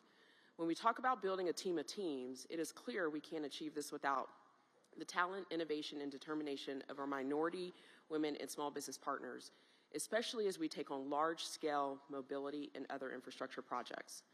These businesses are the engines that power our community, creating jobs, driving innovation, and enriching the diversity that makes Charlotte strong. Today's panel brings together voices from different backgrounds, levels of experience to provide insights that will inform our path forward. As we reimagine the CBI MWSBE program, we are focusing on key priorities, enhancing processes, expanding outreach and education, and building capacity, and ensuring more businesses are qualified and ready to partner with the city. This discussion is not about solving every challenge that we have with our program today, but rather it's about setting the foundation for transformative action. What we learn here will shape our 3-year roadmap, a strategic plan to position Charlotte's MWSBE program as a model for the nation. Now let me introduce the exceptional panelists that are joining us today. So I'm going to begin with Franklin Lee. He's with Tidings and Rosenberg, and he brings unparalleled expertise in legal, political, and regulatory landscape of MWSBEs. Mr. Lee's contributions to the Charlotte's early MWSBE program or SBO program laid the groundwork for where we are today. His insights on navigating the current political climate will be invaluable. Next, we have Ulyss Cleckley, CEO of Friends of the Underline, and he will share his unique perspective on integrating MWSBEs into infrastructure projects. From his work transforming Miami's urban spaces to advancing transportation systems, Mr. Cleckley will highlight the economic impact of making MWSBEs central to major investments. And then last, we have Marcus Kirkman, who's a business inclusion manager for the city of Asheville, and he'll provide a candid look at how the city has involved its MWSBE strategies. His experiences, particularly in the wake of Hurricane Helene, demonstrate the importance of adapting policies to meet the needs of diverse communities. And then I also have with me Stephen Coker, who's the MWSBE manager for the city of Charlotte. He's going to be assisting me today. So with that, each panelist will have about 12 to 15 minutes to share with you more of their background, their experience, highlight their roles in the MWSBE space, and provide their perspectives on key topics. And some of those key topics include just what's the general landscape and some of the challenges that are facing MWSBEs, representation and inclusion, and if there's any initiatives that can help increase representation and be more inclusive in the public sector, especially with regards to decision making. What are some various resources and tools that can help us grow this program, expand this program, and make great impact? The future of MWSBEs in the public sector, and then any broader legal or policy implications that are before us. And with some changes that have happened today, I'm sure there's some questions that people may have. So after each panelist, offers their perspectives, we'll open it up for council for questions, and then just broad general discussion, because I do know that this council is particularly interested in our MWSBE program and seeing what are the ways that we can expand and enhance our program. And I also want to hear from the council on things that we need to consider as staff, so that as we go forward and prepare the strategic plan, and again, our 3-year roadmap, that we're taking all the input that we can receive on the front end, especially as we go into the development of that plan, but also as we conduct our assessment. So with that, let's get it started. All right, so I'm gonna turn it over to Mr. Lee, and he's gonna kick us off. Good afternoon. It's great to be back in North Carolina. When I first got involved with the city of Charlotte in its efforts at economic inclusion and public policy, I had no gray hair. So I've earned every last one of these, particularly given the challenge that we're experiencing right now today. When I was called to Charlotte back in the early 1990s, the city's MBE program had been sued. There was no disparity study, and so the city was forced to convert into race and gender neutral type public policy small business program, and I was helpful in that effort. I remember working with Harvey Gantt in a number of stakeholder meetings to try to develop a commercial non-discrimination policy. We had a number of efforts that came out of that. I think Vi Lyles was actually city manager at the time. That's how long ago that was. However, fast forward to the present. Well, you got a challenge from, I think it was the Southeastern Legal Foundation back then. There was, in 1989, there was a constitutional challenge to minority business programs to kind of shock the whole nation back then, led by the Heritage Foundation. Does that sound familiar? They are the kingmakers, once again, with this whole network of anti-DEI efforts that we're seeing across the nation today. So it's not terribly surprising, but this effort that we're dealing with right now in dismantling any efforts at diversity, equity, and inclusion is far worse. It's almost like it's on steroids. I can tell you that it's gone beyond what happened after the Croson case. Most of the challenges after Croson were involving state and local government MBE programs. They're trying to dismantle everything at the federal level now. They're also trying to even go after private sector initiatives, minority supplier development councils and supplier diversity programs in major corporations. Any federal contractor that has a contract with the federal government, if they have a supplier diversity program, they're going to be challenged. Just this morning, we've seen that the federal government has actually pulled the plug on all grants and loans to state and local governments. The same mechanisms that we used throughout the 60s, 70s, 80s, 90s to extend an inclusive public policy in terms of affirmative action, or what's come to be known as DEI, to extend that to the private sector. Those same pathways are now being used to challenge any efforts at inclusion. And it's kind of wild, but to think that the word equity has somehow been demonized. Equity is a legal term that goes back to our nation's founding and is built into our jurisprudence. Now it's being called a dirty word, it's immoral. Inclusion, trying to include those that have been heretofore relegated along the shores of our economic mainstream as mere spectators, that's considered a dirty word. We've come a long ways, and now we're on the verge, or really on the precipice, of a return to, quite frankly, Jim Crow 2.0. That's what we're facing. And it took a tremendous amount of courage to get over the initial hurdles of Jim Crow.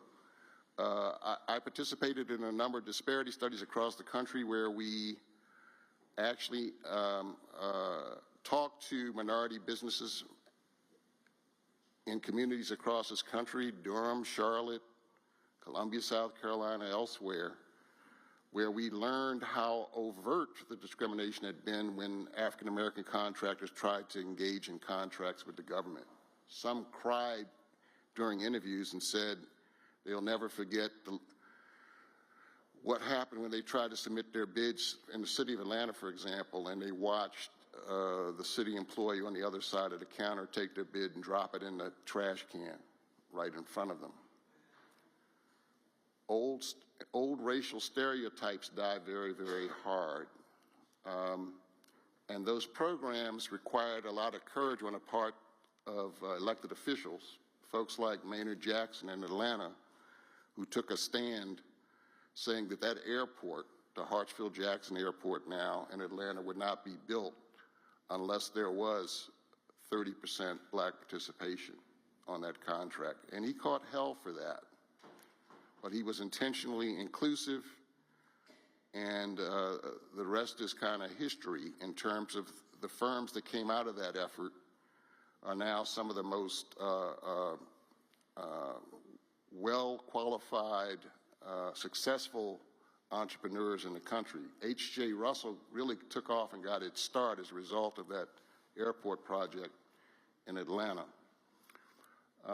And if you go today to our nation's mall, Washington, D.C., there is an edifice there absolutely amazing, the National Museum of African American History and Culture, which was built by a joint venture between two black contractors, one being Herman or H.J. Russell and the other being Smoo Construction out of Columbus, Ohio. The design of that building, the architect of that building was Freeland, the Freeland Group out of North Carolina.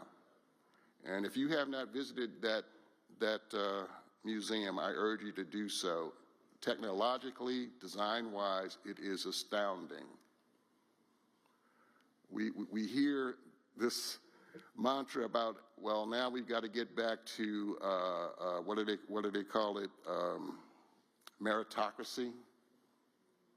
But it took these firms this long to get to a point where they could get a major project, even though, for example, Herman Russell was considered one of the best contractors in the country.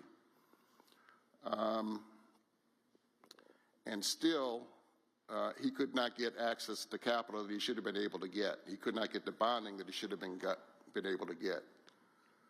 Another example of courage, political will to make sure that there was inclusion came about in Atlanta in 1996 with the Olympics. Andy Young was able, because of his contacts with nations around the world, to bring the Olympics to Atlanta, multi-billion-dollar economic opportunity. There could be no law, there could be no rule that required any minority participation in those Olympics opportunities, but he did convene a meeting of all the players, all the major players in Atlanta, said, I can bring this to Atlanta. I have one requirement, that everybody have a seat at the table, and that every segment of our business population has a chance to participate in this mainstream. Herman Russell was awarded the contract to build the Georgia Dome Stadium. However, because he could not get equal access to bonding, he had to joint venture with a large white contractor and give up 50% of the profit on that project. That is the 21st century cost that we have in discrimination and unequal access to capital. One other example of that I will give to you, and then I will allow others to speak. How many of you are aware of this thing called the internet?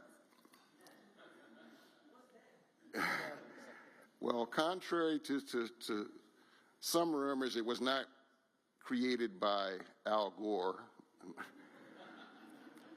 But back in the early 1990s, DARPA, an agency of the Department of Defense, actually developed the internet. They created the internet, and realized that it had tremendous application in commerce, and they saw the need to privatize it. Through the Department of Defense's affirmative action efforts, they were able to position an African-American-owned firm to be the first firm to actually assign internet protocols for websites. The name of that company was Network Solutions. It was owned by an African-American named Emmett McHenry. He had a monopoly on assigning domain names for websites. That was a huge economic opportunity. And as the internet finally began to catch on, there wasn't a business in the country that could really be competitive if it didn't have a website. And you had to go through Network Solutions in order to get that domain name and an IP address assigned. But when the internet finally took off, the demand became so great that Network Solutions needed additional capital in order to expand its operations to meet the demand. They could not get any additional capital, either investment or debt capital, to do so. And as a result, that $10 million operation had to be sold. The company that purchased Network Solutions, purchased that opportunity, became a billion-dollar outfit. That, too, is a 21st century cost of marketplace discrimination. So is that equitable? Is that fair? No, but it is critically important in this day and age that we have fairness not only in workforce, which is very, very important, but the truth is, every time we go through one of these inflationary periods, wage earners, workers, fall further behind with each generation. I've seen it in my lifetime. The minimum wage when I came out of high school, got my first job, was $3.50 an hour. Fast forward to 2025, the federal minimum wage is $7.50 an hour. It's doubled. Meanwhile, the two-bedroom apartment that I had when I was in law school was $285 a month in Mount Vernon in Baltimore. That same apartment is about $2,500. It's gone up tenfold. The cost of gas has gone from 30 cents a gallon to over $3 a gallon. The price of eggs, I just learned before I came here, went from 30 cents a dozen. It's like $6 in my hometown and $8 out in California for a dozen eggs. What happened? Did the chickens form a union and demand higher wages? The only way you can ever keep up with inflation and actually accumulate wealth is if you own an appreciating capital asset in this economy. That's either real estate or business. And home ownership among African Americans in this country is considerably lower than the rest of the country. And here's another troubling statistic as to where we are today. The Census Bureau has issued estimates that the average black family of four in America today has a net worth that is only 1/10 that of a white family of four in 2025. If that is the case, and as this country gets browner and browner, and as we have more and more immigrants, more and more, the country becomes browner, and that wage gap gets bigger and bigger, and the standard of living goes down and down and down for working class, being able to afford things that we used to be able to afford when I was in college. If we do not address this differential, this gap also in terms of ownership of business and ownership of real estate, this nation is in huge financial trouble. It's actually a matter of national security in my view. So that's the bad news, folks, that we're in a tough spot. There are definitely opponents to DEI that are seeking to dismantle, not only with the federal government, but with state and local government too. They're going to try to attack any local government that seeks to be intentionally inclusive and to promote supplier diversity and hold their federal funding hostage. So you're going to be in a very difficult spot. But there are ways around this, and I'm looking forward to sharing some of those ideas with you this afternoon. There are things that we can do to follow the Nike motto, which is just do it. How many of you remember Halliburton? A sole source contract for $20 billion that somehow got awarded by the U.S. Department of Defense to rebuild Iraq, of all places, after they blew it up. Throughout history, we've had examples of these sorts of things. And when we have a disaster like we've had here in Asheville, and there's a need to rebuild infrastructure, there's a need to rebuild housing and communities, you have to be inclusive, intentionally inclusive, to rebuild those communities and make sure that the residents of those communities can participate and thrive. Otherwise, the communities will not survive. So there are models that we can look at. I've got examples going all the way back to 1918 with a day labor program in a water sewer district outside of D.C., where in law the government set up a set-aside for contractors in the area to learn how to build modern-day water and sewer systems using ductile iron pipe with heavy construction methods that didn't exist prior to that. All of these things are lessons learned, and we can make a difference if we smartly look to indigenous businesses and partner them with our more competitive, successful firms from around the state and around the region to grow their capacity. And we redirect the flow of commerce, we redirect capital to make investments where they need to be made to have a truly inclusive economy. Without that, we're in deep trouble. Thank you, Mr. Lee. Mr. Cleckley? Thank you, Mr. Lee. I appreciate that history lesson.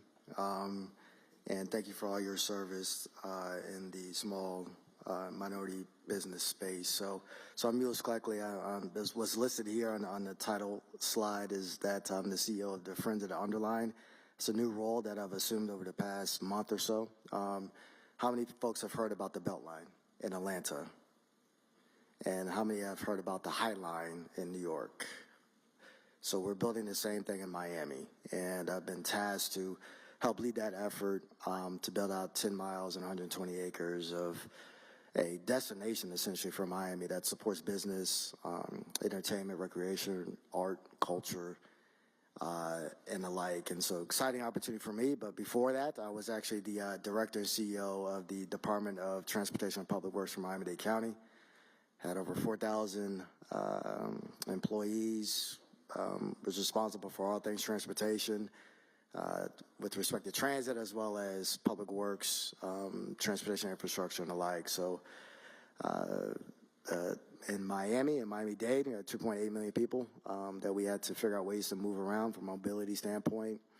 And we really focused on making sure that we leveraged what you all are doing now, which is to identify a sustainable funding source for transportation and mobility projects to actually deliver and expand transit, to make sure that you're keeping up with the demands of your general populace as well as the growth in business and residents that you're going to experience over the next 2 decades. But before that, I was the executive director of the Department of Transportation and Infrastructure in the city and county of Denver, and where we did a lot of work in the small business space. And the rest of my career is kind of split between private sector, nonprofit work a little bit, and public sector. So I've had executive positions in D.C., Houston, and a variety of different cities. So I'm laying all this out because regardless of if you're working on the private or nonprofit side or in the public sector, this challenge of ensuring that there's opportunity for all individuals as well as businesses, it just permeates regardless of what sector that you're in. And I find it really interesting that we continue to have this fight. Mr. Lee's a little bit more aged and wiser than I am, but it's the same thing that persists for decades. And it's this fight against this idea that diversity is not natural. Diversity is natural. If you just go out into the nature and you see the birds and all the animals that are running around, everybody might flock and pack together, but everybody figures out a way to eat. The difference, for some reason, when it comes to the human interaction, we have certain individuals that feel a need to clip the wings of the birds, and that's what we're trying to avoid. And therefore, diversity, which should be natural, in order for it to be effective and to meet the goal that I think all of you on the council, as well as from the mayor and the city administrator are trying to meet, is to make sure that you're protecting diversity. That means you have to be intentional with everything that you do. And so don't expect all of this conversation to occur just naturally. You have to set up the programs and processes in place and be intentional and ensure that you're forcing this idea of being diverse and having something that can be a benefit to all of your residents and businesses throughout the city of Charlotte. And so in my previous experience as a public servant, one of the aspects we wanted to make sure that was clear to all the staff, because when you have a large organization or a large department, you can have the leadership at the governmental level, but even the leadership within the executive level of department that can set goals around small business and minority business inclusion. But ultimately, I typically was not the one that was interfacing directly with our contractors or providing task orders. So you have to figure out a way to permeate the goal and essentially an ethos down to all of the staff to understand that it's not a mandate, it is a part of the fabric of who you are as a department.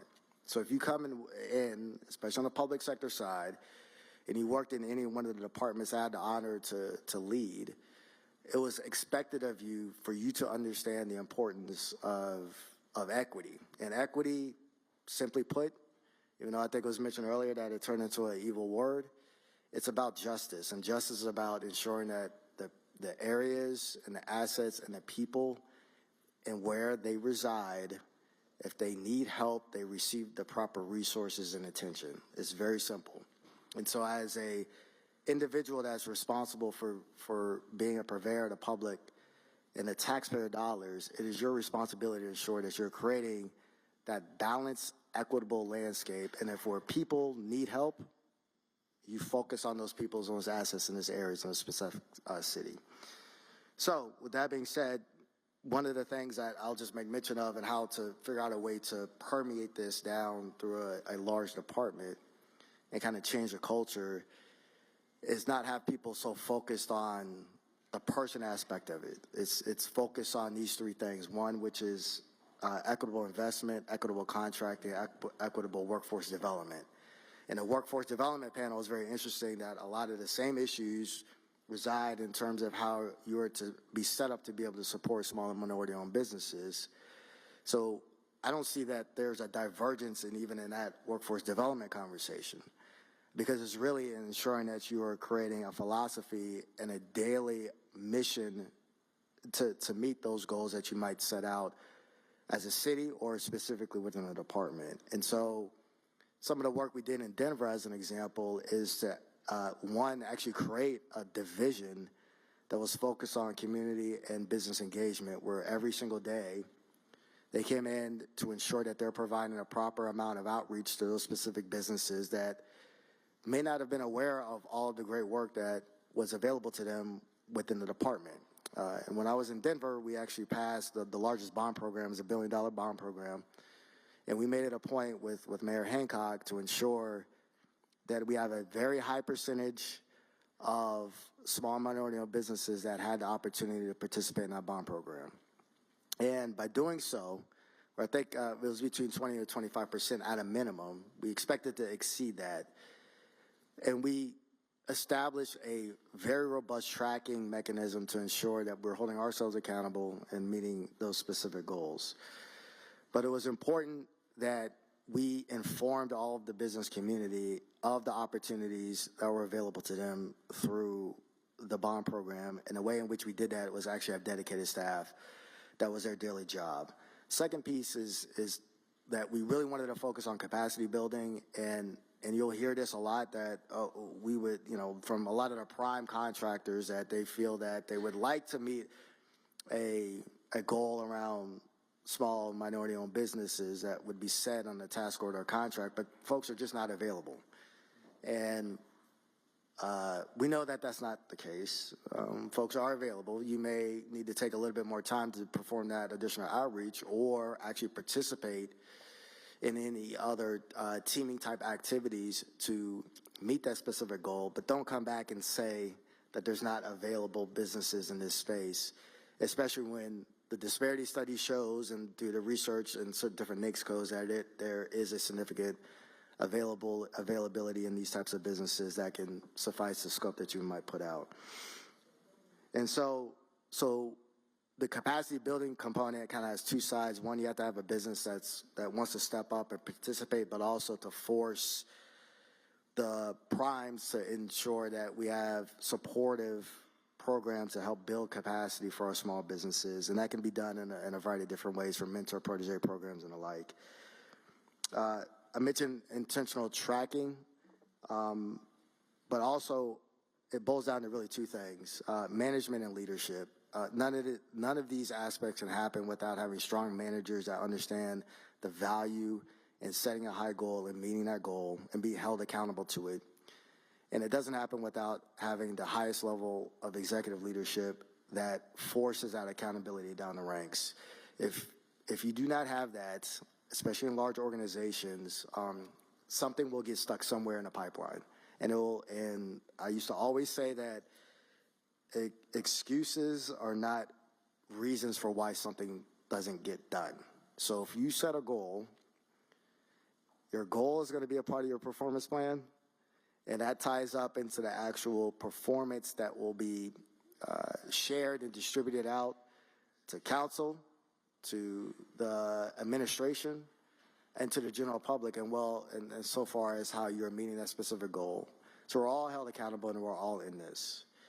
And at the end of the day, if folks don't want to get on board, that's fine. You can go find somewhere else to work. But ensuring that you set that high standard, there's not been a time that I've been in those positions where that has occurred, where folks don't step up and meet that goal. Because everybody is proud, everybody is competitive. And if you stick with it and you hold folks accountable, you can eventually stem the tide and change the culture. And so the last thing I'll just leave you with is that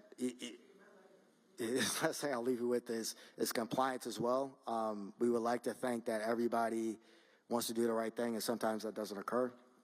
And so as a part of any process, ensuring that there's strong compliancy protocols, whether it be timely invoice payment, whether it be if you have the ability to separate scopes and the like, and I'm sure we can get into that a little bit as a way to provide those other opportunities for small business. But having the ability to have timely compliance and allowing the compliance process to be open where there's no fear of retaliation from the primes and the like is extremely important as well. And so there's a carrot that exists, and then there's the hammer that you need to also have as a part of this kind of life cycle of contract management, and making sure that that platform that you set is going to provide one that is equitable for small and minority-owned businesses. So I'll leave it at that and then turn it over to Marcus. Good afternoon, everyone. Can you hear me?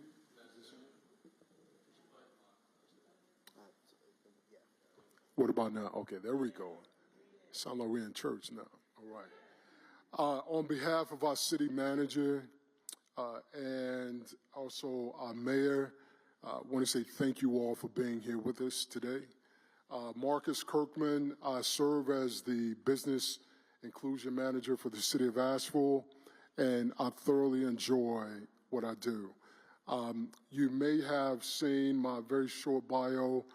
I'm retired Navy of 22 years. Retired about 12 years ago. North Carolina is my home, and I'm connected, so I just put the uniform back on in a different way. I've been with the city of Asheville now for 3 years. Just to give you some context, because I think it's really important, especially for our conversation. When I came on board, I served as the Equity and Inclusion Training Consultant for the city of Asheville. Long and short of it is, I had the opportunity to facilitate very real open conversations, helping us to understand as an organization what diversity, equity, and inclusion is, what it's not, to take a look at our policies and our practices, to institute measurable outcomes so that we can really show that we're committed to the work that we say that we're about. I'm very proud of the work that we were able to do. One of the mind-blowing things that I learned, and I'm a native of North Carolina, and I did not know this, our beautiful city of Asheville, that so many across the world really come to Asheville.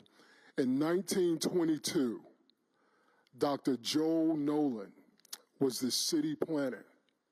It is written, these are his exact words. Asheville is the beautiful place to come and visit. It has all of the natural attractions. Please come to Asheville. This is in 1922. Please come to Asheville.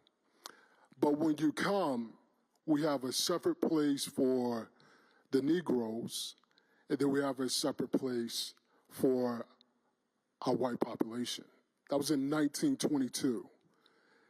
At that time, the population of the black community and African American community in Asheville was 33%. 33%. 103 years later, what do you think that percentage is now? It's about 7.5% to 9%.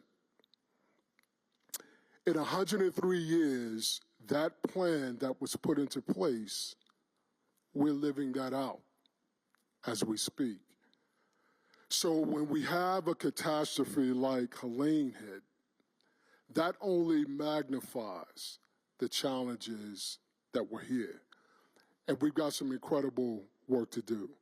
So what, what my office does is we work directly with minority women-owned businesses and small businesses and taking a look at and saying, where are these very clear disparities that are in our procurement and contracting? Like many other jurisdictions, especially across North Carolina, we conducted our most recent disparity study in 2023. It was very clear where those opportunities were. We can put a lot of words to everything that we do. I am a firm believer, especially when we talk about community. Community is really about defining who belongs and who doesn't belong. That's what community really boils down to, and it's built on authentic relationships, how we relate to people. This is how this has played out so far to this point with Helene hitting our beautiful city. So when I stepped into the role in community economic development last year, I had already served in equity and inclusion. I learned the community. I learned the pain points of our community. I learned the challenges. I learned those areas and organizations who were doing really great belonging work that we call community work, creating a sense of belonging for all people, and develop really great partnerships. When I stepped into the office, one of the first things I did was I created what I call the Inspire list.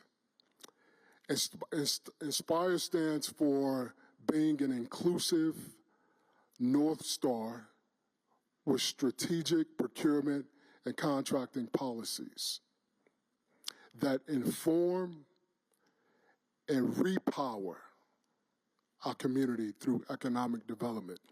It was a list of minority women-owned businesses, small businesses in our Asheville community.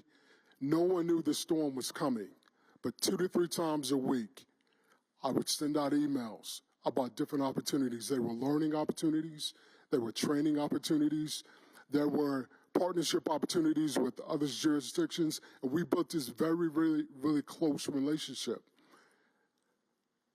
In September, Helene hits.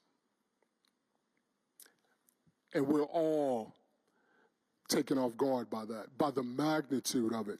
I was really fortunate to get a chance to serve on our emergency operation planning team with the fire department. So I had really strong relationships with the fire department. The storm hits, we're about 3 weeks into it, and then we start talking about debris removal contracts. You can only imagine that we had made national news, so you have people from across the country coming in saying, I want to be a part of that action. But we cannot forget that in 1922, the plan was already put into place. That if our community was already here, you were probably going to be left behind. So when these large contractors came in, we sat down and had some very open conversation.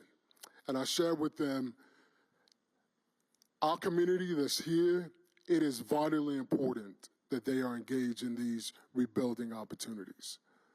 Let's have a real open conversation what that can look like. And we did that. We established the language to develop the contracts where our minority and women-owned businesses can be a part of rebuilding their own community to have a sense of belonging. Because if you can't repair your own community in a storm, when can you repair it? And that is a large part of the work that we are going through. Our disparity study in 2023, working with a great consulting firm, they provided us with 14 recommendations.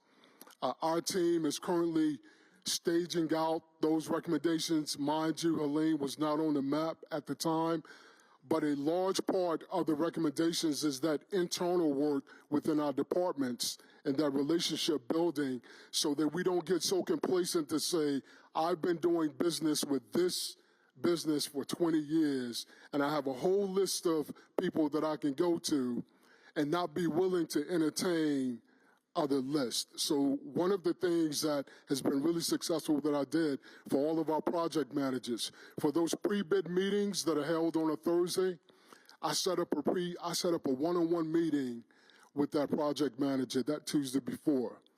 I want to know what their pain points are. I want to know what struggles are they having in minority and women business contracting, and they share that with me.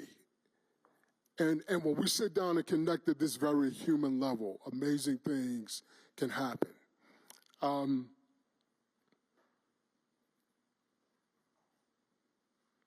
pause for 1 second to make sure I don't mention. I just want to share one major success story before we open it up. I had a young man who had a landscaping business, residential landscaping business. And he reached out to me April of last year. He said, Mr. Kirkman, I'd like to learn more about how to contract with the city of Asheville. I said, if you are hungry, I am willing to feed you. And I will show you, just like I show everyone else, how to engage with these opportunities. Anytime I had a training, he was there. Anytime I had an outreach event, he was there, he was present. NCDOT came, I shared that information, he was present. The storm hits.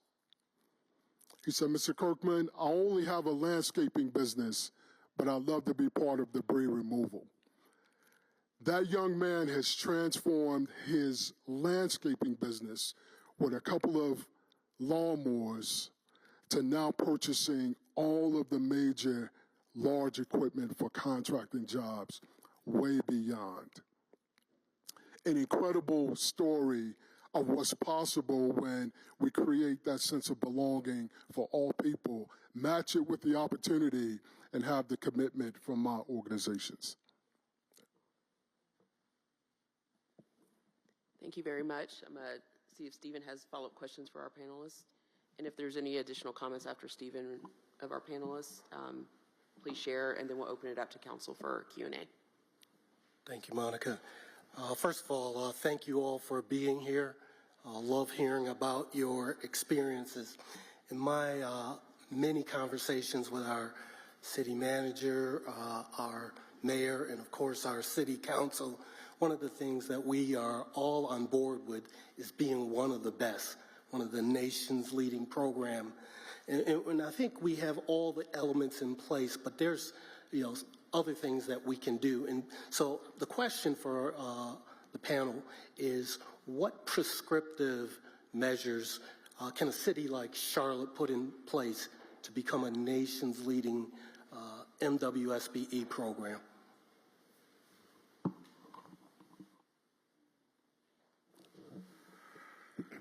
Yeah, there's I guess, three different types of models that I would recommend you consider. Keep in mind that this whole economic inclusion movement is about irrigating economic deserts wherever they are. And the panel that preceded us, the Workforce Development Panel, also raised this issue that if you're not planning to succeed in the future and you're not grooming your workforce to be able to take jobs that are going to be coming about in the next 10, 15 years, the same is true in the business community. So one approach, one thing that I think is worth taking a look at is looking at the future business opportunities that are coming down the pike, particularly in emerging new technologies, whether that is hardening your supply grid, your power grid, using renewable energy sources, perhaps installing community solar gardens that maybe your low-income residents can actually have ownership interests in, creating a stream of revenue. And at the same time, those communities can be trained, those workforces can be trained for very sustainable jobs, livable wage sustainable jobs, and installing solar panels and new battery technology for creating microgrids as they're starting to do in Texas now. That's the least, or I guess the lowest barriers that you would have to entry is new industry segments that are just emerging. And that way, you're not taking away anybody's slice of pie by being intentionally inclusive. You're actually growing the size of the pie. And that's important because when you do your economic impact analysis, and I'm also urging every jurisdiction, including the City of Charlotte, to amend the scope of your disparity studies to include economic impact analysis that looks at the return on your investment through these programs. What we've seen in those economic impact analyses that have been done elsewhere is that these programs tend to pay for themselves tenfold over time, because every business that is grown, has its capacity grown and becomes competitively viable in your marketplace, becomes a positive source of revenue for the government, for one thing. Tax revenues from its employees, tax revenues from its sales. Those things can drive and irrigate those economic deserts. And when you start to do that, you reverse that negative cycle of disinvestment and make it a positive cash flow in your community. Everyone wins. It's a win-win scenario. So focus on those emerging new technologies that are beneficial and maybe necessary to rebuilding your infrastructure in a 21st century way. Make sure you position your local indigenous businesses, be they small, minority, or women-owned, to be mainstream participants in those new industry segments. And then also press to network those firms regionally, if not even nationally, with firms that have deeper pockets, that also have technical expertise, that also can help transition and diversify those businesses into these new market segments. I think that holds the greatest deal of promise for being able to irrigate those economic deserts and create a positive benefit, not just for the government, but also for all the citizens.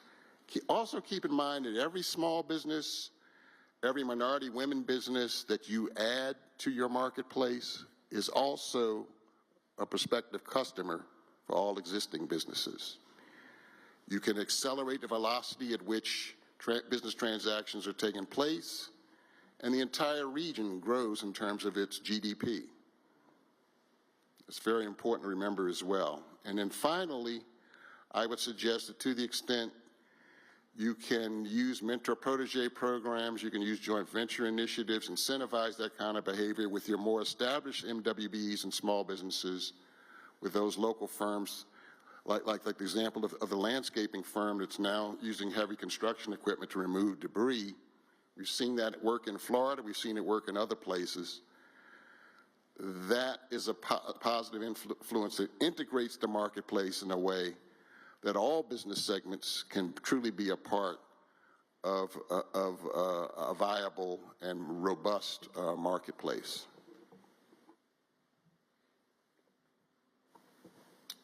I think those are all fantastic. I'll just piggyback on a couple of ways that you can be the best. Right now, hopefully, you'll have your referendum on the ballot and will be passed in November to raise that dedicated funding source around transportation.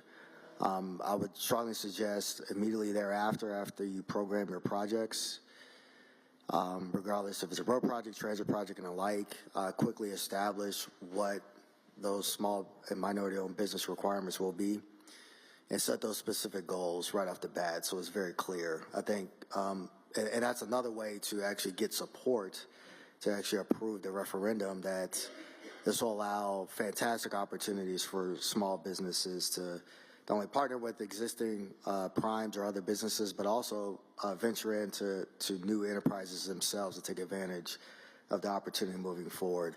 And the reason why I'm mentioning that is that in Miami, I've lived in Miami for 4 years, and I've come to learn that there's a difference between South Florida and Florida. Did you know that? Like, Miami-Dade County is not Florida. So even in a state where they're at a certain level, there may not be as much support for these types of programs. That doesn't mean that you cannot set goals and still achieve them. And our in Miami-Dade County, we have a similar type of initiative called the SMART Programs, a transit expansion program. It's about $10 billion worth of funds to expand about 6 corridors in Miami-Dade County. And the first corridor that was being built, and some of you had the opportunity to actually come down and visit Miami and tour our bus rapid transit project, which was the longest all battery electric bus operated BRT systems, I say, in the world. And that project had a goal that was set. It's a mixture of state, local, and federal dollars. Our goal was set about 18% to go to small minority-owned businesses. I just checked with the staff there. We exceeded that goal. And it's about $66 million out of that project. It's about $385 million project that went to small minority-owned businesses. The only reason why that happened is because we were intentional. We got together to focus and make sure that we tracked the success of, at that time, which is a design build project. They were lagging. They were lagging behind, and I give the design builder credit when we pressed them on ensuring that they were to meet their goal by any means necessary. They stepped up and they figured out a way to meet it, and they did one step further because they want more business from the county where they exceeded it. And so again, it goes back to setting those high expectations and driving that competitive value, and then ultimately the industry is going to catch up, right? And so I would encourage everybody to focus in on that as you move forward, and then also to figure out ways to be innovative on how you let projects, the terminology let versus, actually release RFPs for projects. There are opportunities from a very, I would say, technical and nuanced way to allow smaller type projects to go to pooled vendors and contractors so they can build their own capacity. One of the things that we always heard about is that if you let a $20 million project, a new burgeoning business may not be as capable to be able to go after those RFPs. So then they're either relegated to not competing for it or getting on a team that might not support them. So figure out innovative ways to break out those smaller contracts, create an established pool where you have more opportunities for individuals that can still meet the scope and the schedule of what you want in a specific project, but allows just more bites at the apple and builds that capacity over time. And you have the opportunity as you develop a very robust, multi-year capital expansion program to really be innovative in how you let those specific contracts out. So I encourage you to do that as well. And the last thing is mentor and protege programs are vital to the long-term sustainability. Both in my time in Denver as well as even in Miami, some of the best small minority business contractors that we have actually came out of a mentor protege program. They graduated and they ended up becoming primes on major efforts of work. And even out of that, they expanded their reach to other markets throughout the country. There's Tri-Unity that's in Denver that before I left, I think Adam, we had them actually be the program manager over the bond program. So a $1 billion bond program actually was run and managed by what used to be a small business. That same business also had, I believe, had work in Boston as well as LA. And they continue to expand and do great work. We have something similar in Miami called BCC Engineering.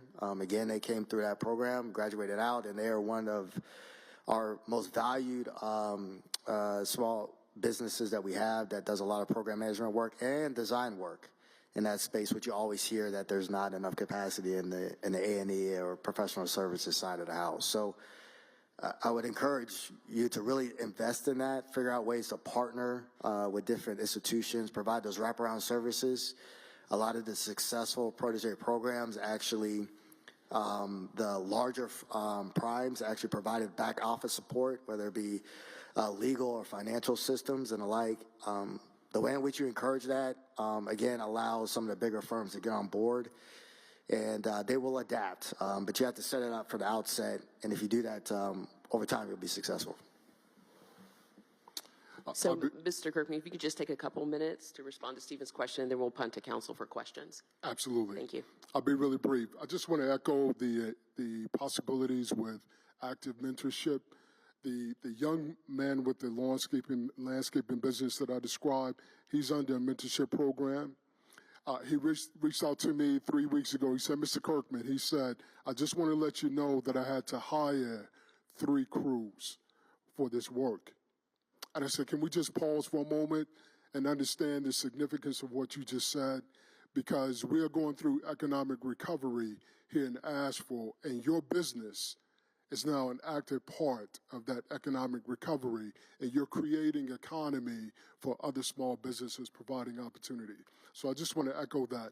I would also add, Steve, really quickly to your question about one of the ways to measure being one of the best to provide support services. I think it's incredibly important for to go beyond just looking at the numbers, but allowing the minority women-owned businesses and small businesses to share their stories, share their successes with others. Whenever we hold a training, I encourage all of the businesses who attend, send me an email, because I'm going to send out what you learned to everybody else. It becomes real to other businesses when they say it's not just attending, but I actually can learn something. So sharing the stories and being intentional about that. Thank you very much. Turn it over to you. Thank you so much. Please give our panelists a round of applause. Thank you so much for sharing such great information and insights for us. And I think our first question is from Councilmember Mayfield and then Johnson. Thank you. Thank you. Mr. Cleckley, this question really is for you, but any of you can answer it. When you were speaking about being very focused in the partnerships with the primes, how have you all been able to maneuver around those good faith efforts? So, of course, the city of Charlotte, we've had a number of large contracts that have come through, and we have had some challenges with individuals saying that they can't find the businesses, but yet it goes through our CBI program first. CBI has identified 8%. At some point, we'll get to 20 and 30. But we identify 8%. You come back with 1%, but you're able, through the good faith efforts, to still win that contract. Can you give any recommendations on how we can be stronger when, if we've already identified businesses and we've said this is our goal, which is already a low goal, at the bare minimum, there's no excuses for you not to hit this?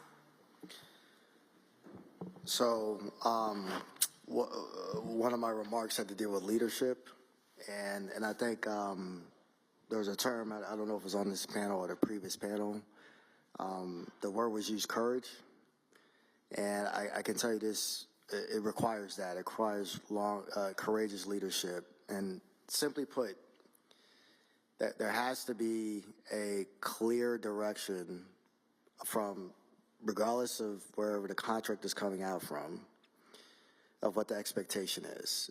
The good faith effort is very easy to use as a way to not meet the goals that are set, that have been articulated clearly and reviewed via disparity study, as well as whatever process that exists within a jurisdiction. What happens is that whoever the actual contract manager is, a lot of times it's not a director level person, they're allowed to make that individual determination on whether or not the good faith effort has been met. The part of the processes that were put in place, an organization I had the chance to run, is that there was if the goal was not met and a good faith effort was used as an excuse, that was not to be signed off by the project manager. That was to be signed off by the director. So there's been instances where I've been, especially in previous roles, where there was a goal that was set and the alleged winning contractor came back with the 0% goal. Like, there's no way in the world that that is the case. So you, project manager, go back and you figure out a way to figure it out. So a lot of times it just boils down to some courageous leadership a little bit outside and to help support the existing processes that you have. That's the hardened way. I'm not suggesting that's the best way to go about it. That's just the way I did it, and there might be other ways that you can move around that. But the other piece from, I would say, the soft side is on the front end of a project, strongly encourage the outreach component and the pre-bid meetings and the like, and really encourage that on a consistent basis. I truly believe that, once you set an expectation, people want to meet it, but they have to be given the opportunity. And so a lot of times the primes will come back and say, well, I don't know who's out there. It's a responsibility of the city or jurisdiction to figure out ways in which that you can provide those opportunities for people to get together in a room and partner on specific types of projects. I'll wrap up the answer, just say one of the things that we did back in Miami is that every single year we hosted a small small minority-owned business summit in conjunction with COMTO for transportation projects. So COMTO is a Conference of Minority Transportation Officials, and I'm sure there's a chapter here. And we had it sponsored by some of the primes, and we had over 350 people show up. And what we did is for any infrastructure project, whether it be water and sewer, airport, transportation, we said we let everybody know what's coming up for that fiscal year. We had the small businesses in the same room with the primes, and we encouraged networking. And out of that allows the process, I would say, to be a little bit more aligned with meet the goal. Don't come back and just start off with a default saying that good faith effort is all you need to do. So those are two suggestions. A really quick share to that. When I was speaking about meeting with the project managers before that, that's where we get the opportunity to walk through those very conversations. Secondly, I'll share one of the things that I'm implementing right now is that when that project manager submits that project, that I actually provide them a list of those minority women-owned businesses with the NAICS codes. So when we get to that point, if there's a question about I wasn't able to find, there's a list right here where we can address the good faith efforts. Just to quickly piggyback on that, I'm a strong proponent of using technology to make the whole good faith efforts evaluation process to streamline it and make it more effective. And I've actually advocated in pretty much every ordinance I've been drafting in the last 10, 15 years that you have an automated centralized bidder registration system where you can drive the procurement opportunities, subcontract opportunities to the primes. When they indicate they have an interest in bidding on a project, they automatically get the full detail of all of those subcontractors in the commodity codes where they're looking for subcontractors. The second part of it is you can quantify that objectively. I believe in giving an objective score so that every bidder is treated the same in terms of whether they've met good faith efforts requirements or not. What's the passing score? 70 or 80 points out of 100. And you bifurcate the bidding process so that all waiver requests for goals have to be submitted before the final bids are submitted or opened. And you evaluate all the good faith efforts, waiver requests at the same time. If it turns out, 9 out of 10 bidders don't have a problem meeting the good faith efforts goal, that 10th firm has got quite a hurdle to overcome in demonstrating that somehow they're different. That creates a competition for folks not wanting, unless they collude, all get together and say, none of us can meet this goal. But you want to evaluate the reality or evaluate the authenticity of those waiver requests all at the same time, and then determine if the goal needs to be modified or adjusted. Sometimes you do have to waive the goal because there's not enough available firms out there willing to meet it. But there's a whole lot of details that go into coming up with a goal that's weighted based on your relative availability for each commodity code that's in the overall prime contract. and whether you've got relative availability to meet it. Thank you. Councilmember Johnson?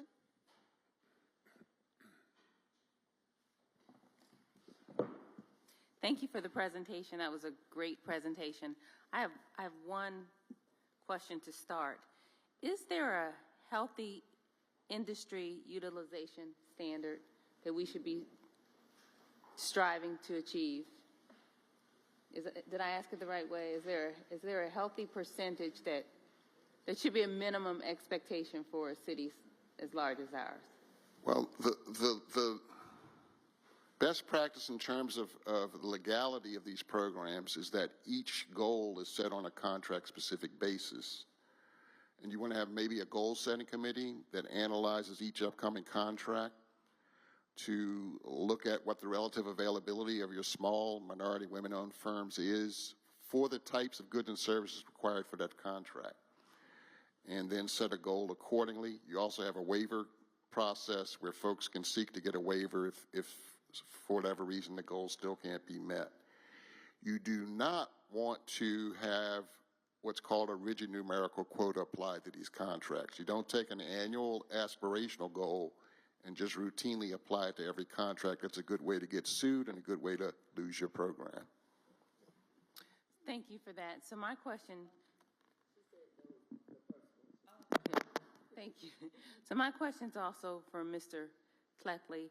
I love what you said when you talked about expectations and accountability and courage.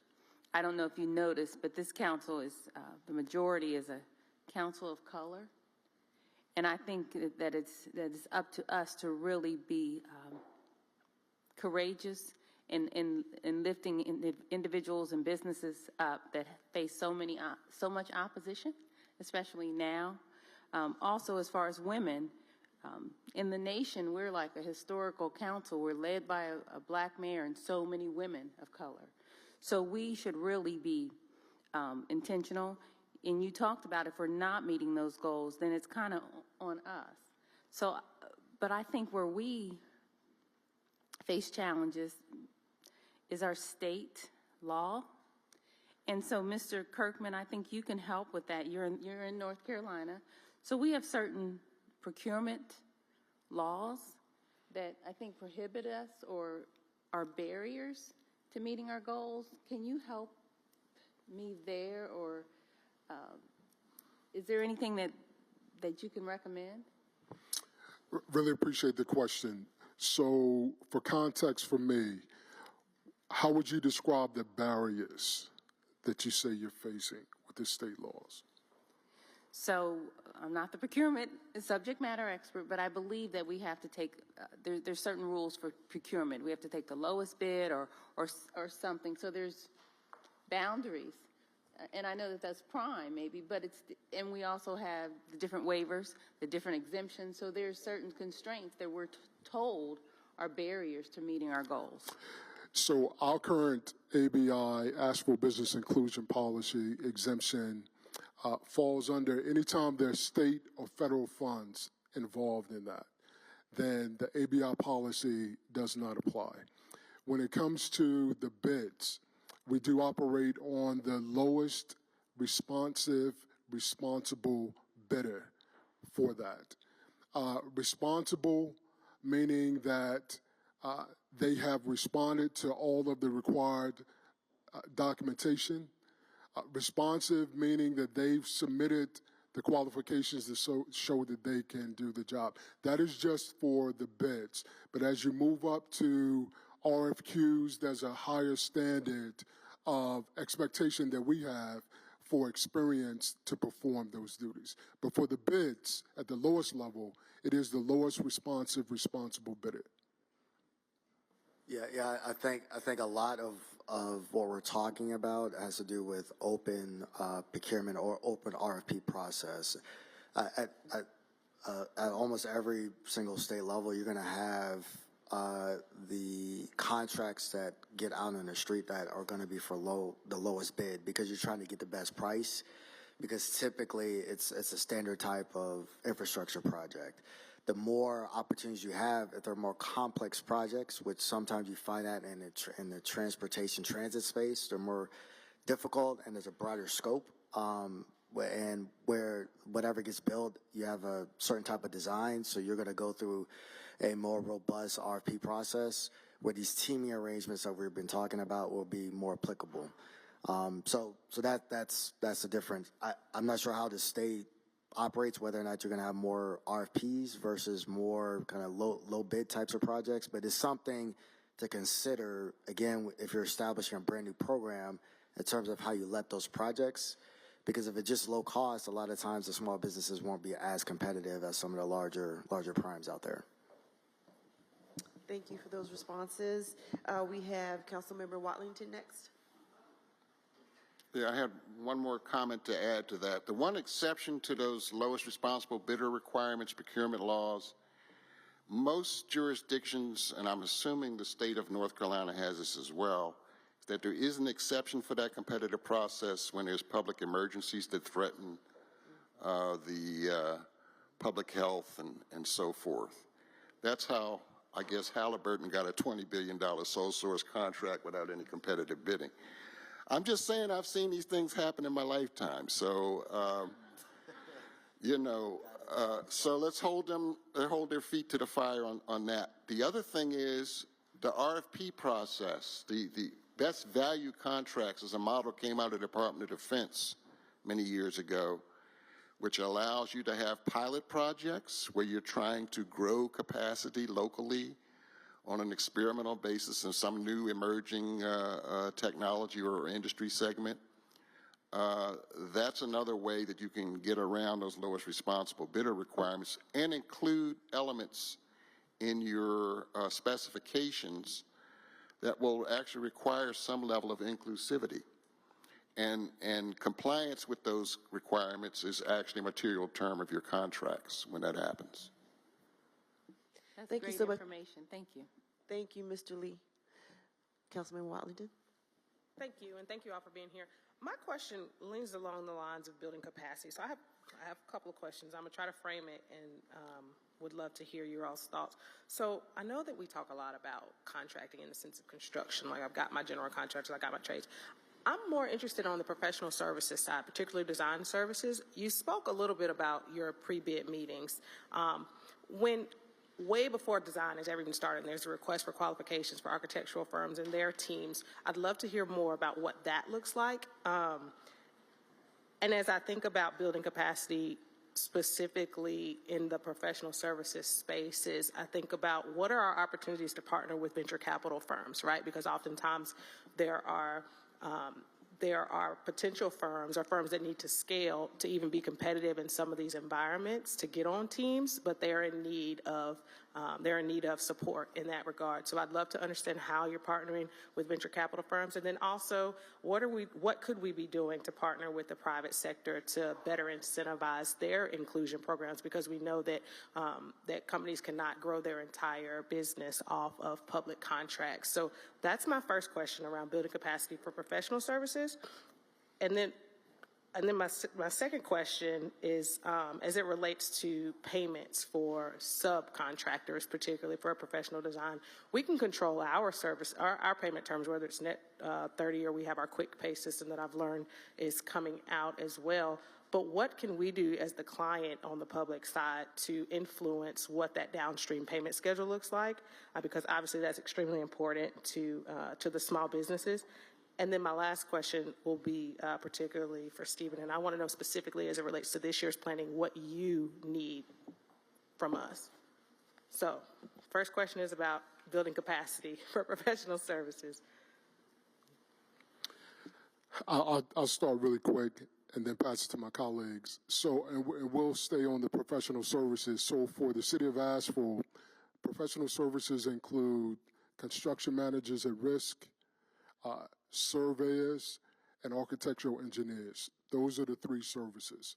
So here locally in Asheville, we don't have a lot of minority women-owned businesses who are performing that work, and we have even fewer who are interested, because sometimes just the terms alone can be really scary. But this is what happens. I offer once a quarter what I call an ABI outreach. I ask them to come in. We do a business assessment to see where your business is. Are you looking to grow? Are you looking for other interests? Or these are the opportunities that are out there. Maybe it's time to transition to a business model that is in professional services because you're working kind of close to it. So really knowing what the businesses, what the community, what the minority women-owned businesses' needs and wants and pain points are is a really key point to being able to build capacity. Then having a clear picture what organizations are in the community that can provide that type of support to help edify and build up those businesses if they want to engage in that work or transition into that work. That's key. I would just add that disparity studies around the country have shown that issue of professional services problems being pretty commonplace. I was retained by Palm Beach County in Florida to address that issue. Their disparity study actually showed that there were 6 African-American pre-qualified engineering firms during their study period. And over the course of, I think it was 5 years, not a single one of those 5 engineering firms got a dime. So my approach to remedying that form of discrimination, quite frankly, the commissioners there said, we can't really explain that or justify that. They just keep using the same firms over and over again. I said, well, let's have, number one, a bidder rotation system where everybody that's pre-qualified gets a bite at the apple. They get an opportunity to perform and develop a track record so that people are comfortable using them in the future. The second thing we do is we give evaluation preference points to those firms that never had an opportunity before. And you can justify that as a narrowly tailored remedy, even if it's race and gender conscious in that kind of situation. On the issue of venture capital, growing capacity, there's been a lot of effort at trying to figure out ways to facilitate more of that, because it's very necessary. If you're going to be competitively viable in this marketplace and you're just relying on debt capital, you're not going to be as competitive. There are some firms on Wall Street starting to recognize this. I think Goldman Sachs has had a program where they've tried to focus giving business investments in minority-owned businesses. But understand the world we're living in today. There was a case in Atlanta where there was a foundation just giving, I think, $50,000 grants to black female-owned startups. They got sued and that program has gone away. So we're going to have to be innovative in how we go about this, but I know that there's a way to do that. And the major corporations that are trying to grow their minority suppliers, for example, pharmaceutical companies that are looking for distributors or partners that they can use across the country, they need to get investment capital into those firms to grow their capacity. Again, if you have pilot project programs to demonstrate how that's done in an effective way, you can justify that from a business standpoint, business justification.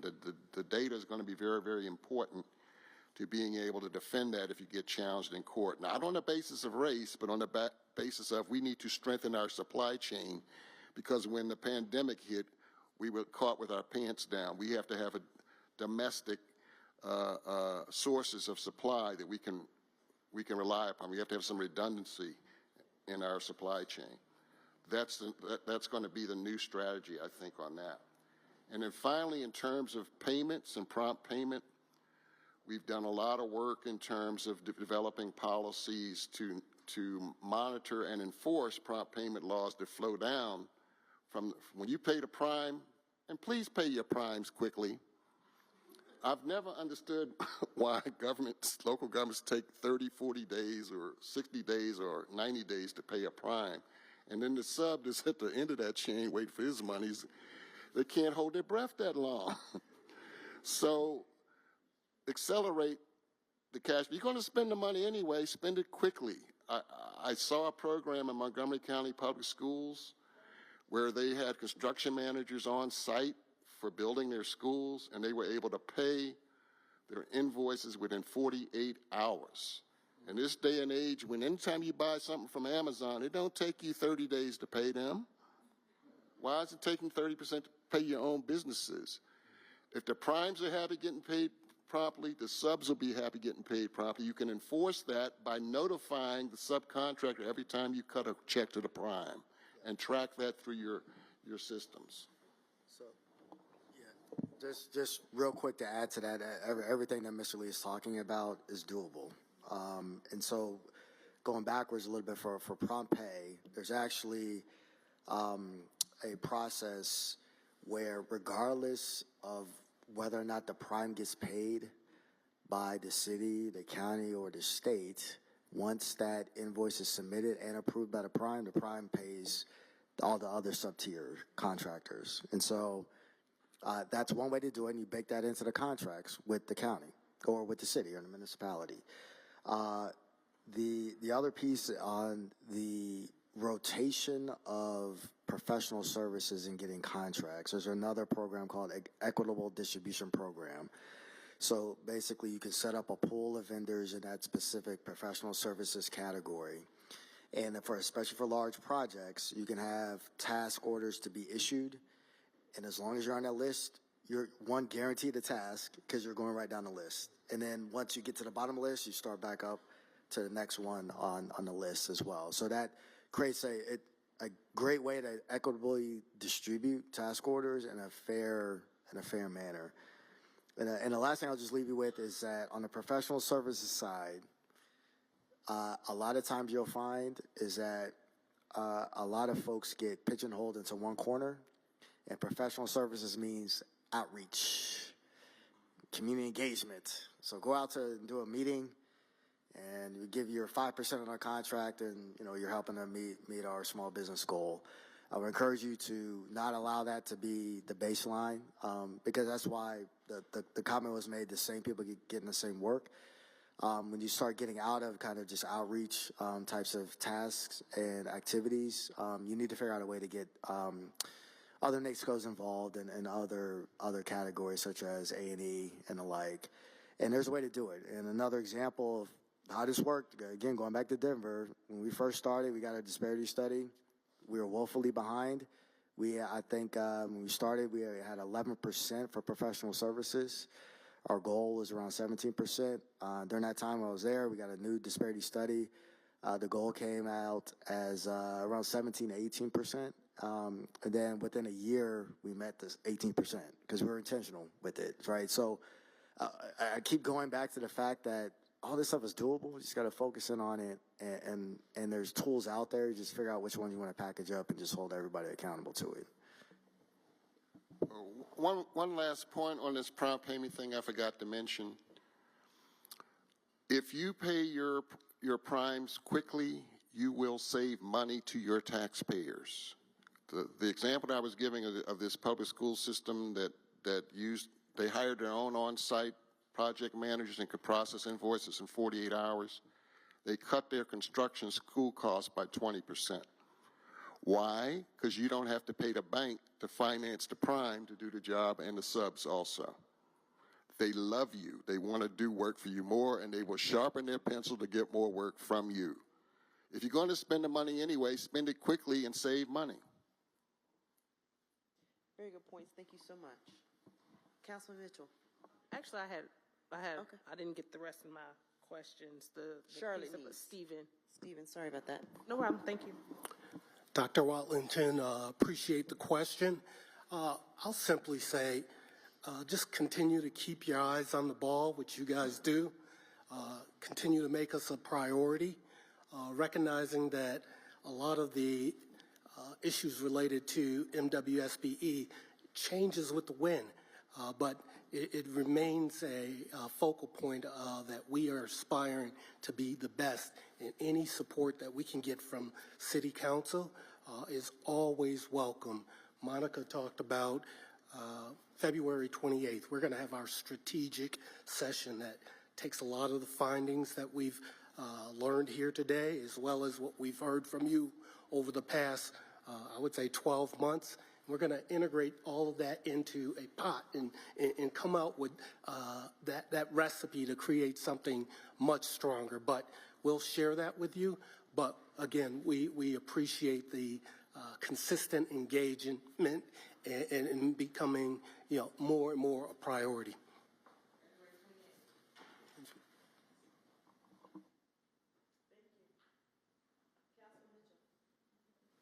First of all, let me say to the panel, thank you so much for your input and for sharing your knowledge and best practices with us. Secondly, Frank, I think I'm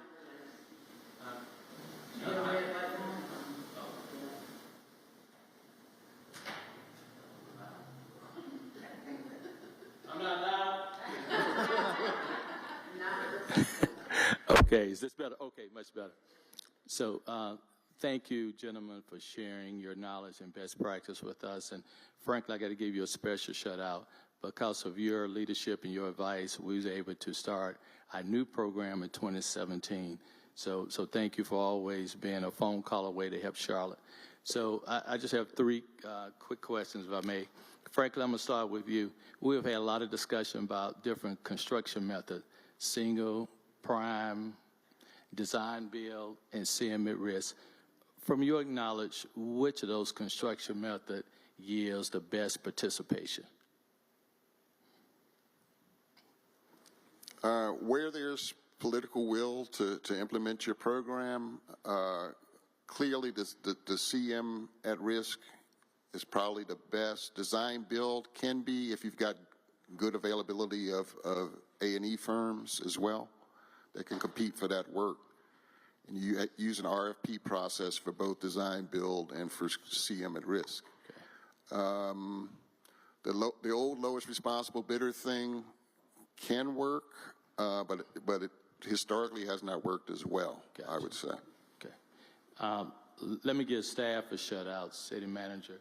Is Teresa Smith, Brent Cagle, or Stephen Coker? Stephen, I see you here. Is Brent here? Brent. Is Teresa here? Okay, she's in the very back.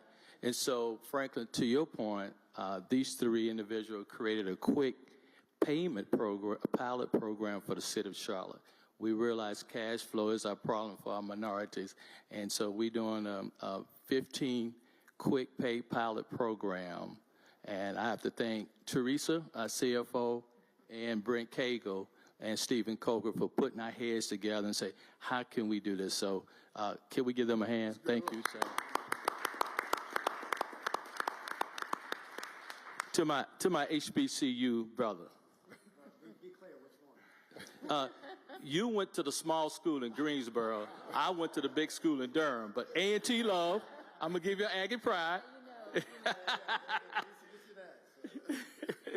So, you talked about the referendum and your transit. And I had to give Councilmember Mayfield a lot of credit. We talk about our trans mobility. She's very passionate about how do we include participation. So you have talked about it, but can you share a little bit more about your plan, how you were successful, as we talking about using transit also for more mobility and inclusion? Sure. And if you didn't realize, he was talking about the #1 and largest HBCU in the country, North Carolina A&T State University, Aggie Pride. So, frankly, what we had to do is really step back for a minute. Both of my times in Denver as well as in Miami-Dade, and specifically in Miami-Dade, where we had a referendum that was on the books for 20 years, and we didn't move not one project. Wow.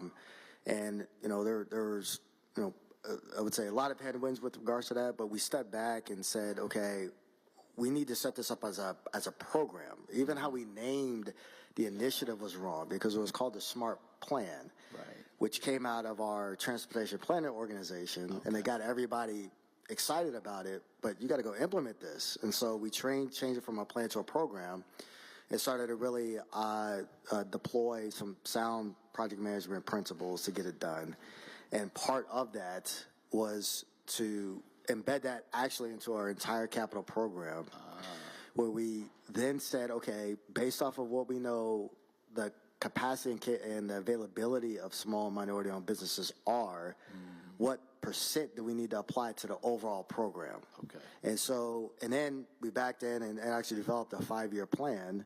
We were very clear. We said we had the opportunity to spend $4.1 billion in the next, for transit in the next 5 years. We had $600 million around road resurfacing, restoration projects, our entirety of our capital program.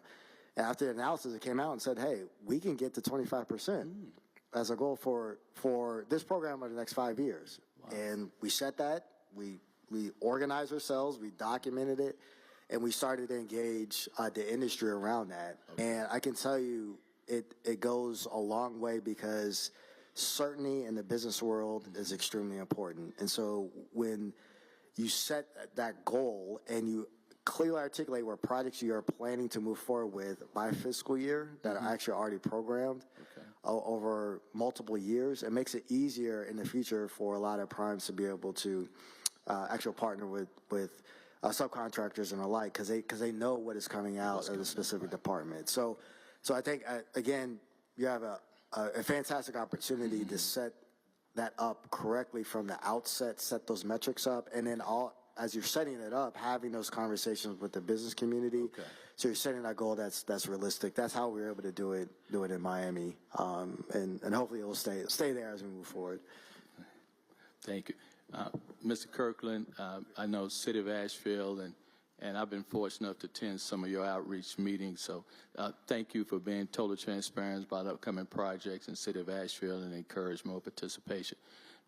Frankly, I do have one legal question for you, though. We have had this discussion about Charlotte First for some time, and there's always, I think, has been some question about the legality of trying to implement such a program like a Charlotte First. Can you share your experience across the country? What have you seen about a successful model of making sure your local minority firms are a priority?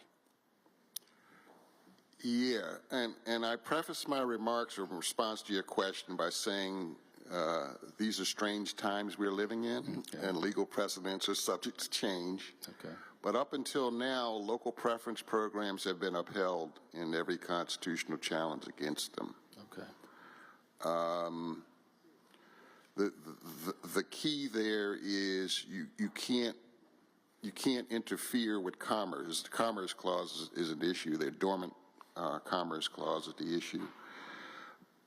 You cannot preclude people from competing in your market because they're not, from there. But you can set up a situation where local firms have more of an opportunity to compete, perhaps, than others. That seems to be the current status of the law. Now, there's some policy things you may want to consider as well. Separate and apart from the legal stuff, I caution you not to be too parochial in just making sure you take care of only your local firms. I would rather see you encouraging collaboration between your local firms and firms in Asheville, for example. Got it. Build capacity that way. Okay. Encourage those kind of linkages and partnership, because quite frankly, if everybody's playing in their own little sandbox, they're not going to grow very much. That's all. Because what's going to happen is the neighboring jurisdiction is going to do the same thing. Well, if my folks can't play in your sand lot, then your folks can't play in ours, and who does that help? So think about that in terms of policy. I would rather you, and I'm kind of a free competition, fair competition guy, because I came out of the Federal Trade Commission doing antitrust work in my early years. And I've learned that competitive viability means you've got to be able to compete globally, not just locally. Okay. And that's what we need to keep our eyes on, that prize. Okay. Thank you, sir. Thank you. Thank you. Councilman Graham. Thank you for this distinguished panel, and Franklin, thank you for your leadership on this issue. Franklin and I go back when you had black hair. When I served as the executive director for the Carolinas Minority Supplier Development Council, and then subsequently Vice President for Minority Business Development for Bank of America. And so we've done a lot of work, and certainly we worked in the early 90s when the city was sued by the Southeastern Legal Foundation. You made a number of recommendations back then that I took to heart and implemented. So thank you for continuing to work with the City of Charlotte and providing the type of advice throughout the country for those who support the utilization of minority firms. I guess my question is a comment for Steve, and then I'll ask a question to Franklin. One is that I hope that when you have your planning meeting on the 28th, that you include legal there so we can make sure that we safeguard the program from current events that's surrounding it. And so I would really hope that that our legal departments in those meetings as well to make sure that we're dotting I's and crossing T's and we're doing things the right way so that we are ever challenged, both from a federal perspective or an outside group, that we're prepared to face the challenge. And then secondly, frankly, is there any recommendations you can give us while we're on that topic in terms of how do we safeguard the program based on what we're seeing and hearing, both from within government and outside of government? Yeah, I think a lot of the pushback that we're seeing on DEI in general is just a blatant, pure power play, political power play in a lot of ways. And we know what the legal standards are, what you have to do to defend it. And quite frankly, Charlotte's been doing an excellent job at following that guidance. I'm happy to work for Charlotte because you're one of the clients that would listen to me. And we had to take a bitter pill. Yeah. Years ago. Yeah. So, so part of what you have to do to kind of protect this effort, this intentional effort at economic inclusion, is to tell the story in terms of economics. What's the business case for what you're doing in addition? Because when your citizens realize and the people that you serve realize that their marketplace is growing, that the tax burden on each one of your citizens is reduced because you have more businesses in your marketplace than you had before, their revenues are increasing, they're growing regionally, then your program will pay for itself.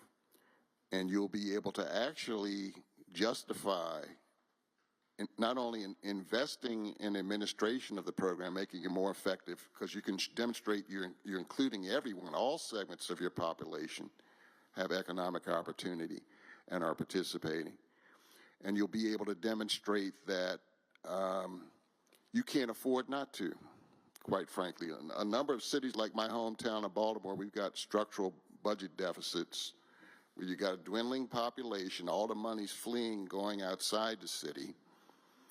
The only way to reverse that negative cycle is to grow your local indigenous businesses.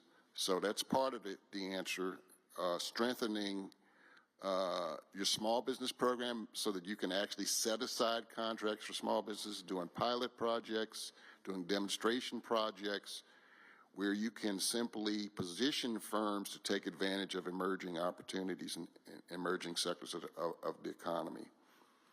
That is legal, and it's been done at every level of government. So if they push back and say you can't do that anymore, then they got to explain Halliburton to me. They got to explain a whole bunch of stuff, a whole bunch of set-asides going all the way back to the telecom industry and utilities and everything else.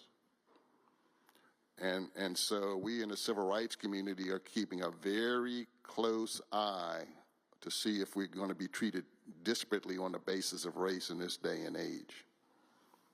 That's how I think that you have to protect. It's a combination of messaging, policy, and also holding a feet to the fire in terms of equal treatment. Thank you. Thank you. Are there any other questions? Very good.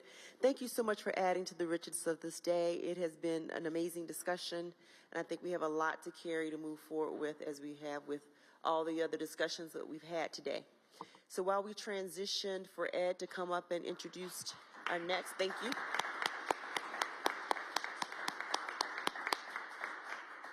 Very good. We will take a 60-second standing break. How about that?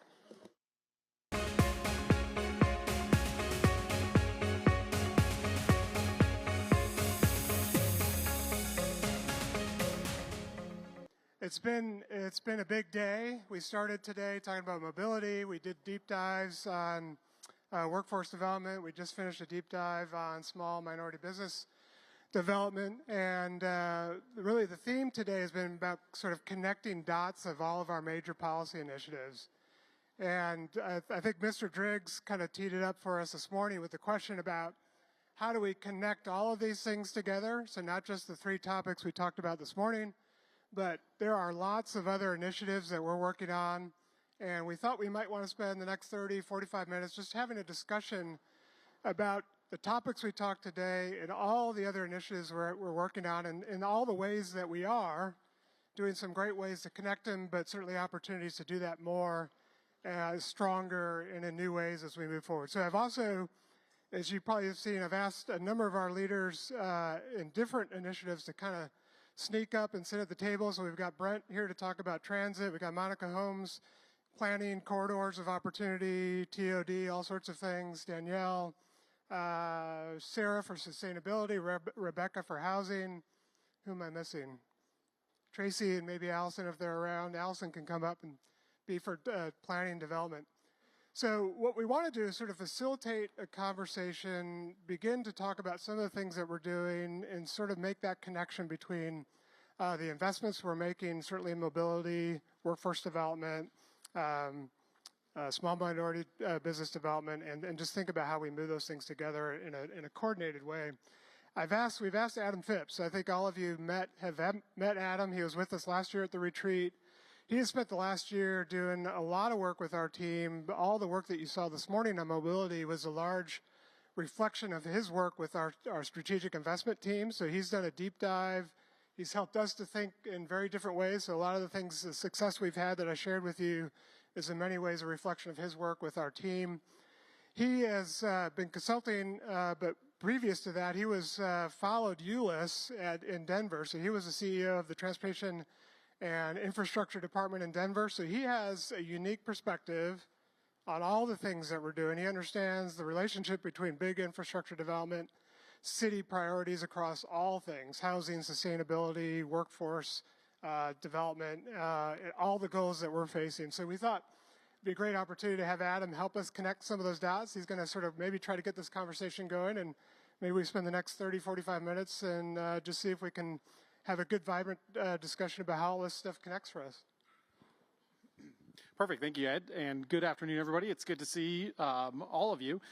Council, I know it's been a long day, but this is simply an opportunity for you all to connect the dots. I think you couldn't have programmed today any better if you wanted to. The nexus between trying to get a referendum and Mayor Cornett walking us through the effort and the intentionality around that. We talked about workforce and the intentionality that's required around that, and then just saw an incredible panel here on MWSBE participation and the intentionality there. And so really what my goal is how do we create intentionality around all of these initiatives so that they're benefiting the city as a whole collectively. And then second, I also want to get some feedback. Are we moving in the right direction? Are these does the policy that you guys talked about wanting to take a deeper role in with the city of Charlotte align with these initiatives you heard about today? Are there gaps? Are there areas that we need to further explore? And I've got a few topics, but really this can go the direction you want it to. So I'm going to actually put Monica on the spot first. And I want to talk a little bit about corridors of opportunities. Councilmember Driggs, you talked about how do these all connect during the mobility session. Ed just made mention of that. And you specifically called out the corridors of opportunities. So, Monica, I'm going to hand the mic to you. If you can kind of walk through a little bit of how that transition occurred and how these three initiatives we talked about today support that work would be great.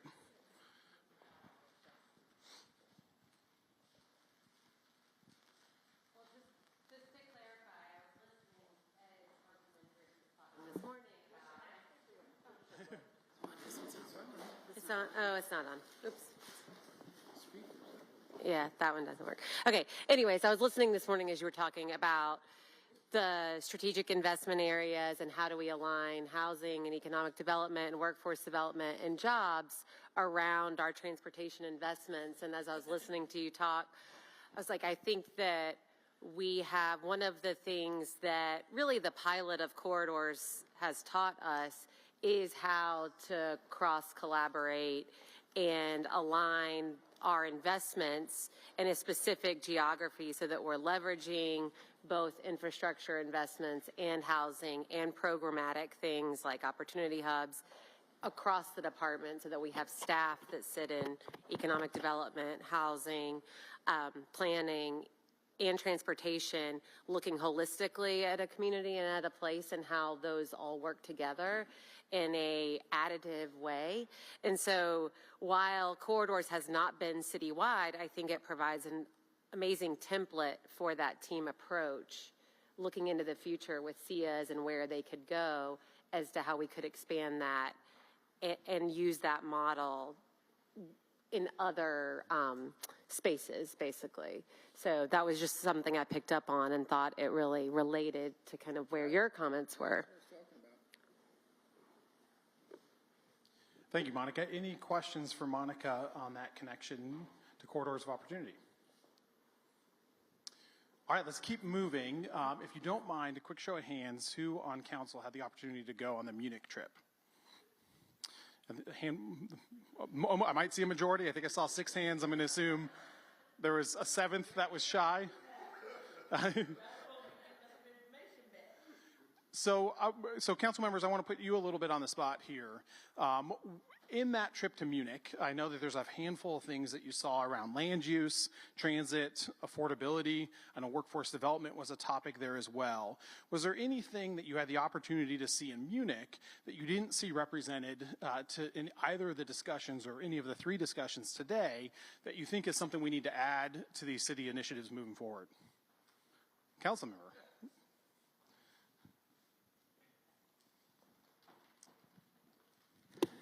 That's a tough question because I saw a lot of things in Munich that made me grateful for what we're doing. We did a walking tour of a housing development that had been created on a 75-acre campus that was a military facility during the war. And I was trying to clarify in my mind how the principles that we use had been applied there. And the truth was they hadn't. And so there didn't seem to be much intentionality about who was living there, or they didn't explain how it was funded. So there was they just put public money in it. You couldn't tell exactly how they were assessing the value of it. They told us that a staggering number of residential units in Munich are rented. It's a completely different economic culture from ours, and it's not a place that I think we want to go. So I don't mean to be negative. I lived in Germany for a long time. I got a lot of German friends, but trying to change it the other way around, what did we see that we could learn from? They have a very well-developed infrastructure of bike sharing and car sharing, and they create parking facilities and things like that to support those. So I think that's a constructive thing that we could think about in Charlotte. Their city government, to me, looked unwieldy. They had something like 80 members of their city council. And talking to some of the bureaucrats, they were frustrated. I think we have a much more dynamic process here, and we're more compact. So there were some interesting things to observe in Munich, but I came back feeling very good about us, frankly.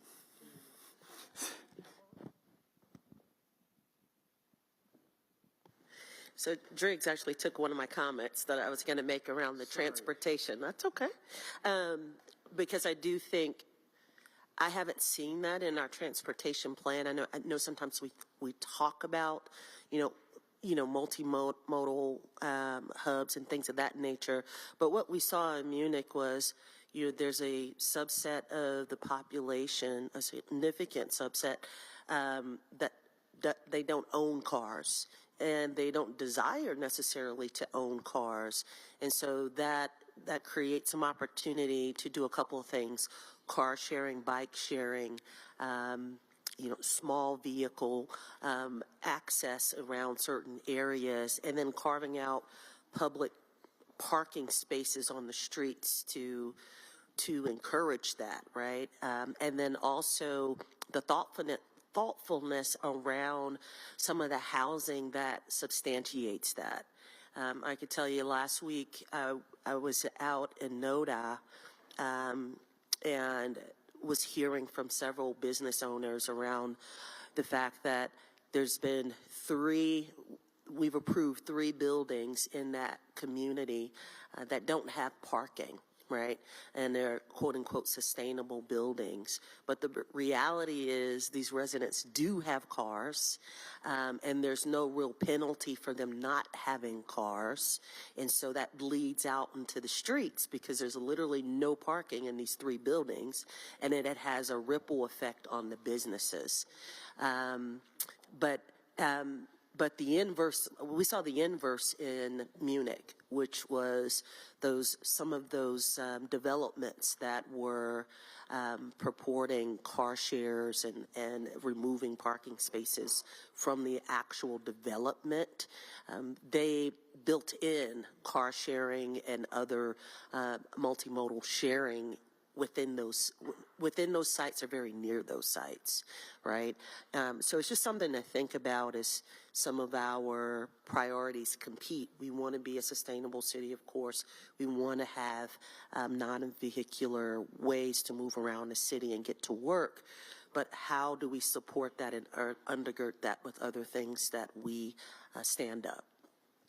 Yeah, I think that connection between kind of a regulatory environment as we look at parking minimums with housing redevelopment and affordable housing, that connection to mobility hubs, and I know Ed's in the room somewhere right there in the back, that's included in all of those 22 strategic investment areas that you saw in the presentation this morning. But I think some further development of that is certainly something that's warranted. So great comments, thank you.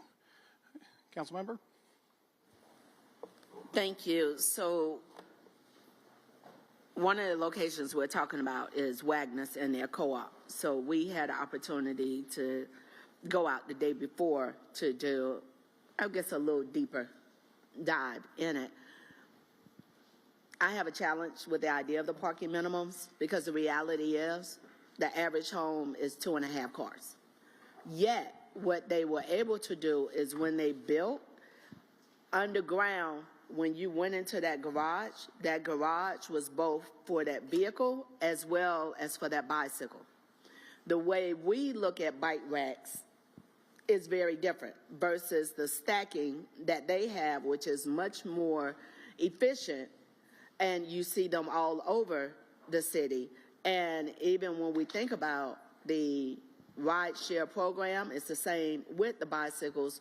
So for me, when we're looking at new development and we're looking at innovation around workforce housing,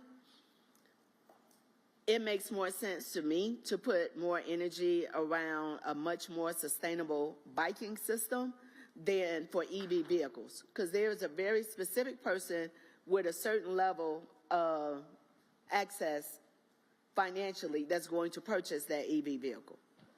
That's a cute idea to have an EV station, yet I would like for us to look at what we brought back. How can we better utilize wider streets when we are doing infill building?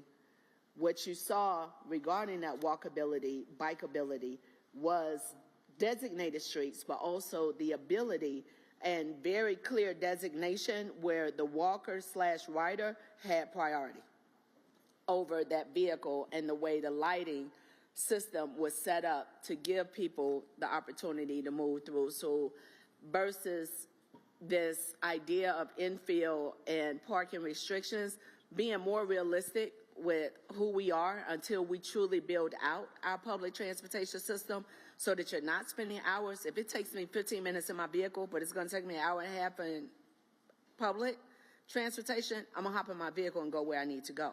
But imagine even if I did a ride share, or if I had the ability to bike or drive and bike, having a designated location for my bicycle to go versus what we use here with the little racks that can hold 3 or 4 bikes, looking at how we can utilize that. I don't think necessarily we're ready for co-ops just yet. Here in Asheville, they already had co-ops. Unfortunately, Helene came through, and I was looking at that model probably back in 2019. But there are some benefits regarding how they respect the environment and how we can implement some of those. But those will be the two for me, even when we're looking at parking underground for housing, making sure that it is accessible both for cyclists as well as vehicles, and having designated parking sections for them. Thank you. Anything else to add? On reflection, I've got a couple more. They have 3 different rail systems. There's a streetcar, a surface rail, and a subway system. That they can do because their population density is about 4 times ours. So it's not directly comparable. Interesting to note, by the way, that one of the streetcars broke down while we were riding on it. And we had an accident in 2 taxis. The other thing I would mention is that large pedestrian area. So, and I'm curious to know what we're going to do about walkability in our planning, uptown walkability, but also the sidewalks. I mean, we have underinvested in sidewalks. And certainly as you get further out, like in my district, you can't walk without being on the same surface that is being traveled by cars. And that's not much of an incentive. Again, bikeability as well. Those are prominent features, but I'm looking forward to finding out more about where the investment will occur. And I guess the last thing I would mention is safety. So they were very proud of the fact you can walk around in Munich, in central Munich at night at any hour and not be nervous. And we're in a difficult spot there. How real it is, I don't know, but there's certainly a feeling, I think, that being in Charlotte uptown at night, can be risky. Great, thank you. Council members, anything else to add as we kind of reflect on the Munich trip relative to what we heard today? Monica, let me ask you this question. It's my understanding that you're leading an update to the small area plans right now. Is that correct? And so in the conversation that we just heard around both kind of the mobility hubs, kind of that nexus to land use and transportation is the most significant one in my opinion. Do you feel as though that effort you're working on in the small area plans aligns with what you saw in Ed's presentation on land use, as well as kind of the broader conversation with workforce development and minority women and small business enterprise opportunity advancement? Yes, our team in planning that's leading the community area planning updates or plans, there's 14 of them, are really closely coordinated with the mobility team and the SIA team. So you have a lot of the same people working jointly on engagement and how we tie those documents together so that they are not dependent on each other, but that they relate to each other so that a community has predictability around what the outcomes will be, knowing that not everything can be predictable because you have new development that comes in and sometimes things don't happen necessarily in the order in which you originally planned them. So I do think that it's coordinated, but I mean, the reality is too, is we're a high growth city that is constantly changing and growing. So you can have the best plan in place. And what we're trying to do is create that framework and know that it's providing policy direction and guidance for us to be able to make decisions when something might come in the door that isn't outlined in that plan. And we know that that's happened time and time again. So I think that walking that fine line is really important between the predictability and then being nimble and giving enough guidance when something unexpected comes. Thank you, Monica. That was twice I put you on the spot, so I appreciate that. Let me do the same now to Rebecca. From an affordable housing standpoint, with what you just heard from the council members and what you've heard throughout the day today, any thoughts that you'd like to add to the conversation? Sure, thank you. And so that I don't get my hand slapped by Councilmember Mayfield, I'll introduce myself. I am Rebecca Hefner. I'm the Director of Housing and Neighborhood Services. And one of the things that really struck me, I heard this yesterday and then again today, the mobility plan is foundational to economic opportunity in Charlotte. We're not just selling a mobility plan, we're selling economic opportunity, because it's not just really even an affordable home, an attainable job, and a way to get around. We're also looking at affordable housing, attainable jobs, and the services and resources that our residents need to thrive, and how do you connect all of those parts and pieces. So our council, as part of their affordable housing funding policy last fall, created some priorities within that funding policy that do connect a lot of these dots, and one of them is the requirement to partner to provide resident services, so to create a closer connection between those housing and services.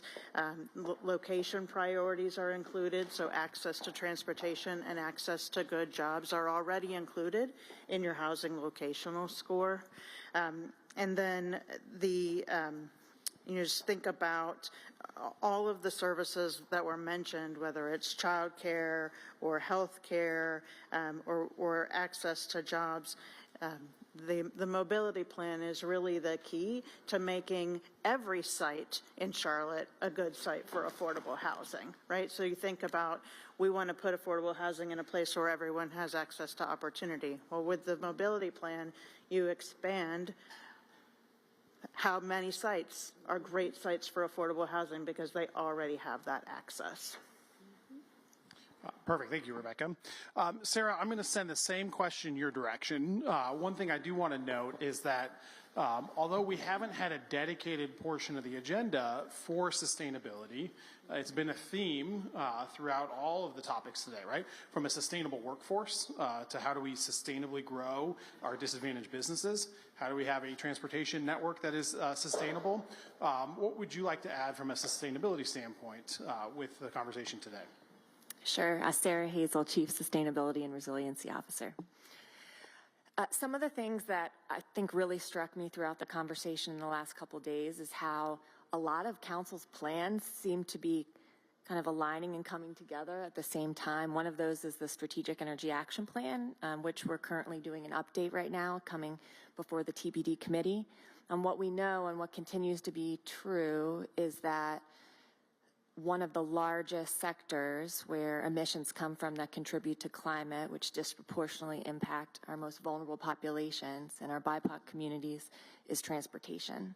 And so creating more opportunities to get out of single occupancy vehicles is absolutely essential, not only to our impact in addressing climate and then the disproportionate impact that has on people, it also just provides cleaner air. And so,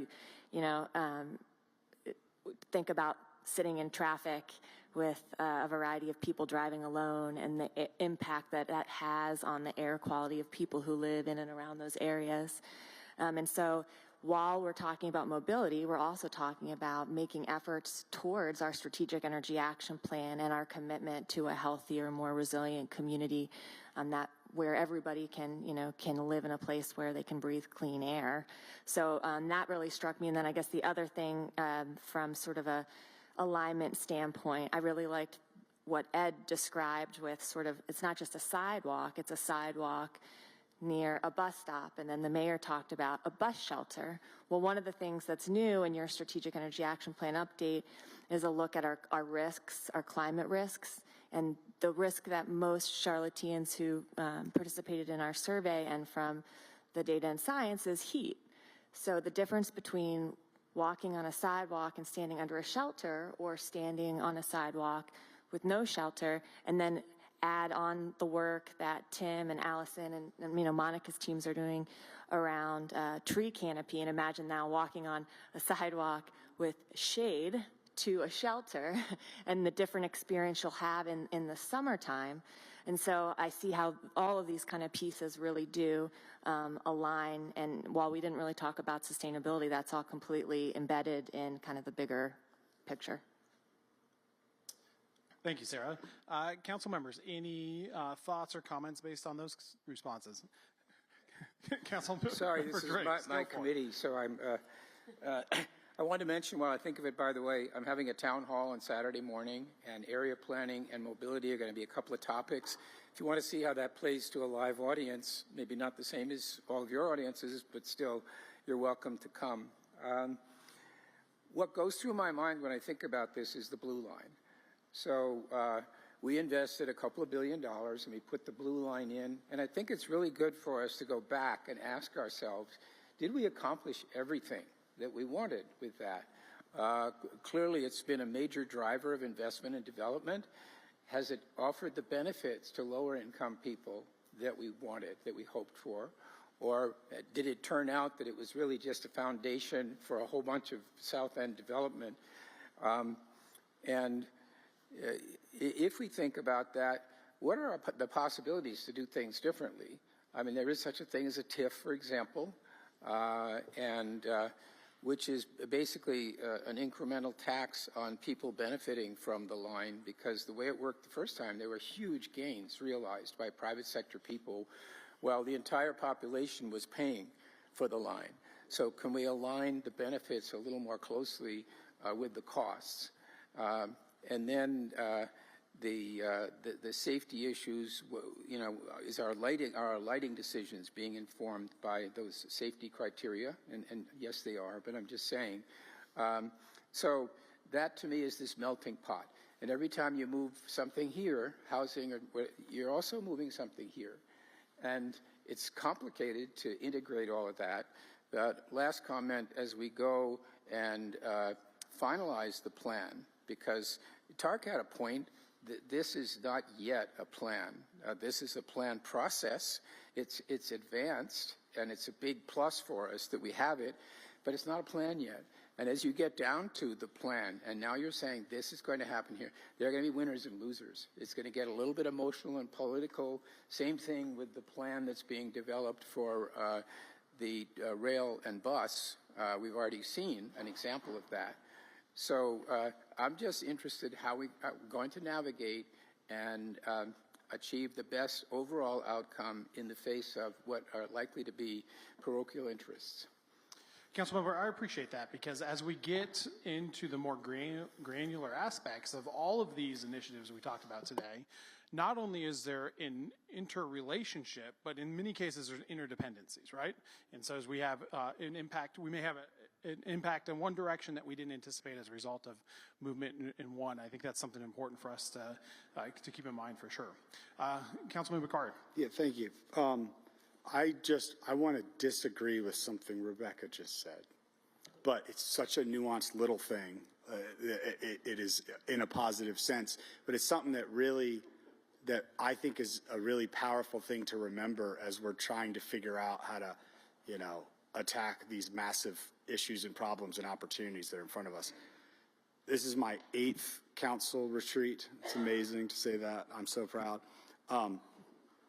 The first one, I remember commenting and trying to champion around the difference between a vertical and a horizontal government kind of approach to outcomes, not silos of we're going to do affordable housing, we're going to do transportation, but rather what are the major outcomes we're trying to achieve. And this goes back to what Rebecca said of transportation and mobility is foundational to upward mobility.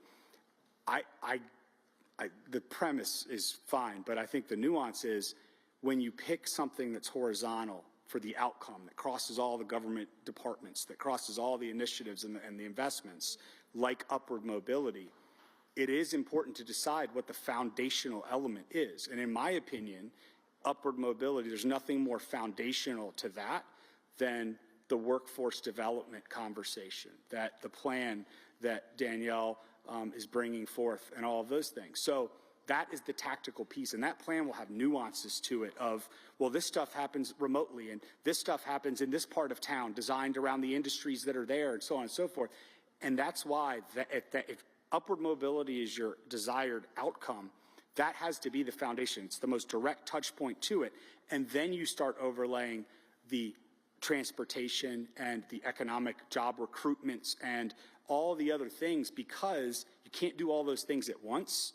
And if you throw out transportation, once that's solved, that's going to be good for it.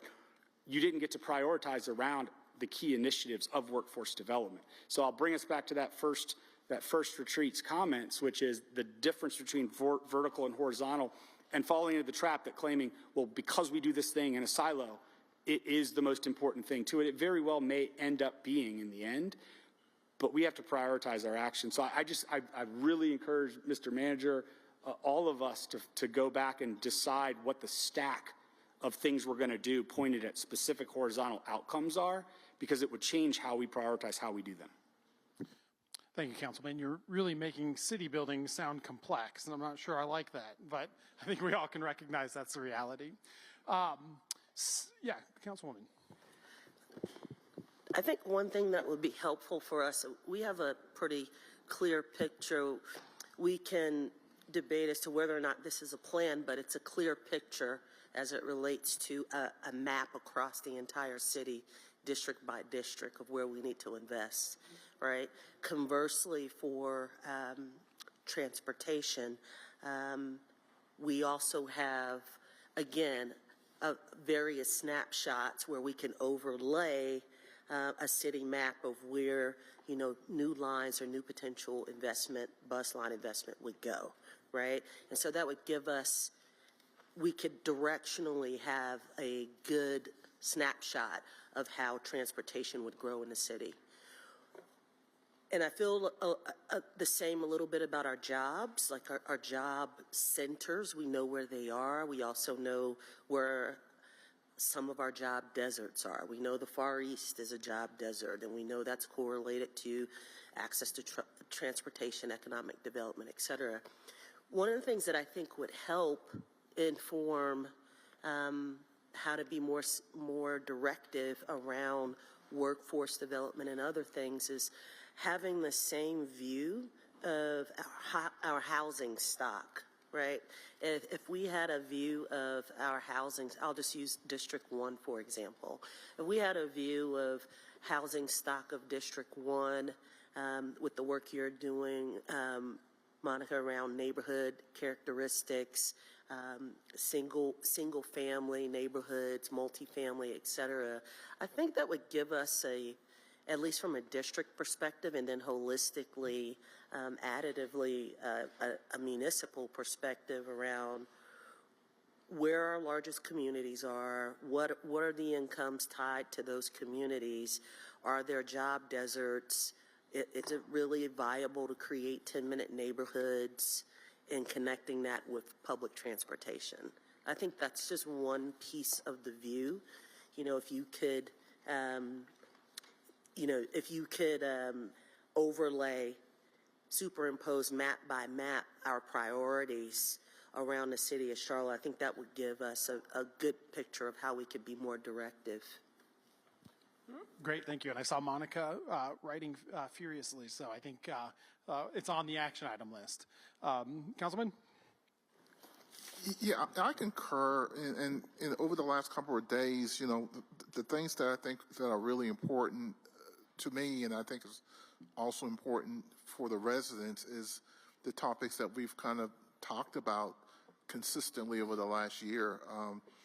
Workforce development, and we talked about that. And generally over the last years, we've been kind of not focused on, but the spotlight has been on some large economic development projects.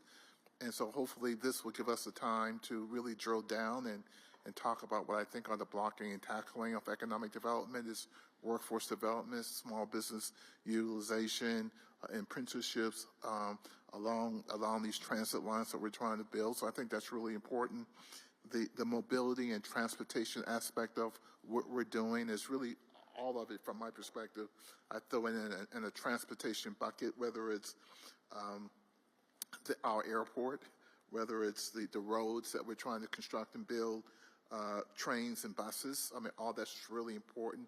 It has to kind of connect to the workforce, and then all our housing components, right? It's almost like a triangle as I see it, right? They all kind of connect there, and something that we didn't talk about, but I think covers all of that, is a lens of public safety that kind of touches each and every one of these that triangle that I talked about. And so I hope that we would continue to have a clear picture of how we want to lay this out. I hope that there's a way for us to do it in a simplistic way, and we're dealing with very complicated topics, right? The devil's always in the details of what we're doing. So I support mobility. I support workforce development. I support housing, right? Certainly I support public safety. It's the details of that and making sure that as we try to build this thing, that we are focused on not only the big picture, the outcomes that we're looking at, but the steps along the way to ensure that we don't leave anybody behind, and that, as we said earlier, someone said that we're only as strong, to say about the council, but it's also about our residents as well. We're only as strong as our weakest link, and the link that we build between housing, workforce, and mobility keeps us all together. And so as we do this, I hope we do it in a way where it's, it's the KISS principle, understanding that it's really, really complicated details that we're trying to put together, especially on the mobility side, right, where we will be giving up a lot of authority, right, in terms of how things are laid out, priorities, et cetera, that I think it's going to be really important. Thank you, Councilman.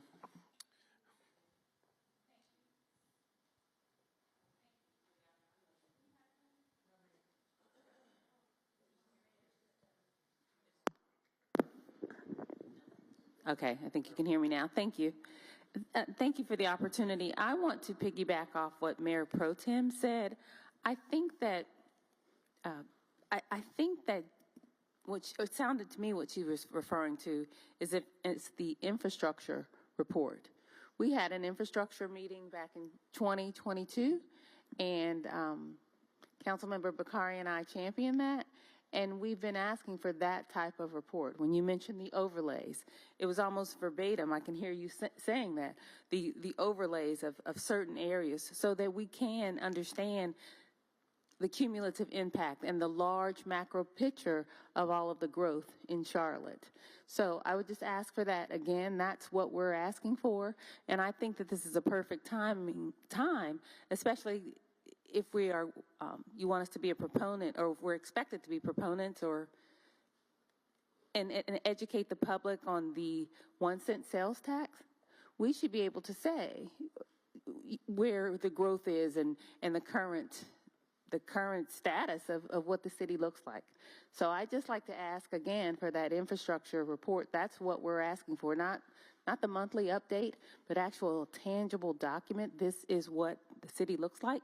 This is the growth over the last X number of years. These are the areas with the job deserts, transportation, safety, and all of that. So we would like to see that. So thank you, Mayor Pro Tem, for bringing that up. Thank you. Thank you. Let me pivot here. I've got about 5 more minutes before they take the microphone out of my hand. And there's one thing I want to talk about that we haven't really had the chance to really dive deep into, which is Ed put up on the screen this morning $5.7 billion over the next 30 years of capital investment. Councilman Driggs, you had mentioned as a reminder to everyone that is 40% of this potential referendum. And so there's going to be a lot of dollars in the market. We also shared, and I think I heard a comment from council during the last session, that maybe our MWBE goals aren't exactly what we would say is what good looks like in the industry right now, right? I think I heard 6, 7, 8% may be a typical goal. I know that, of course, varies on construction services versus professional services. And I've heard some similar challenges in conversation with Danielle as it relates to workforce efforts. And I know that the strategic plan is something that's being initiative and something in process. What we're talking about here with this scale of an investment is not only an opportunity, right? We're increasing capital output as a letting agency, by a factor of 3 to 4 on an annual basis, but it's going to also be a challenge, right? Because not only do we need to have accessibility, have availability within the contracting community, we need to make sure we're growing that in the right areas. And so one challenge that I've thought of throughout the day listening is how do we encourage our MWBEs and empower our MWBEs with the tools to also advance workforce development, right? And so contracting opportunities have a labor component. And if we know that we have either a disconnect in the labor market or a disconnect on the contracting side, we really have the opportunity to compound those issues as we grow this capital program. And so to council, I'd ask if anyone had any thoughts on that, any guidance that you'd like to provide or requests of Steve and Monica before they come in front of committee on the 28th? I think one of the things that we got to be cognizant of is that, and we had a tail end of the conversation about local versus regional, that we really have to have a broad perspective in terms of being able to meet the capacity. You talked about the building program that we may encounter, but you know, Atrium is building, the airport is expanding, another major corporations throughout this, everyone's building, right? And so the capacity shrinks. And so we need a larger footprint to do that. And so I think we should. I think we also need to be cognizant that we need to identify the best and the brightest in the market. Everyone that has a business card is not in business, right? Our report demonstrates that who are registered with the city and or the state, it doesn't qualify quality. It only certifies that the company is actually owned, operated, and managed by a minority individual, 51% ownership. It doesn't take into account quality product, competitive price, value-added service, those things that major corporations and municipality makes decisions on. And so we have to ensure that, one, that as we overlay all of this, that there's opportunities for all, that we create the opportunities, we create an environment where companies can joint venture and work together, break out contracts as much as we can to allow for smaller firms to get a larger share of the pie, and that our programs that we have are intentional about inclusion along the way. So it's you know, the city is growing. I'm not sure that our vendor base is growing along with it. Growing at that same at the same pace, and the capacity issue.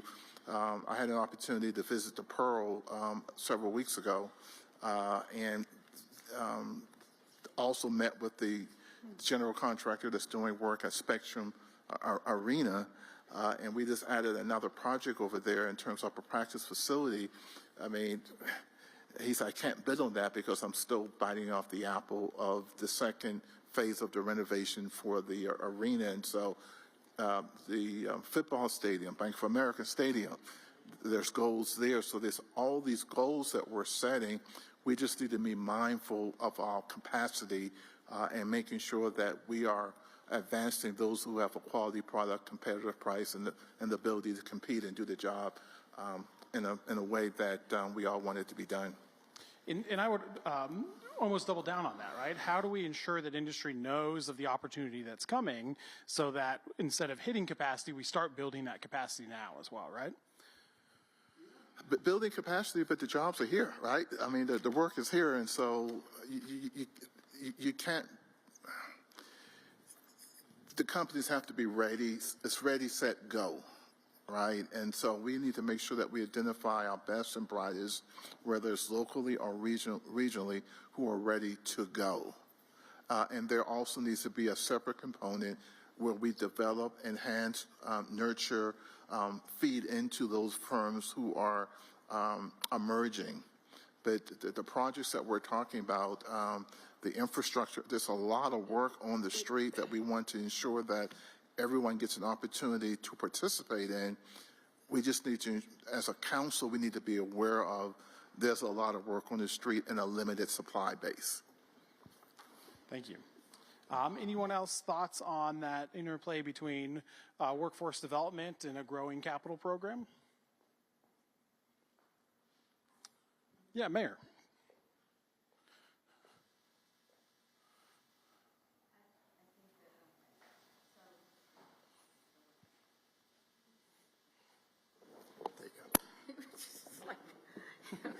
I'm not quite sure. Musical mics. I know it does. So I think that Malcolm and Dante did a great job explaining how much of an investment that this is going to be. But I think more importantly, I think that we have to understand how much we are going to be able to support in the community. I think that all of this work that we're doing requires the leadership of the council. I mean, it really is going to make a difference what we do, how we say it, how do we talk about it, whether or not we're all on the same page. So in some respects, I think that this has been a really good start for us, but I think we have to have some common agreements that work for the entire community. It could be infrastructure, it could be the way that we address the new projects that we're going to do in every part of the community, but I really would hope that the council carries the weight, because that's what people are going to look towards. You're the leaders. And so in order for, we can say, well, we want to do this and we want to do that, but I hope that we will in some ways learn what we care most about and have a role in it for everyone that's elected and an elected official for what we're trying to accomplish and do. I'm sorry, I want to pass it over to Mr. Mitchell. Thank you, Mayor. I just want to add some context around, we talk about NWB participation, and I kind of agree with the mayor from this perspective. Yes, there's outreach meetings we schedule. There are certifications we try to hold, but it's up to each and every one of us to notify that minority community as well as encourage them. And so one thing, if you remember, that Franklin Lee brought up was goal-setting committee. So I think it should be a priority of this council as we look to really set realistic goals, but we do it on the allocation we have in our database, as well as he mentioned future capacity and how we can start building those companies now. Here's a prime example. I know there was a minority trucking company that first did a city water project, Zone 1, and they probably did it $28,000 for their first opportunity. We continue to give them other projects, and that same minority company now is doing 315,000 zones for our city water project. So we're very intentional about building our minority businesses. We all have to do some lifting and be involved. Thank you, Councilman. I think I'm going to go ahead and wrap it there. Any last thoughts from anybody before I give it back to D'Alva? Manager. So I'm going to take a chance and be James Mitchell for a second. Okay, so positive energy. It's going to be very easy to find a reason not to be supportive of the 1 cent sales tax. There's a million things, that we do. So I think a couple things are important. Boulders, Eastland, Red Line, Panthers, Hornets, $400 million bond. All these things are working together. And you asked earlier, how can we pull these things together? And we'll work on that. I think it's also important that, I'll go back to what Councilmember Bakari said, this is the closest we've ever been to the 1 cent sales tax in any council annual strategy meeting. I think, 1 year early on, there was maybe a 0% chance, and we've read in the paper 50-50, okay? So if we get on a particular track, which basically says, let's say if we got the authority from the General Assembly in this session, the county still has to vote to put it on the ballot. And let's say there's a November referendum. Ed, you do great work. I don't know how much more we're going to have in terms of this plan, between now and then. And if that's a reason to say no, or something from CAP's a reason to say no, or crime is a reason to say no, we're always going to have reasons. Two things I think are extremely important. The MTC is going to have a recommendation in terms of what the rail projects are. But this council has an opportunity to talk about $5.7 billion that's coming directly to Charlotte as early as July 1, 2026. And it's not waiting a decade to build a project. It's something that's immediate. So maybe we have to help you be able to articulate how impactful this boulder, Mayor Pro Tem, we need a different word. It's not a boulder, it's something bigger than a boulder, okay? So, how can we get back to where we were yesterday, positive energy around this, and we just have a lot of work to do. Well, Manager, I would say I just heard 12 folks say that they have no objections to moving forward with the sales tax. So I don't know how much more work there is to do. No, I say that jokingly. I do see an opportunity for the city. I get the opportunity myself to work with cities across the U.S. I see an opportunity in Charlotte that has aligned priorities and initiatives in a way that you don't see very often, and certainly at a scale that does not come around very often. And so I certainly think all of you in the room should be proud of the work that you've done to date.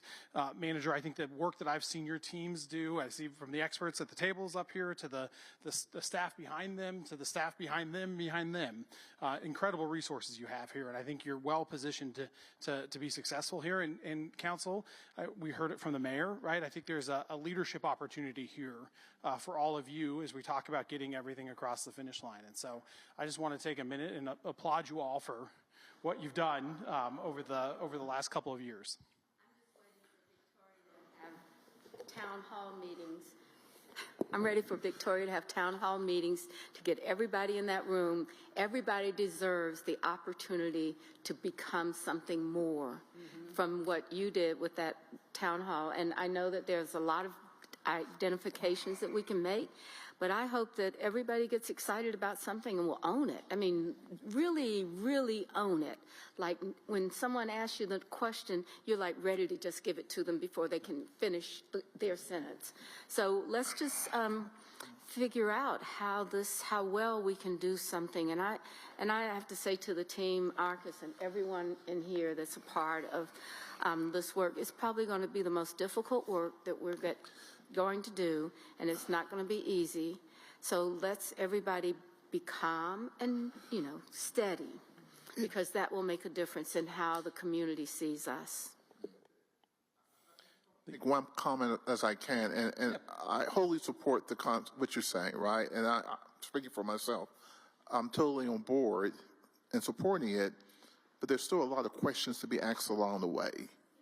And I think it's my fiduciary duty to ask those questions along the way, as well as being very supportive of the bigger vision, right? And so the devils are in the details. Details are still being worked out, right? But certainly I'm very supportive of the regional approach that we're taking. I'm very supportive of working with the federal government to get the matching grant. I'm very supportive of what's happening in the General Assembly, but there's a lot of questions still needs to be asked. So I think you can do both, and not being perceived as not fully on board. I was speaking that it didn't mean or imply in any way that this wasn't going to be something that was going to really require a lot of work. And that's what I'm hoping that we're conveying, but I think it's a lot of work. But there is a group of us that really needs to work together and constantly be thinking about how this is going to go. So if that's, I would totally agree. It's going to be difficult, but it's worth it to get through this. All of those things that we've been talking about, from infrastructure 3 years ago, how long ago was it, Renee? 3 years ago, all of the things that we've been doing, we've got to have at some point the tipping point towards let's get something accomplished. And that doesn't mean don't do the work that's necessary to get it done. It just means let's be really understanding what kind of step we're taking now, because we are taking a huge step now. A tremendous step, and I'm very supportive of that, very supportive of it, and I'm on board that, like you said, let's make sure that we're all are walking and stepping in the same direction with decisions that are have not even been made yet, but will have to be, that council, as much as we can, are a part of those decision steps. And going back to June of 2024, right, when we weren't. Well, I think that we all have to realize, too, we're going to be doing regional work. This isn't going to be just us. This is a whole thing about, you know, Cornelius and all of the other towns that are doing this, and the kind of work that we have to, you know, continuous communication. I mean, it's going to be continuous and necessary. For sure. We're on the same page. Great. All right. Well, it's been a long day. I'm going to turn it back over here for closeout and everything else that you're going to do. Thank you, Adam. So, thank you very much, everybody. Thank you, Adam. For all the reasons discussed, this is a really important discussion to really think about and think through all the connect points. Thank you, Adam, Ed, and team members who joined the council members at their tables. I want to thank council members for your engagement, for your feedback, for your insight, for your presence and everything that you gave over the last 2 days to get us to this point. I think the staff has really enjoyed hearing your voice about these things, hearing your perspective, and hearing what you would desire to see going forward, which is also the point of this retreat. So thank you for being here, leaning in and doing a lot of hard work over the last couple of days. I also want to thank staff and guests for being here. Thank you for bringing your insights and all of your expertise to the table. It's really been helpful to shape a number of really important initiatives and thoughts around those initiatives over the last 2 days. We won't have time to debrief today, but we will spend some time on doing that tomorrow.